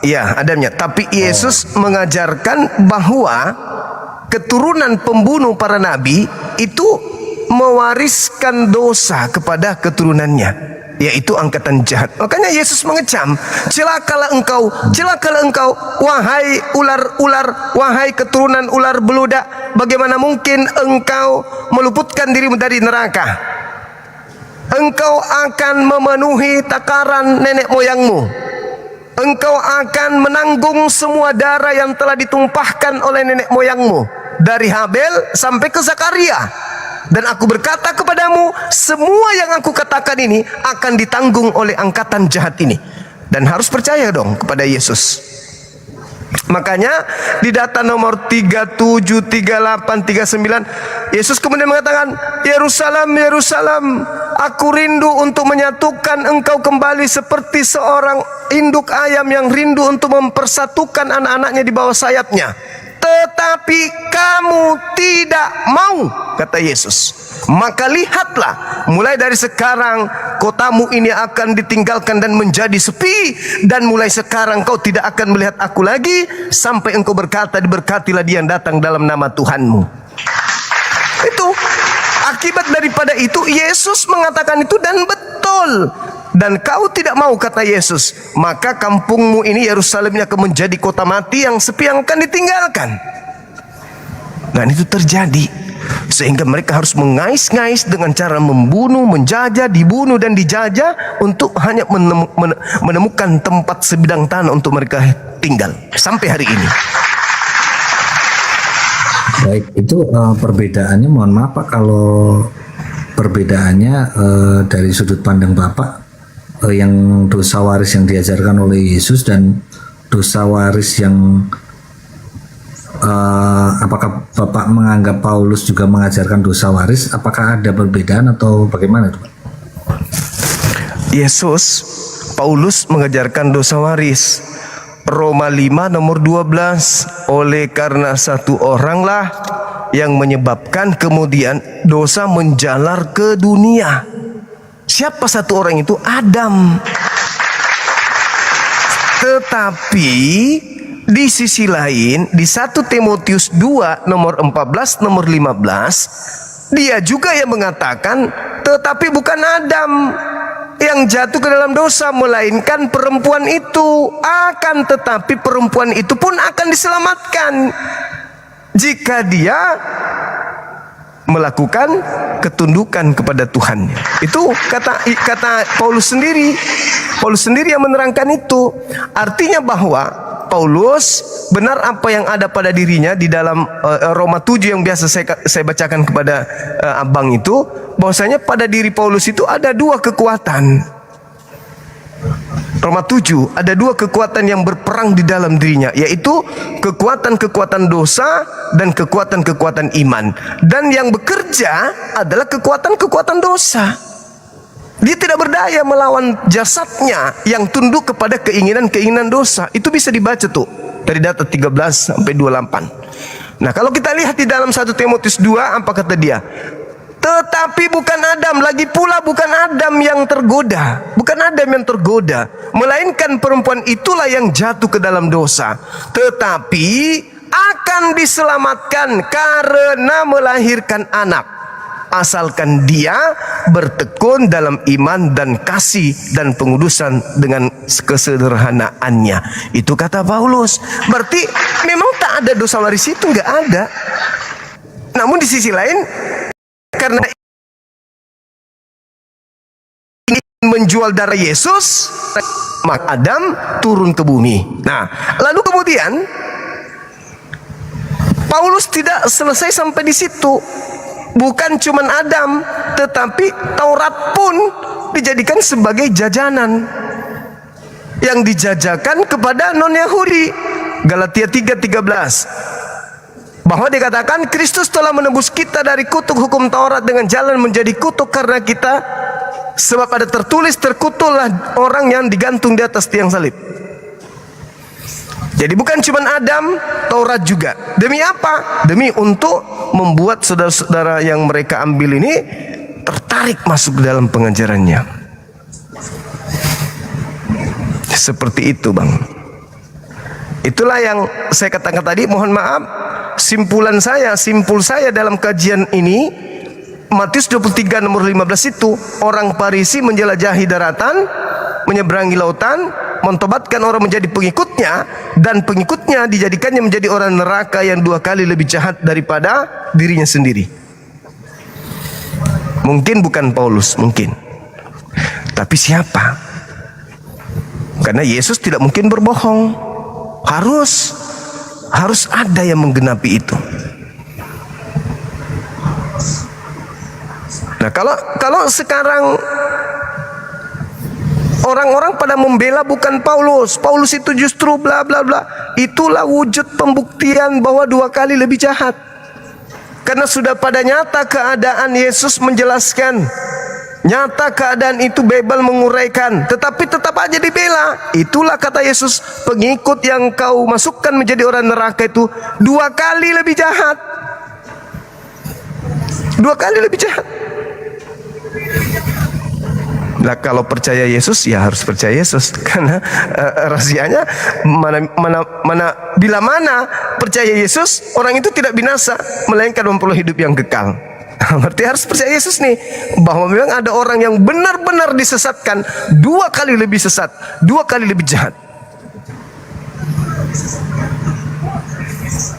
Karena kalau saya melihat, Bang, mohon maaf, mungkin pernah saya sajikan kepada saudara, kita pernah sharing Kisah Para Rasul 21 nomor 15 sampai nomor 26, di mana Paulus setelah kembali ke Yerusalem, beliau bertobat dari ajarannya sendiri. Bertobat dia dari ajarannya sendiri setelah kembali ke Yerusalem. Bertobat, mentahirkan diri dan mempersembahkan persembahan di dalam bait suci.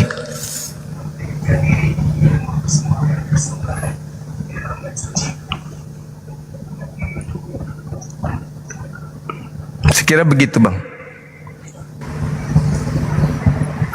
Oke, Pak. Baik. Ini karena banyak yang udah tap di bawah ganti.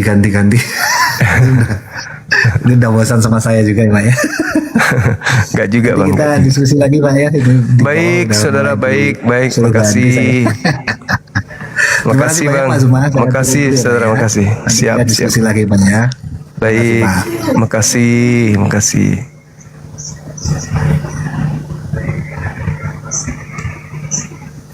Ada pelajaran yang baik kita terima dari abang kita tadi, saudara kita tadi, bahwa ketika beliau mengatakan merasa aneh juga ketika darah Yesus dipakai untuk nebus dosa gitu. Ya, dia merasa itu sesuatu yang terlalu jauh gitu ya, dosa Adam dan seterusnya. Dan saya pun memiliki analisa setelah belajar Bible ini.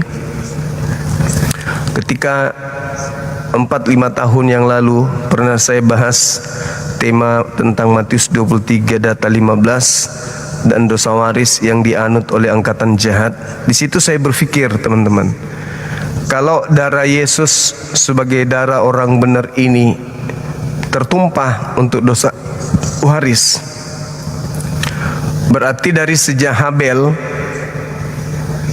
dosa waris itu sudah ditebus dengan darah Habel, atau dengan darah Zakaria, atau dengan Yahya Pembaptis, orang-orang kudus yang dibunuh oleh orang-orang Farisi atau orang-orang jahat. Maka saat itulah dosa waris itu dihapuskan. Kalau harus orang benar, harus darah manusia yang menjadi tebusan dosa. Maka bukan Yesus. Ada yang lebih dulu mati, orang suci, orang kudus dari Yesus. Bedanya, tidak ada yang membuat agama baru di luar mereka. Belum saatnya ada yang membuatnya. Nanti di saat Yesus baru penggenapannya. Maka ketika Yesus mengatakan, aku datang bukan untuk membatalkan tapi untuk menggenapi, maka penggenapannya itu tadi yaitu lahirnya orang yang meniadakan hukum Taurat yang meniadakan kemuliaan Tuhan, mana sekte itu Tuhan di sana diselaraskan dengan utusannya, dengan ciptaannya sendiri. Bahkan ada yang lucu, di situ muncul konsep pencipta dilahirkan oleh ciptaan. Apakah itu bukan cerminan kejahatan yang 2 kali lebih jahat daripada orang Farisi?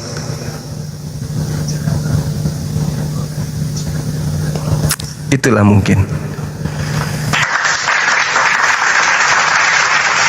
Cuman masalahnya tema ini kalau orang tidak bisa mengendalikan emosi, kemudian mereka orang yang gampang terbawa emosi, tidak menggunakan logika sehat, akal sehat, tetapi cuman taklid buta, iman buta. Penting agamaku benar, yang penting Tuhanku benar, yang penting dosaku itu yang bahaya. Bahaya sekali, bahaya. Orang-orang kayak gitu itu bahaya kali. Yang bisa tidak mau melihat ke dalam, maunya melihat keluar. Padahal kalau kita berbicara mengenai Al-Quran, semua hal-hal yang saya uraikan ini itu data dan dalilnya lengkap di Al-Quranul Karim. Lengkap di Al-Quran. Bagaimana? Assalamualaikum warahmatullahi wabarakatuh, saudaraku Bang Zuma. Waalaikumsalam warahmatullahi wabarakatuh. Izin bernarasi sebentar boleh Bang Zuma? Silakan Bang. Nah, ini saya berulang kali melihat teman-teman muslim yang awam itu masuk ke komalnya Kristen ketika ditanya surat Maryam ayat 33 tentang bagaimana bunyinya, dan kesejahteraan semoga dilimpahkan kepadaku pada hari aku dilahirkan, pada hari aku meninggal, dan pada hari aku dibangkitkan hidup kembali. Lah inilah Yesus, kata mereka. Ini kalau yang awam tidak bisa membantah, saya hanya menyarankan begini Bang Zuma. Saat surat Maryam ayat 33 itu Yesus berkata, itu belum kejadian penyalipan.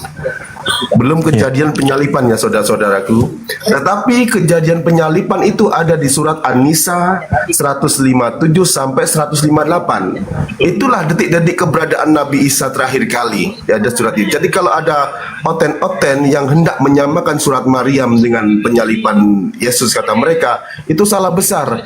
Karena surat Maryam ayat 33 ini keadaan Yesus, keadaan Nabi Isa belum ada peristiwa penyalipan. Dia berkata seperti ini. Bukan begitu Bang Zuma? Betul sekali. Tidak ada hubungannya dengan penyaliban. Betul tuh. Untuk teman-teman sebaiknya yang awam-awam itu agar tidak terjebak oleh tipu-tipu oten.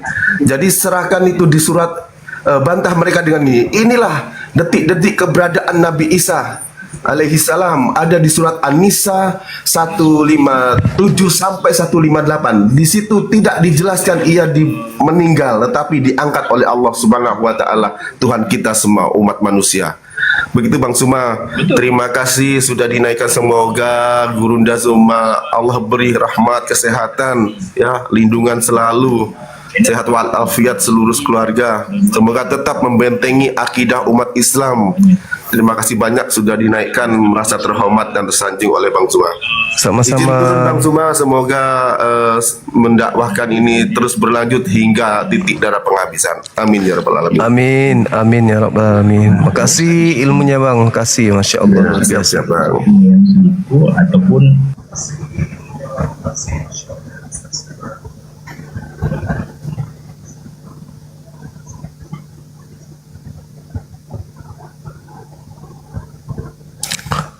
oh, turun ya.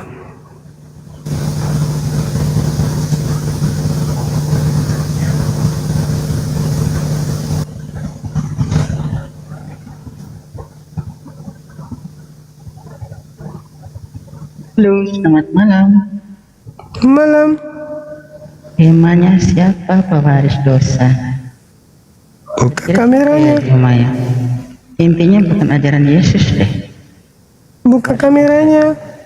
Pewaris dosa adalah para ulama yang sudah memperkosai para santrinya sampai bunting-bunting.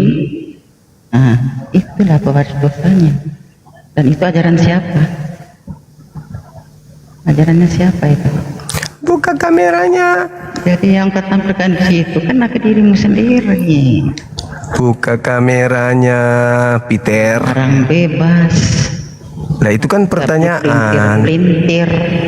Siapa pewaris dosa? Enggak. Kenapa kamu kok malu? Kamu malu ya bahas tentang Al-Quran ya? Silakan, Al-Quran mana yang Anda mau bahas? Silakan buka kameranya. Buka kamera, silakan. Jangan bahas Kristen. Buka kamera, mari kita bahas Quran. Silakan. Bahas Al-Quran. Iya, silakan kita bahas Quran. Buka kamera. Ayo. Kamu setiap malam pelintir Alkitab. Apa yang ku pelintir dari Bible? Kamu yang memelintir. Kau pikir tadi itu orang bodoh yang barusan turun tadi. Dia mendengar dan dia taruh di otak. Iya, bagus. Cuma Jadi dia kena ajaran kasih, dia nggak mau babel kayak kau. Kau kan babel kayak perempuan. Nah, itu ajaran. Biar kau memfitnah Kristus, sabar. Oh, iya ya Bang Jema, itu ajaran Yesus. Bukan kayak kau congormu itu bacot. Nah, terus yang kau perhatikan sekarang ini, yang kau perhatikan sekarang ini apa? Yang kamu perhatikan sekarang ini kau apa? Praktekan ini para ulama memperkosa itu anak kecil itu santri-santri. Nah, mau aku tunjukkan? Oke, kita tunjukkan lagi ya. Itu ajaranmu. Nah, kita tunjukkan lagi. Kau tidak lihat tadi TV? Kau tidak lihat itu siapa? Oke, kita tunjukkan. Yang dari mana itu? Kita tunjukkan berarti. Congormu. Ini berarti kau yang mau ditunjukkan. Modal congor kau. Sabar dulu. Jangan kau tunjukin orang luar memang bebas begitu. Yang kau tunjukin buktikan yang di Indonesia. Buktikan yang di Indonesia sekarang. Jangan orang luar mereka bebas begitu. Yang mengejutkan, korban merupakan jemaat di gereja tempat. Ya, Polda Jawa Timur menangkap seorang pendeta setelah dilaporkan mencabuli anak di bawah umur yang merupakan satu dua orang cuma kalau ulama itu memperkosa bisa laki codongi pantat. Memalukan ajaran itu memalukan. Ajaran itu memalukan. Informasi lainnya untuk Anda pemirsa, ini viral video yang memperlihatkan seorang suami yang berprofesi sebagai pendeta sekaligus pengacara melakukan kekerasan dalam rumah tangga terhadap istri dan kedua anaknya di Surabaya.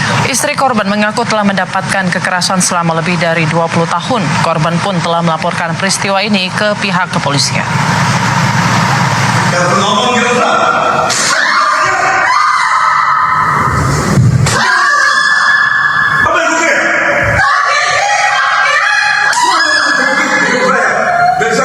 Inilah video aksi kekerasan dalam rumah tangga yang dilakukan seorang suami pada istrinya di Surabaya, Jawa Timur yang viral di media sosial.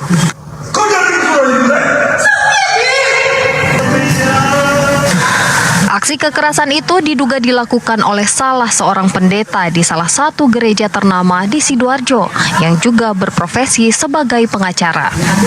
Bahwa tidak sia-sia, Yesus itu datang. Dalam rekaman video terlihat jelas pelaku melakukan pemukulan pada bagian kepala korban. Pelaku juga menendang bagian perut istrinya. Bahkan saat putrinya berusaha melerai, putrinya juga tak luput mendapat bogem mentah dari pelaku. Boleh bertanya semua. Korban mengaku sering dianiaya oleh suami sejak anaknya usia 4. Kenapa di Islam? Ada kabar menyedihkan dari Bolang, Mongondo, Sulawesi Utara. Sebanyak 7 anak panti asuhan diduga dijadikan budak seks oleh seorang pendeta. Pendeta Apakah inisial FB merupakan pengasuh panti asuhan. Kasus ini mencuat lewat postingan pengacara LBH Manado, Satriano Pangke, via akun Facebook LBH Manado pada 29 Agustus lalu. Tak hanya pelecehan seksual, FP juga memperkerjakan anak-anak di bawah umur di panti asuhan secara paksa. Ada sekitar 46 anak yang namanya terdaftar sebagai penghuni panti asuhan. 7 diantaranya mengalami pelecehan seksual dan sebagian besar pernah dipekerjakan secara paksa. Kekerasan seksual terjadi sejak tahun 2019, namun korban baru berani melapor tahun ini. Salah satu korban, Citra, menceritakan awalnya dia tidak berani melaporkan perbuatan bejat si pendeta. Namun karena ia khawatir rekan-rekannya akan bernasib sama dengannya, ia kemudian memberanikan diri untuk melapor ke keluarga. Akhirnya keluarga melapor ke polisi. Para keluarga korban bertanya, boleh. Ada kabar menyedihkan dari Bolang, Mongondo, Sulawesi Utara. Sebanyak 7 anak panti asuhan diduga dijadikan budak seks oleh seorang pendeta. Pendeta berinisial FB merupakan pengasuh panti asuhan. Kasus ini mencuat lewat postingan pengacara LBH Manado, Satriano Pangke, via akun Facebook LBH Manado pada 29 Agustus lalu. Tak hanya pelecehan seksual, FP juga memperkerjakan anak-anak di bawah umur di panti asuhan secara paksa. Ada sekitar 46 anak yang namanya terdaftar sebagai penghuni panti asuhan. 7 diantaranya mengalami pelecehan seksual dan sebagian besar pernah dipekerjakan secara paksa. Kekerasan seksual terjadi sejak tahun 2019, namun korban baru berani melapor tahun ini. Sekitar 216.000 anak dan remaja telah menjadi korban kekerasan seksual di Gereja Katolik Prancis sejak 1950. Hal itu dinyatakan dalam laporan yang diterbitkan pada hari Selasa oleh Komisi Independen. Selama 2,5 tahun, para ahli telah mewawancarai ribuan saksi dan Pengungkapan kasus-kasus kekerasan seksual di gereja Katolik menghadapi tembok tebal. Ia lebih sering jadi rahasia umum. Bila ada upaya menyelidiki kasus ini, respon yang diterima adalah penyangkalan. Budaya bungkam dan kerahasiaan telah melindungi predator seksual, sementara korban harus menanggung derita dan trauma bertahun-tahun. Pada Desember 2019, majalah Warta Minggu yang diterbitkan Paroki Katolik Tomang Gereja Maria Bunda Karmel merilis laporan mengenai pelecehan seksual di gereja-gereja Indonesia. Laporan itu mengutip sebuah diskusi di Jakarta yang menyebut sedikit ada 56-21 korban dari kalangan seminaris dan frater, 20 suster, dan 15 korban non-religius. Pelakunya 33 imam dan 23 bukan imam. Namun, bukannya mengusut lebih serius lagi, data itu disangkal oleh Ketua Konferensi Wali Gereja Indonesia, Kardinal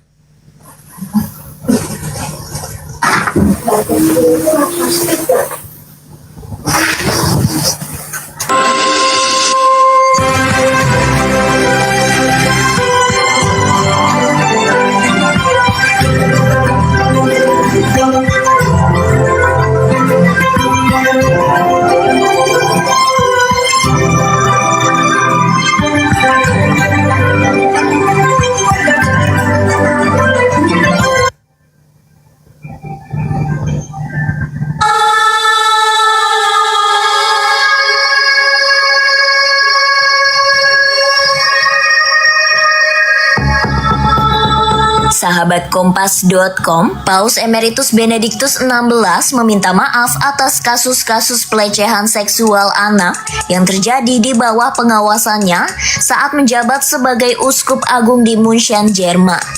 Ia meminta maaf melalui surat yang dirilis sebagai tanggapan atas hasil penyelidikan di Jerman dan telah dipublikasikan pada bulan lalu.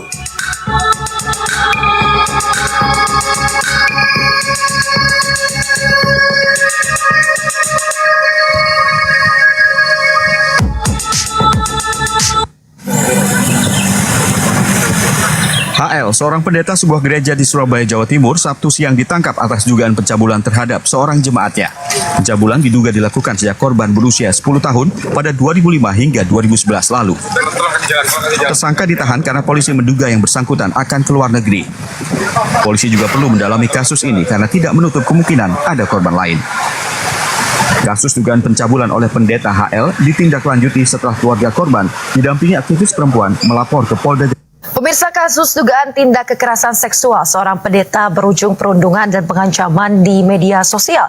Kasus yang menyeret nama seorang pendeta itu ramai setelah kelima korban bersuara di media sosial.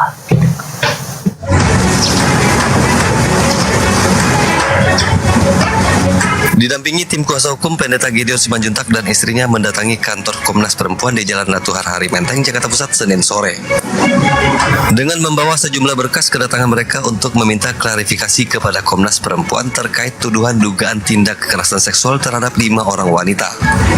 Seorang pendeta sekaligus kepala sekolah di Medan, Sumatera Utara divonis 10 tahun penjara. Oknum pendeta bernama Benyamin Sitepu itu diadili karena mencabuli 6 siswinya yang masih berusia di bawah umur. Putusan pidana itu dibacakan oleh Majelis Hakim yang diketuai Zufidah Hanum di Ruang Kartika, Pengadilan Negeri Medan pada Rabu 20 Pemirsa, oknum pendeta dan anaknya ditangkap polisi karena berbuat asusila terhadap seorang remaja di Kecamatan Jelai Hulu, Kabupaten Ketapang, Kalimantan Barat.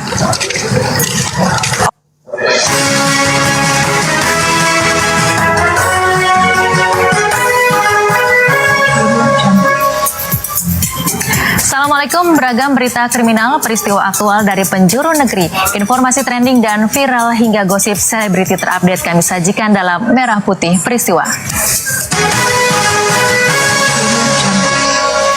Pemirsa, 2 ABG cantik di Minahasa melaporkan seorang pendeta ke Polda Sulawesi Utara atas kasus pelecehan seksual.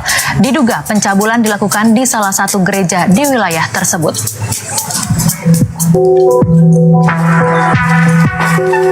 Dengan didamping jumpa anaknya, nah waktu jumpa bapaknya marahin anaknya, ya marah besar bapaknya, anaknya minggat kan, orang tua marah, anaknya bilang papa sih nggak peduli sama anak.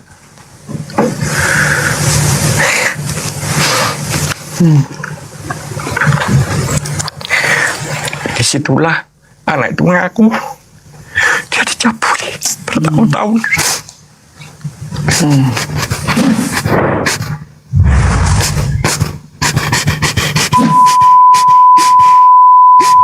Sudah banyak banget ya kita mengundang narasumber mana ada kasus-kasus pelecehan seksual yang terjadi baik itu pada istri atau pada anak-anaknya. Dan hari sekali lagi, unfortunately sekali lagi kita harus mengundang sebuah kasus ya, seorang narasumber di mana terjadi kasus demikian juga di Blitar. Welcome ya Pak Pendeta. Saya panggil Pak Pendeta ya, jadi Pak Agus ya. Jangan Pak Agus ya. Iya, Pendeta. Seorang oknum pendeta divonis 10 tahun penjara oleh Majelis Hakim Pengadilan Negeri Surabaya, Jawa Timur. Ia dinilai bersalah karena mencabuli anak di bawah umur di area gereja selama 3 tahun. Majelis Hakim Pengadilan Negeri Surabaya menjatuhi hukuman 10 tahun penjara kepada terdakwa HL pada Senin siang. Oknum pendeta yang bertugas di sebuah gereja di Jalan Embong Sawu, Surabaya ini dianggap melanggar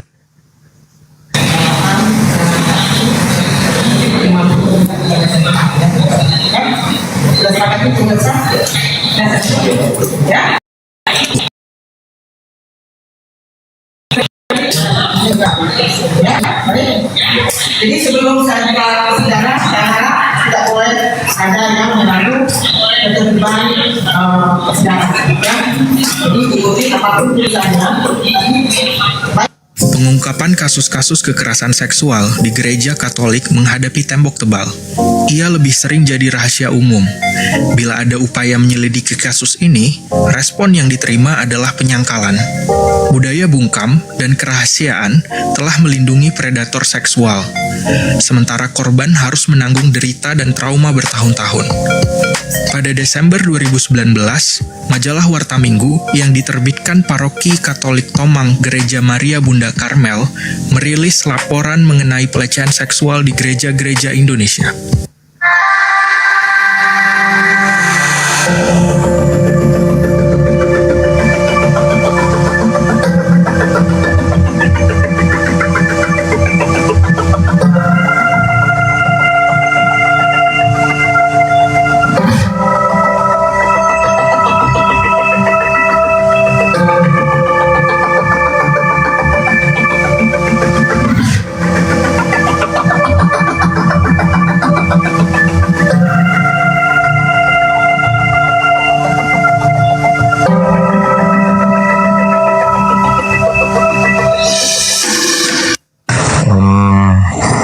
Anak saya dilecehkan oleh pelaku sampai 7 kali. Kemaluan pelaku ditempelkan sama anak saya, kemudian anak saya dianal. Kemanusiaan.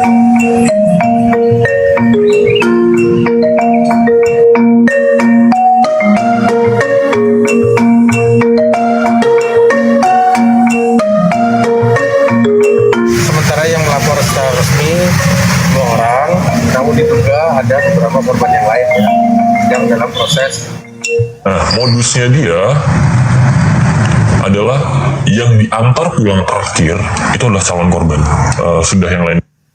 Saudara, seorang calon pendeta di Kabupaten Alor, Nusa Tenggara Timur ditangkap polisi karena diduga memerkosa 14 orang perempuan yang sebagian besar masih anak-anak. Kini tersangka telah ditahan dan sedang menjalani proses hukum. Dari hasil penyelidikan polisi, tersangka diduga memerkosa para korbannya di ruang ibadah dan posyandu di salah satu gereja di Alor Timur Laut sejak bulan Mei 2021 hingga Maret 2022. Tersangka juga merekam video aksi kekerasan seksualnya yang dijadikan alat mengancam para korban. Kasus pemerkosaan oleh calon pendeta ini terungkap setelah tersangka selesai bertugas di Alor dan pulang ke Kota Kupang. Lagi pencabulan dan perkosaan di lingkungan rumah ibadah. Kali ini saudara terjadi di lingkungan gereja di Kabupaten Alor, NTT. 14 anak menjadi korban pencabulan seorang calon pendeta.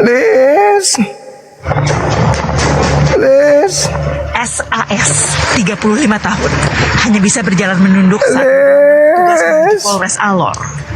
Wajahnya mungkin tertutup masker dan tudung kepala. Aksi bejatnya mencabuli 14 tak lagi dapat ditutupi. Dari belasan korban, 10 diantaranya masih di bawah umur. Bejatnya lagi.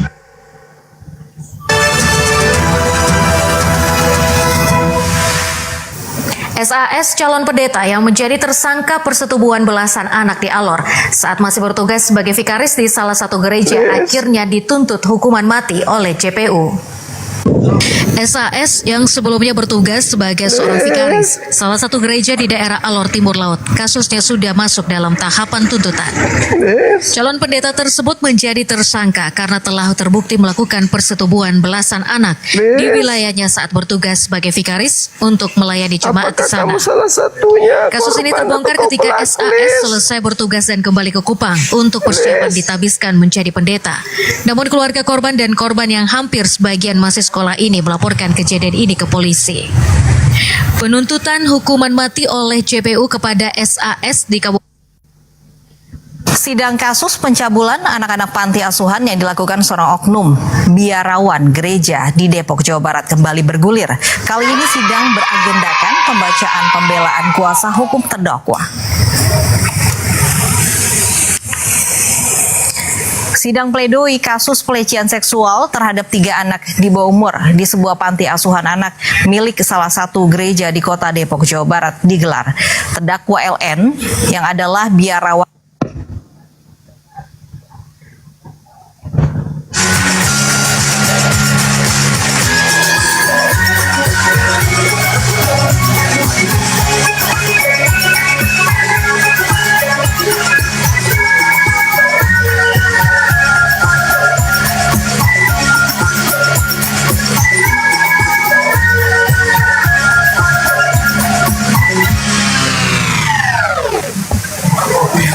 Pemirsa, DKBH 69 tahun, pendeta di gereja Kecamatan Sukorejo, Kota Blitar, Jawa Timur, tersangka kasus dugaan tindak asusila terhadap 3 anak sopir pribadinya, akhirnya resmi ditahan oleh anggota tersangka resmi ditahan oleh penyidik Subdit 6 Renakta di Treskrimum Polda Jawa Timur sejak Jumat 11 Juli 2025 di Gedung Tahanan Direktorat Tahanan dan Barang Bukti Mapolda Jawa Timur. Penahanan terhadap tersangka itu dilakukan selama proses pemberkasan perkara yang disusun penyidik dinyatakan rampung untuk dilimpahkan ke pihak kejaksaan.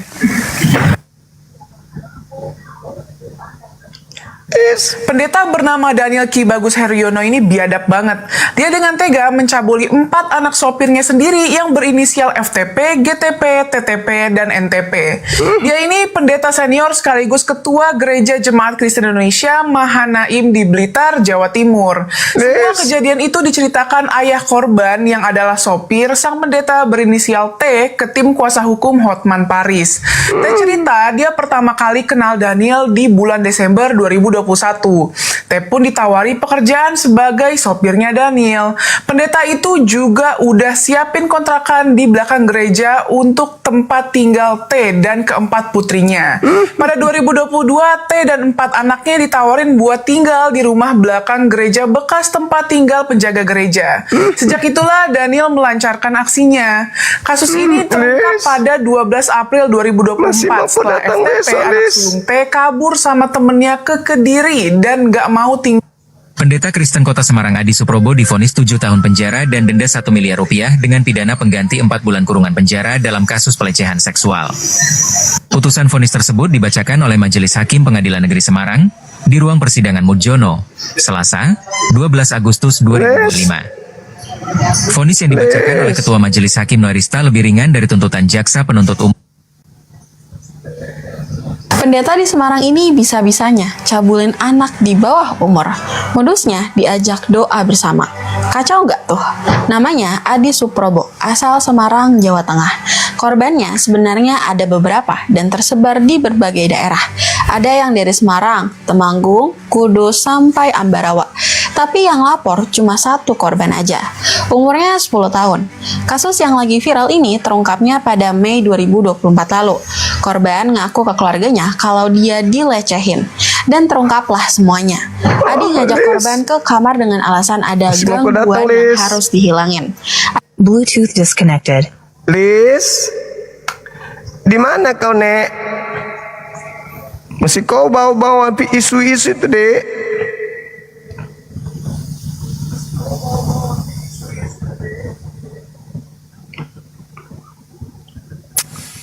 Liz. Kamu kok gitu, Liz? Kamu nggak malu itu, Liz? Semua berita-berita online, televisi, swasta, jangan Liz.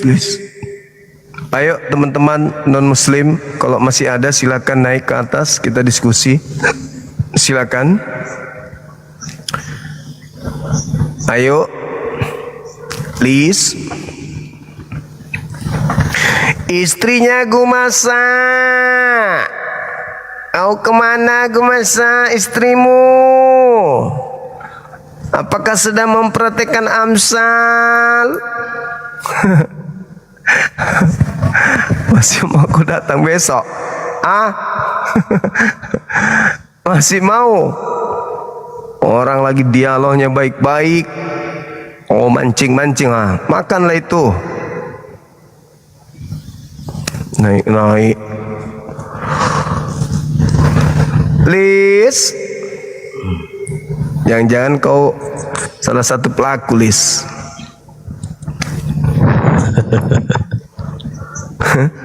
Kenapa, Bang? Kok jadi sedih? Iya, saya sedih nih, abangku. Kenapa? Ya, assalamualaikum. Waalaikumsalam warahmatullahi wabarakatuh. Iya, jadi begini, abangku. Sedih tak itu? Termasuk selir-selirnya Paulus tadi tulis memerah itu, abang. Begini, abangku. Ini kan ada saudara sekaligus teman, boleh saya sebagai saudara ya. Iya. Dia ada rencana untuk mualaf begitu, Gurunda ya. Iya. Tapi dia ada tato, abangku. Dia ada tato berupa salib. Iya. Dia ada tato berupa salib di lengan. Iya, betul. Nah, bagaimana kira-kira, Gurunda? Ini kebetulan saya di Makassar ini, Gurunda. Siap. Dia ada tato di lengan kanan.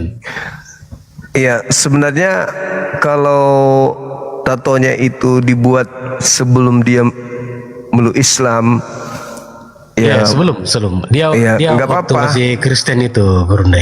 Dia Tidak waktu apa-apa. masih Kristen. Tidak. Dia ada tato di lengan.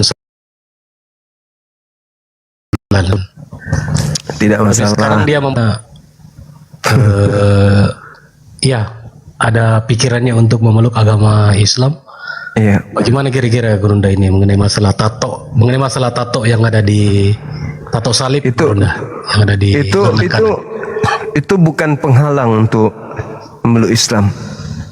Nanti kalau misalnya ada jalan untuk menghilangkan, upayakan dihilangkan. Itu aja sih. Tapi kira-kira kalau dia mualaf dan tato di lengan kanannya ini bagaimana ini, Gurunda? Ya enggak masalah. Tidak masalah, tidak masalah. Tidak masalah. Yang penting bukan lagi dijadikan sebagai simbol agama, melainkan adalah bukti bahwa dia tadinya kufur, sekarang dia menjadi seorang muslim. Nanti mau tidak mau kalau misalnya dia risih dengan itu bisa dihapus. Bisa kok banyak cara untuk menghapuskan.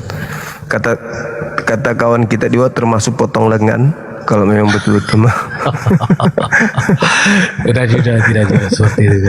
Ya, iya, ada bisa kok bisa dihapus itu, disetrika atau apa gitu. Tapi apakah itu jatuh kepada penganiayaan diri? Ya kita cari. Pasti ada cara yang lebih bagus. Ya, nah ini makanya dia pengen sekali memperjelas ini bagaimana ini abang. Sedangkan saya kepengen sekali untuk masuk Islam. Cuman ini yang jadi masalah. Tato di lengan saya ini ada tanda salib. Enggak masalah itu. Silakan aja bersyahadat masuk Islam. Oh begitu, bang. Iya. Tapi nggak ada masalah itu bang, mengenai masalah tato di lengan. Nggak ada masalah. Baba ye. Siap. Ye, nanti saya DM kembali Gurunda kalau. Oke, baik. Beliau sudah siap. Siap. Ye, lanjut. Makasih saudara, makasih. Siap. Assalamualaikum warahmatullahi wabarakatuh. Waalaikumsalam warahmatullahi wabarakatuh. Jadi saya pun tadi mau menjelaskan bahwa ada beberapa teman yang mend-DM saya terkait dengan keluarganya yang mau bersyahadat. Bahkan ada yang mau ke rumah, tapi saya tidak angkat, saya tidak balas chatnya. Maaf kalau monitor. Maksud saya gini, abang, saya bukannya takut atau apa gitu ya. Mudah-mudahan didengarkan. Cuman cara abang saya mendapatkan nomor HP saya itu saya yang masih misterius. Kemudian ngotot kali harus datang, harus ke rumah. Kan udah aku bilang kita bisa di TikTok, live YouTube, di TikTok live, kita nanti di live-kan di YouTube. Nggak mesti harus ke rumah saya, langsung mau syahadat di rumah gitu. Bukan saya takut, enggak, cuman apa bilangnya, agak risih aja gitu. Kita belum kenal dekat, tiba-tiba mau datang ke rumah bawa orang-orang untuk bersyahadat di rumah kan gitu ya. Nah, saran saya, kalau memang abang mau syahadat serius, boleh cari masjid di sana. Cari masjid, nanti kalau butuh persaksian dari saya bisa video call gitu. Nah, abang kita ini video call berapa kali saya nggak angkat. Dia kirimkan video yang mau bersyahadat juga dan seterusnya. Dan saya tidak ingin menyusahkan karena beliau dari daerah itu, dari daerah.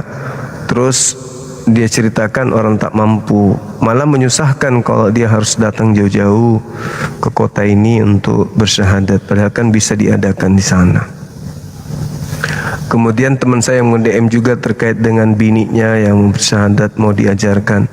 Ya, saya katakan ya silakan aja putar video YouTube kita Zulkifli Abbas Official. Saya rasa materi-materi yang ada di sana itu bisalah untuk membuat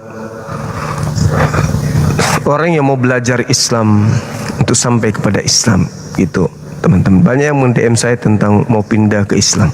Ada beberapa, namun saya butuh keseriusan mereka. Jangan sampai DM tapi sebenarnya ada tujuan yang lain kan gitu. Tetap kita harus berhati-hati kan teman-teman. Ya kan ya? Iya. Oke, silakan kalau masih ada teman-teman kita yang mau berdiskusi dengan kita, waktu dan tempat disilahkan.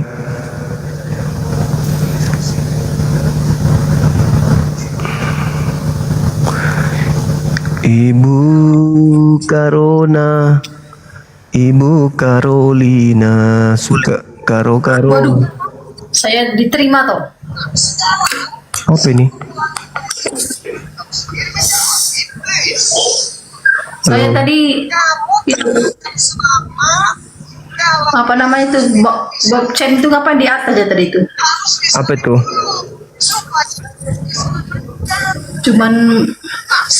Tadi cuman lihat blockchain naik ke atas, ngapain dia jadi berat loh?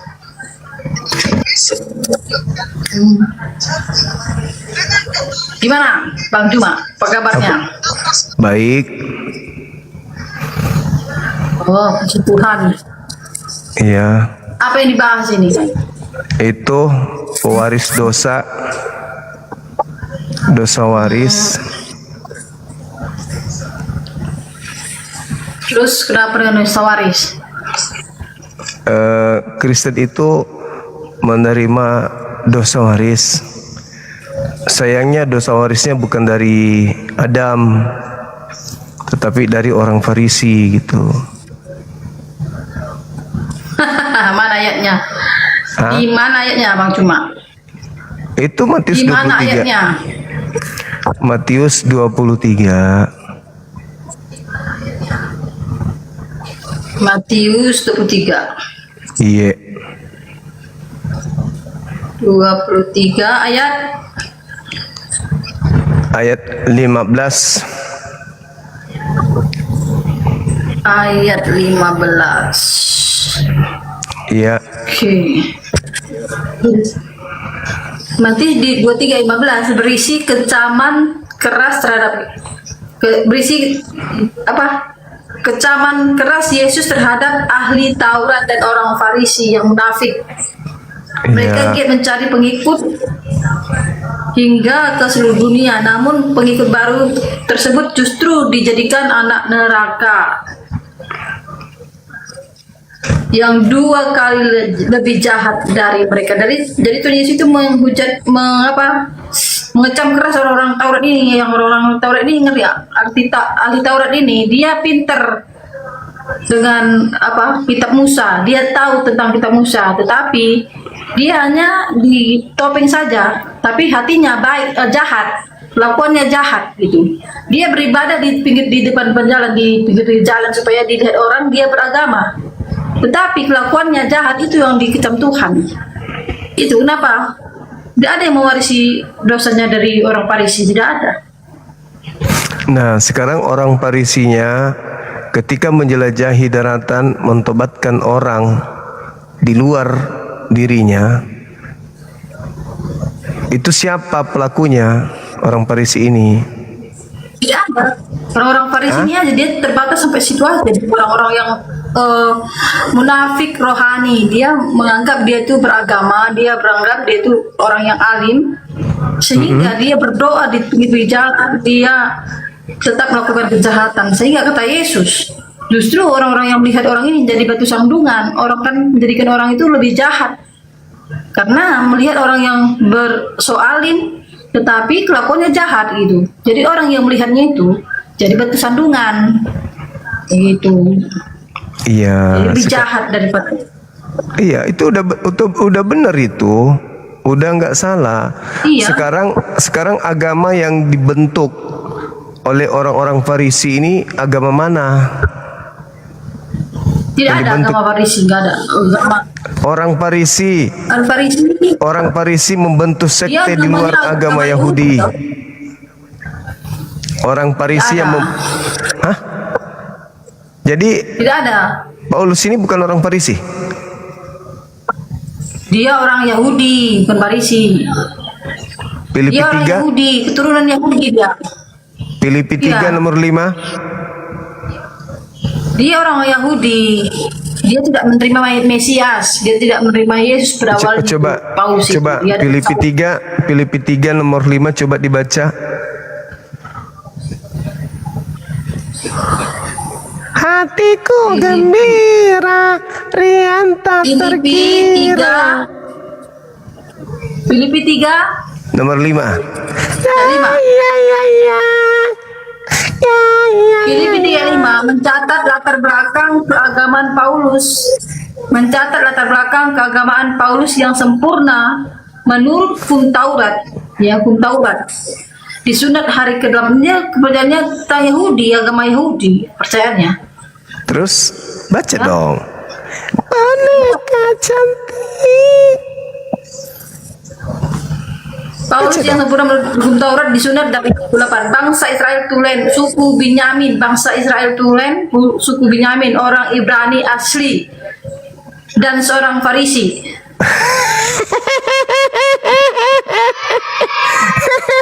Tapi kan dia sudah bertobat, tadinya dia orang Farisi, dia orang Farisi, tapi dia sudah bertobat ketika dia bertemu Yesus. Ya, ketika dia bertemu Yesus, dia sudah bertobat. Ya, tidak lagi orang ahli Farisi. Makanya sebelum dia menjadi Paulus, kan namanya Saulus, dia menganiaya umat-umat Yesus. Begitu. Jadi tidak ada Gimana hubungannya dengan ceritanya? Menyeberangi lautan, menjelajahi daratan, mentobatkan orang menjadi pengikut agamanya, dan pengikut agamanya adalah orang neraka. Tidak lagi agama Farisi. Dia Paulus ini tidak lagi agama Farisi. Dia sudah kembali, dia sudah bertobat menjadi pengikut Yesus. Sekarang Dia memberitakan tentang Yesus. pengikut agamanya menjadi orang neraka yang 2 kali lebih jahat daripada dirinya Paulus sendiri. ini sudah bertobat. Pertanyaannya siapa yang menggenapi dalil itu? Harus ada. Tidak ada. Dia Kenapa Anda membantai Yesus? Kok Yesus dibantah? Paulus itu sudah bertobat. Awalnya namanya Farisi. Jangan bantai Yesus dong. Kok Yesus dibantah? Bantai Yesus. Kita kembali kepada Saulus tadi yang jadi Paulus. Iya. Dia adalah orang Farisi awalnya. Celakalah. Engkau ahli Taurat, orang Farisi. Dia menjadi apa namanya? Engkau menjelajahi daratan, menyeberangi lautan. Itu siapa? Itu dia sebelum. Siapa yang menjelajahi? Siapa yang menjelajahi? Saulus. Saulus sebelum menjadi Petrus. Saulus sebelum menjadi Petrus. Sekarang ketika dia masih Saulus, apakah sudah ada pengikutnya? Dia sebelum menjadi Paulus, dia Saulus banyak pengikutnya, banyak yang menganiaya pengikut Yesus. Banyak yang mengikuti.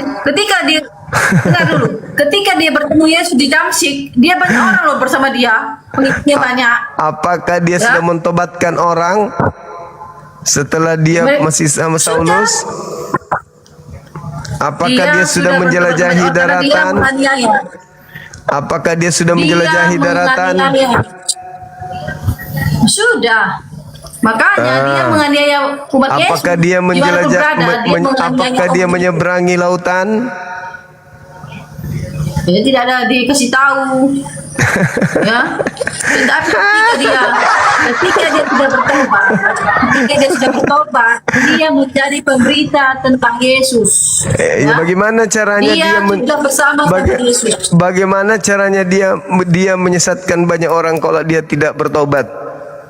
Harus dia bertobat. Sebelumnya dia menyesatkan yang masih bernama Saulus. Dia menyesatkan orang. Enggak dong, karena Yesus mengatakan semua ini akan ditanggung oleh angkatan jahat ini. Kan begitu? Enggak bisa tidak. Yesus yang mengatakan, penuhilah takaranmu. Penuhilah takaran nenek moyangmu. Bagaimana mungkin engkau bisa meluputkan dirimu dari neraka? Itu Paulus dibilang begitu. Paulus tidak bisa meluputkan dari neraka. Itu jelas dalilnya. Meluputkan dari neraka karena dia mengajarkan tentang Yesus. Kalau enggak dong. Enggak. Bukan. Justru karena dia mendirikan agama Kristen, inilah penggenapan 2 kali lebih jahat itu. Tidak bisa. Jangan Anda melakukan pembelaan kepada Paulus. Tidak pernah berbuat jahat. Selama dia menjadi Paulus tidak pernah dia berbuat jahat. Kata siapa? Berbuat jahat apa dia? Dia mengatakan dia mengatakan hukum Taurat itu sampah, tinja. Ayo. Itu bukan kejahatan itu. Bukan kejahatan. Bukan kejahatan, dasar. Anda memang harus membela. Anda harus membela Paulus, kan Anda 2 kali lebih jahat daripada Paulus. Anda harus membelanya, harus membela. Dia melakukan banyak mujizat. Tidak, saya Karena tidak membelanya, Yesus saya membela mengatakan yang bahwa Yesus mengatakan bahwa penyesat itu bisa bermujizat. Udahlah, itu tergenapi sudah. Tidak. Karena Yesus dia mengajarkan tentang Yesus. Kalau dia tidak mengajarkan tentang Yesus, itu baru penyesat. Penyesat itu datang memakai nama aku, penyesat itu untuk menyesatkan banyak orang. Dia memakai nama Yesus. Tidak. Dia jajakan nama Yesus. Tetap mengajarkan kebenaran. Kebenaran apa? Kebenaran apa? Dia rasul yang baik. Dia rasul yang baik. Oke, silakan Anda bela. Saya tetap di Yesus. Saya berdiri di kubu Yesus. Yesus mengatakan bahwa celakalah engkau wahai orang Farisi. Engkau menjelajahi daratan, menyeberangi lautan, mentobatkan orang menjadi pengikut agamamu. Dan setelah menjadi pengikut agamamu, kau jadikan dia orang neraka yang 2 kali lebih jahat daripada engkau sendiri. Ya sudah. Siapa pengikut orang Farisi? Ya Ibu Carolina. Siapa lagi? Paulus menjadikan orang-orang itu justru orang-orang baik, orang-orang yang mengikuti teladan Yesus. Mana ada teladan Yesus? Mana ada teladan Yesus menjadi Kristen? Di mana? Di mana Yesus meneladankan Kristen? Di mana? Yesus itu menyuruh menjadikan murid-muridnya. Menjadikan murid-muridnya semua orang menjadi pengikut Yesus. Yesus yang mana dulu? Yesus. Maka Yesus ketika naik ke surga, masalah generasi. Mana ada Kristen artinya pengikut Yesus? Kristen artinya pengikut Kristus. Ya, pengikut Yesus, pengikut Yesus. Kristus. Kristen artinya pengikut Yesus. Kristen artinya pengikut Kristus. Dengar, Kristen itu pengikut Yesus. Bukan, Kristen itu pengikut Kristus. Tidak, itu bagimu, bagi kami. Kristen itu pengikut Yesus Kristus. Harusnya Kristus. Kalau pengikut Kristus, pengikut Yesus. Iya, Yesus. Kristus. Iya, Kristen, Kristus. Kristus. Kalau Kristen itu pengikut Kristus. Nggak bisa. Iya, Yesus Kristus. Kristen pengikut Kristus. Kristus belum tentu Yesus. Yesus Kristus gimana sih? Nggak ngerti nih. Yesus belum tentu. Mengajarkan tentang Yesus. Yesus sudah pasti Kristus. Dia tidak pernah mengajarkan di luar Yesus. Sudah pasti Kristus, Dia tapi Kristus kasih. belum tentu Yesus. Gitu. Bagaimana mau dia mengajarkan kasih? Sudah tahu bahwa ajaran Farisi, pengikutnya mau menjadi orang neraka yang 2 kali lebih jahat daripada Farisi. Kenapa Anda mengatakan diri Anda kasih kalau Anda sudah tahu? Paulus tadi Anda baca. Di mana? Paulus tadi Anda sudah baca. Anda sudah baca tadi Paulus itu orang Farisi. Sebelum bertobat, dia namanya Saulus. Dia menjadi agama Farisi. Sebelum dia bertobat, dia membunuh setiap orang yang percaya pada Yesus.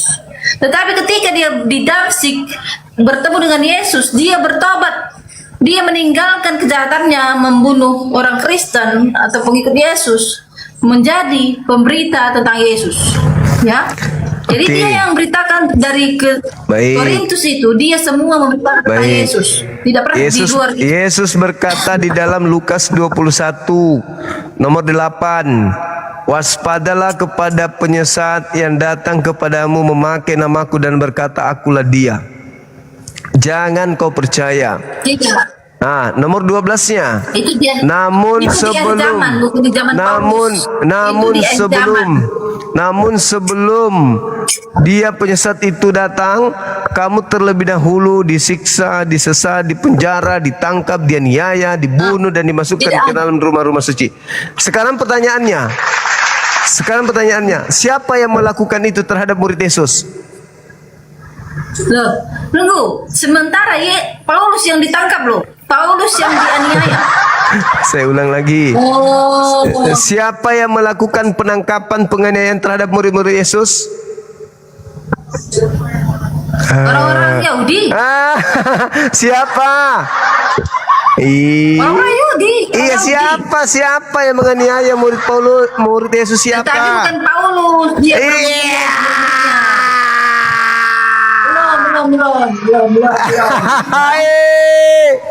Itulah Paulus itu adalah rasul Yesus. Itulah yang dikatakan Paulus dua kali lebih jahat pengikut Paulus itu. Seperti Anda praktekkan ini. Pernah pengikut Paulus tidak ada yang Anda jahat. membela Pengikut Paulus. Tidak ada yang jahat. Jelas-jelas Paulus menganiaya murid Yesus. Anda katakan tidak. Tidak. Tidak ada Dia pergi baca KPR 9. KPR mana? KPR itu apa? KPR Kapurung. Kisah para Rasul. Enggak ada yang itu. Itu dia yang dianiaya, bukan muridnya dianiaya. Baca KPR 9, baca. Nomor 1, 2, 3, baca. Baca. KPR itu apa?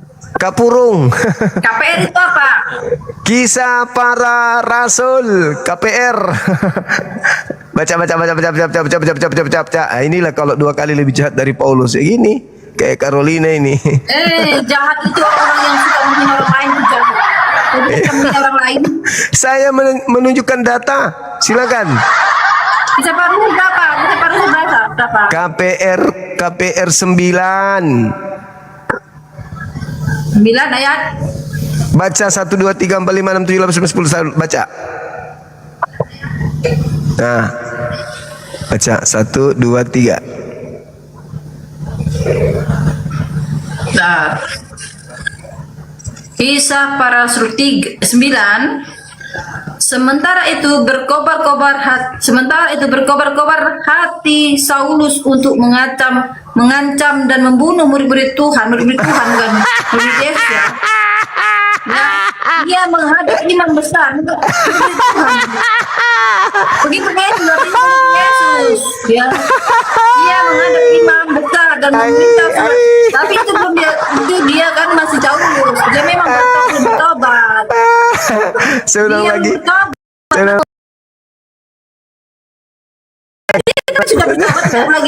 Yesus siapa? Siapa? Aku bilang.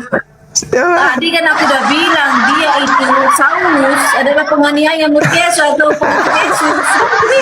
Yesus mengatakan waspadalah kepada penyesat yang datang kepadamu, memakai namaku dan berkata akulah dia. Dia sudah bertobat. Terlebih dahulu penyesat itu sebelum berkarya terlebih dahulu menangkap menganiaya kamu, menzalimi kamu. Ketika dia sudah menjadi Paulus, siapa pelakunya? Dia tidak lagi menyesatkan. Dia ketika menjadi Paulus tidak lagi menyesatkan. Siapa pelakunya? Ya. Tapi dia itu kan sebelum bertobat. Iya, siapa pelakunya sebelum bertobat? Siapa pelakunya? Sudah Saulus. Bukan Paulus, Saulus ya. Dia bertobat itu namanya Saulus. Bukan Saulus tapi Paulus. Bukan Paulus tapi Saulus. Oknumnya sama aja. Cuplis. Dia berkata dia sudah bertobat. Itulah dan dia menjadi rasul pengikutnya Yesus. dua kali lebih jahat. Menurunkan dosa tidak pernah dia tidak pernah menurunkan dosa, bahkan dia menjadi dan orang Kristen. Itulah bukti dua kali lebih jahat. Tidak itu sudah terjadi sebelumnya dia bertobat. Itulah bukti. Bertobat apa? Malah semakin menjadi-jadi setelah dia bertobat. Tidak pernah. Semakin menjadi-jadi. Dia tidak pernah. Dengar. Menggiring hukum Tuhan dibilang tinja. Setelah dia menjadi Paulus, dia menganiaya orang. Di mana ayatnya setelah dia menjadi Paulus menganiaya orang? Dia bukan menganiaya tetapi dia mematikan akal manusia, menyesatkan manusia. Oh tidak, itu tidak. Membunuh, bukan lagi membunuh jasad tetapi membunuh akal. Setelah dia bernama Paulus. Dia membinasakan dan menggiring manusia ke dalam neraka jahanam. Itulah kejahatannya. Dia Siapa justru bilang? memberitakan tentang Yesus Kristus. Dia Memberitakan apa? tentang Yesus Apa Kristus. yang diberitakannya? Dia memberitakan kebenaran. Apa yang diberitakan tentang Yesus? Ya itulah yang dimaksud. Itulah yang dimaksud. Dia menjelajahi daratan. Yesus yang benar. Ya. Dia selalu mengajarkan kebenaran, mengajarkan kasih. Kebenaran mana? Mengajarkan kasih tidak apa? menyembah berhala-berhala. Tapi menyembah orang. Adalah Rasul Yesus yang benar. Gimana ceritanya? Benarnya di mana? Benarnya di mana? Dia memberitakan tentang Yesus. Benarnya dia memberitakan Ya tentang memang Yesus. penyesat itu Menyuruh datang orang memakai bertobat. nama Yesus. Tidak, itu beda. Itu ada di zaman sekarang. Di zaman sekarang mengaku-ngaku Yesus banyak. Dia Di orang Papua Farisi. banyak di zaman sekarang itu. Dia orang Farisi. Tidak. Dia ahli Orang Farisi yang Taurat. sudah bertobat. Nggak Dia ada sudah cerita itu, bertobat. nggak ada ceritanya, nggak ada. Nggak ada. Sebelum dia bertobat namanya Saulus, dia tukang pembunuh. Supaya Tetapi dia ketika menyamar, bertobat menjadi Paulus, maka dia mengganti KTP sudah bernama memberitakan Paulus. tentang Yesus. Mana ada orang bertobat ganti nama? Lucu orang ini. Yang memberi nama kan Tuhan Yesus. Yang memberikan nama Paulus itu Tuhan Yesus. Yesus pula yang datang kepadanya itu, yang datang kepadanya Kristus palsu, dan dia adalah rasul palsu. Itulah yang dinubuatkan oleh Yesus. Yesus Itu yang tidak dinubuatkan pernah ada oleh yang Yesusnya. palsu ketika diberitakan pada zaman Oke, perjanjian baru. baik. Sekarang Tidak ada. tolong tunjukkan orang Farisi yang menjelajahi daratan mentobatkan orang menjadi pengikut agamanya. Ayo, siapa? Dia tidak sudah bertobat, dia tidak lagi Iya, memberitakan siapa? agamanya. Siapa? Dia sudah memberitakan tentang Yesus. Kalau bukan Paulus, siapa Paulus orang tidak lagi Farisinya? memberitakan Farisi. Siapa Tidak. orang Farisi? Setelah Yesus, Ya udah, setelah silakan. Saulus, Kalau dari bukan Paulus, dia lalu tidak pernah siapa? memberitakan Farisi. Oke. Paulus tidak pernah memberitakan Farisi lagi. Silakan. Ya. Sekarang kalau bukan Paulus lalu siapa yang menyeberangi lautan menjelajahi daratan mencari pengikut? Itu Siapa? Saulus.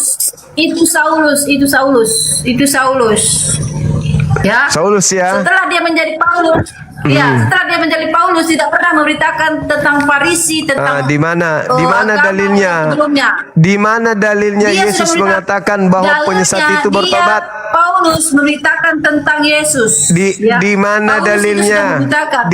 Di mana dalilnya bahwa penyesat itu bertobat? Dalilnya Paulus sudah Ya. memberitakan tentang Yesus. Tidak Di pernah mana di luar dalilnya Yesus. bahwa Ya. penyesat itu bertobat? Di mana dalilnya? Ketika dia bertemu Yesus di Dapsik udah jelas. Justru penyesat itu beraksi setelah dia mengaku bertemu dengan Kristus. Itu dirimu lah penyesat bagaimana? Dirimu lah Makanya penyesat. Dirimu ketika lah Yesus penyesat. mengatakan di Matius Kamu adalah 24, nabi, rasul yang baik. jadi apabila ada orang berkata ada Mesias di gurun, ada Mesias dalam bilik, Tidak, itu jangan beda, kau beda, percaya. beda. Nah, sekarang Anda mengatakan bertobat gara-gara ketemu dengan Mesias di padang gurun. Justru itu menggenapi Iya, nubuatannya.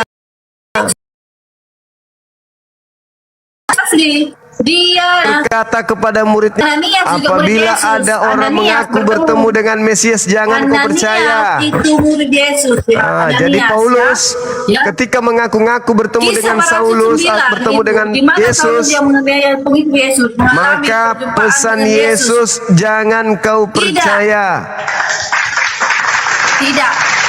Ketika ada orang, silakan, kau kan pengikutnya, ibu ini pengikutnya. Silakan Anda membelanya, silakan. Anda kan pengikutnya. Silakan Anda membelanya, silakan. Tapi tolong tunjukkan kepada saya, apabila ada orang mengaku bertemu dengan Mesias, kata Yesus percaya atau jangan percaya. Beda judul.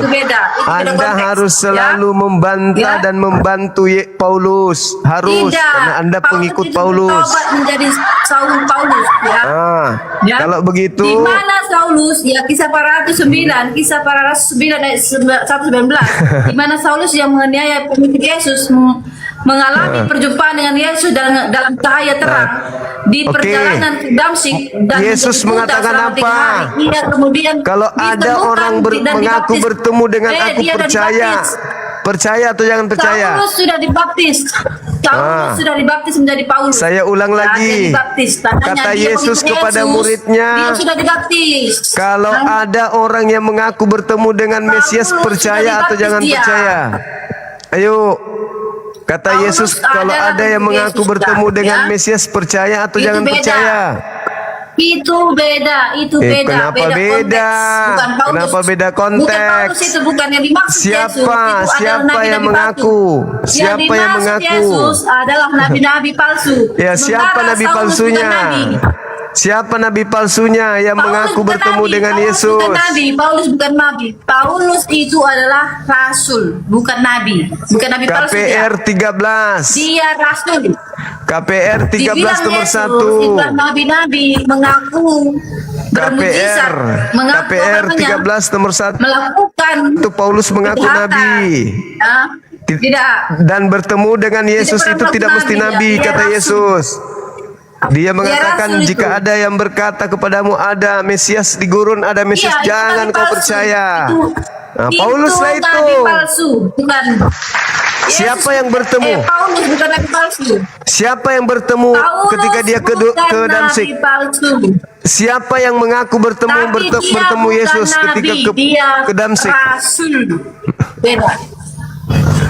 Anda harus membelanya. Dia Tidak bisa bukan tidak. nabi, ya beda. Nggak ada Beda, gunanya, ya. nggak ada gunanya kalau cuma ngotot doang. Anda tidur aja di sana. Nggak ada fungsinya otakmu itu. Percuma aja kita diskusi. Tak ada tujuannya, karena hanya membela Paulus, membabi buta bela Paulus. Kenapa membabi buta bela Paulus? Karena memang Anda 2 kali lebih jahat dari Paulus. Anda harus akui itu. Anda harus mati-matian membelanya, karena Anda pengikutnya yang 2 kali lebih jahat daripada Paulus itu sendiri. Wajib hukumnya Anda membelanya. Halo, nama gue siapa weh? Panjul. Buka kameranya, buka mic-nya, silakan.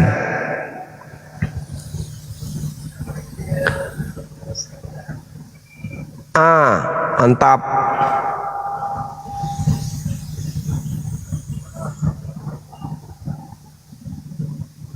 Halo, semangat malam. Halo.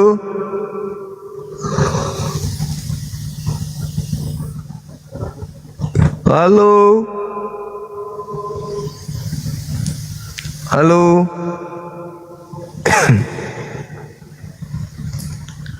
Halo, semangat malam.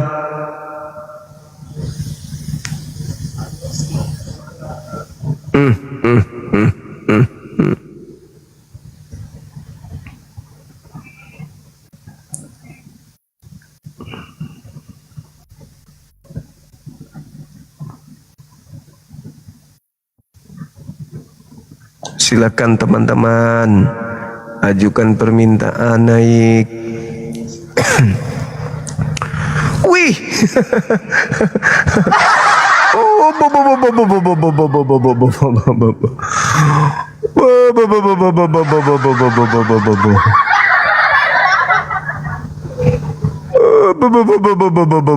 ahli Quran. Ahli Quran yang tidak bisa baca Quran. Alamak.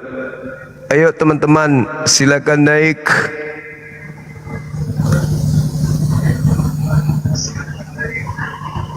Allahu Akbar. Nama gue siapa wih? Meong. Assalamualaikum. Waalaikumsalam. Sorry bang, aku pecat bang Mujuma. Baik. Terima kasih. Masih adakah?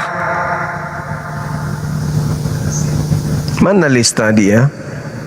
List. Lilis.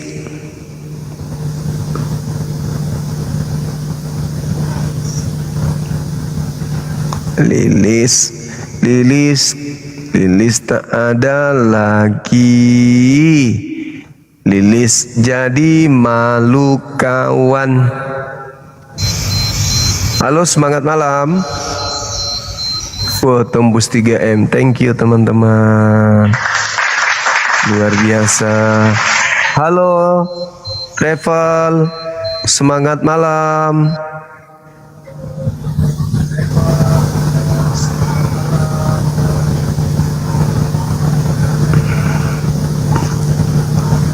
Mana ini teman-teman Oten kita? Naiklah teman, jangan malu-malu. Mana?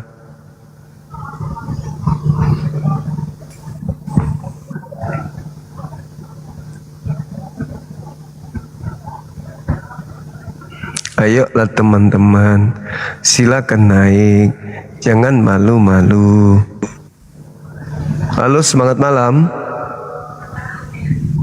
Halo. Halo.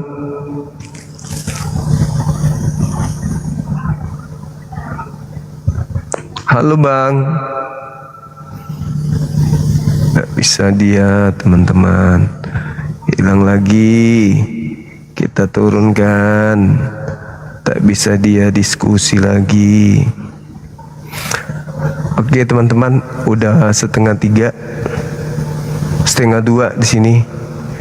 Kita akhiri dulu ya. Besok lagi ya teman-teman ya. Karena sudah ada lagi Oten. Ya. Besok lagi kita diskusi gimana? Setuju? Kita tadi dari pukul 8 kurang lebih. Sekarang udah pukul 1:22 ya. Sepakat ya teman-teman? Kita istirahat, masih ada waktu besok. Nanti besok habis zuhur insya Allah kita jumpa lagi. Ya tentu dengan materi ini, masih materi ini ya. Kita belum ganti materi ya teman-teman. Karena materi ini saya pingin saudara-saudara kita Kristen itu jujur, ya, jujur untuk menerima kenyataan bahwa Yesus tidak pernah mengajarkan kalau dirinya itu mewariskan dosa. Adam itu mewariskan dosa, tapi Yesus mengajarkan bahwa orang Farisi lah yang mewariskan dosa. Siapa pelanjut orang Farisi? Nah, seperti keadaan ibu siapa tadi, Carolina membela Paulus membabi buta kan ya, tabrak dalil sana tabrak dalil sini. Nah, itulah sebabnya Yesus mengatakan 2 kali lebih jahat daripada mereka sendiri. Silakan gabung di Love Orange Bila Cinta Gurunda. Wits, mantap. Sahabatku zona dharma di bumi, betul. Kalau cinta kata beliau. Silakan gabung di Love Orange Bang Suma. Terbongkar Bang Suma, sepi para Katolik nyerbu labnya Edis. Perang di sana ya, perang. Itulah yang di Al-Quran sudah menjelaskan itu. Mereka berselisih paham, mereka akan saling membenci sampai kiamat kata Allah. Al-Quran memang benar-benar luar biasa Quran kita teman-teman. Oke ya, kita istirahat, kita rehat. Besok lagi kita lanjut teman-teman. Kita udah mulai jam 8, jam 9, 10, 11, 12, jam 1 sekarang udah 5 jam. Wow. Udah 5 jam kita teman-teman. Istirahat dulu kita ya.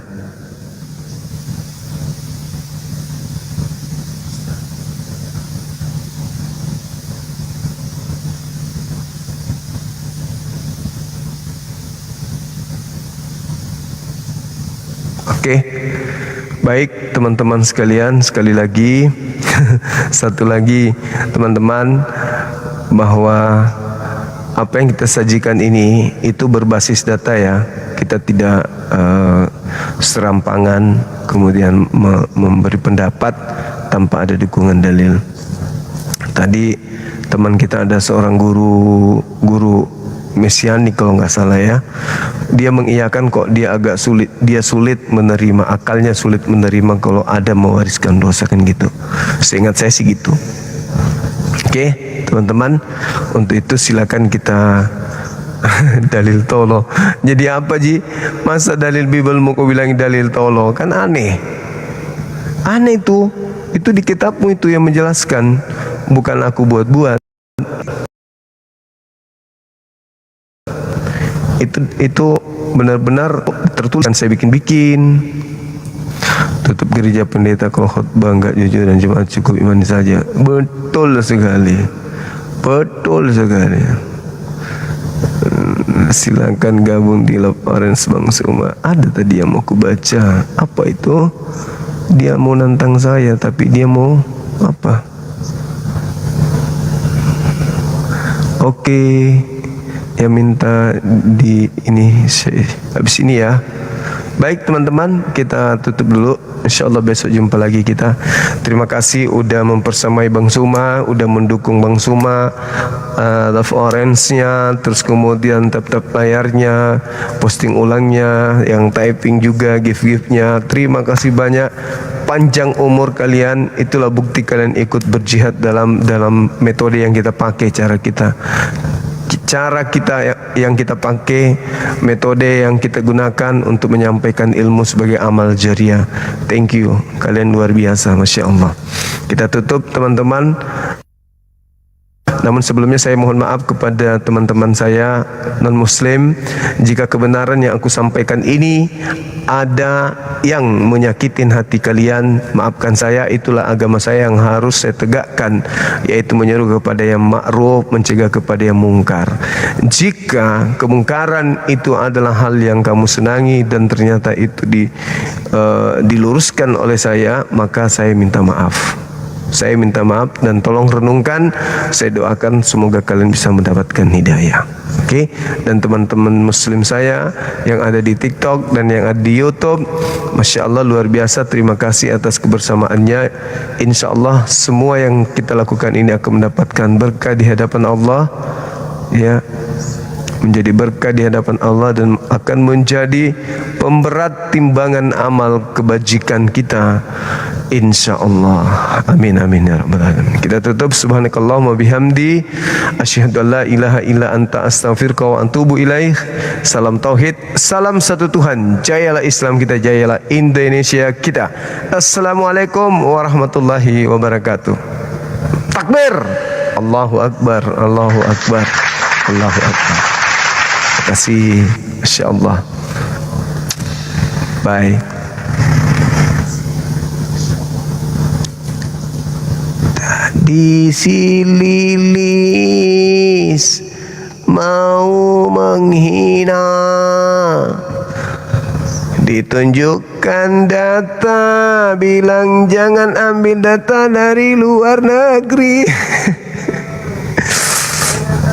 Dikasihlah data dari dalam negeri, bergaji bon. Tokoh agama mereka melakukan pencabutan bulu jempret.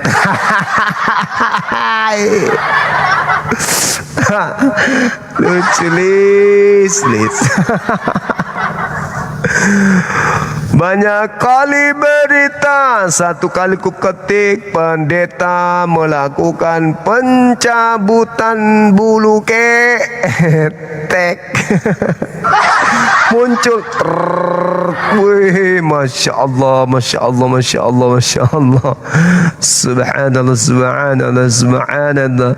Masih mau datang besok, jadi jangan menghina. Sebab agamamu pasang badan untuk menutupi hinaanmu, untuk membuka hinaanmu dan melemparkan hinaanmu itu kembali kepada dirimu.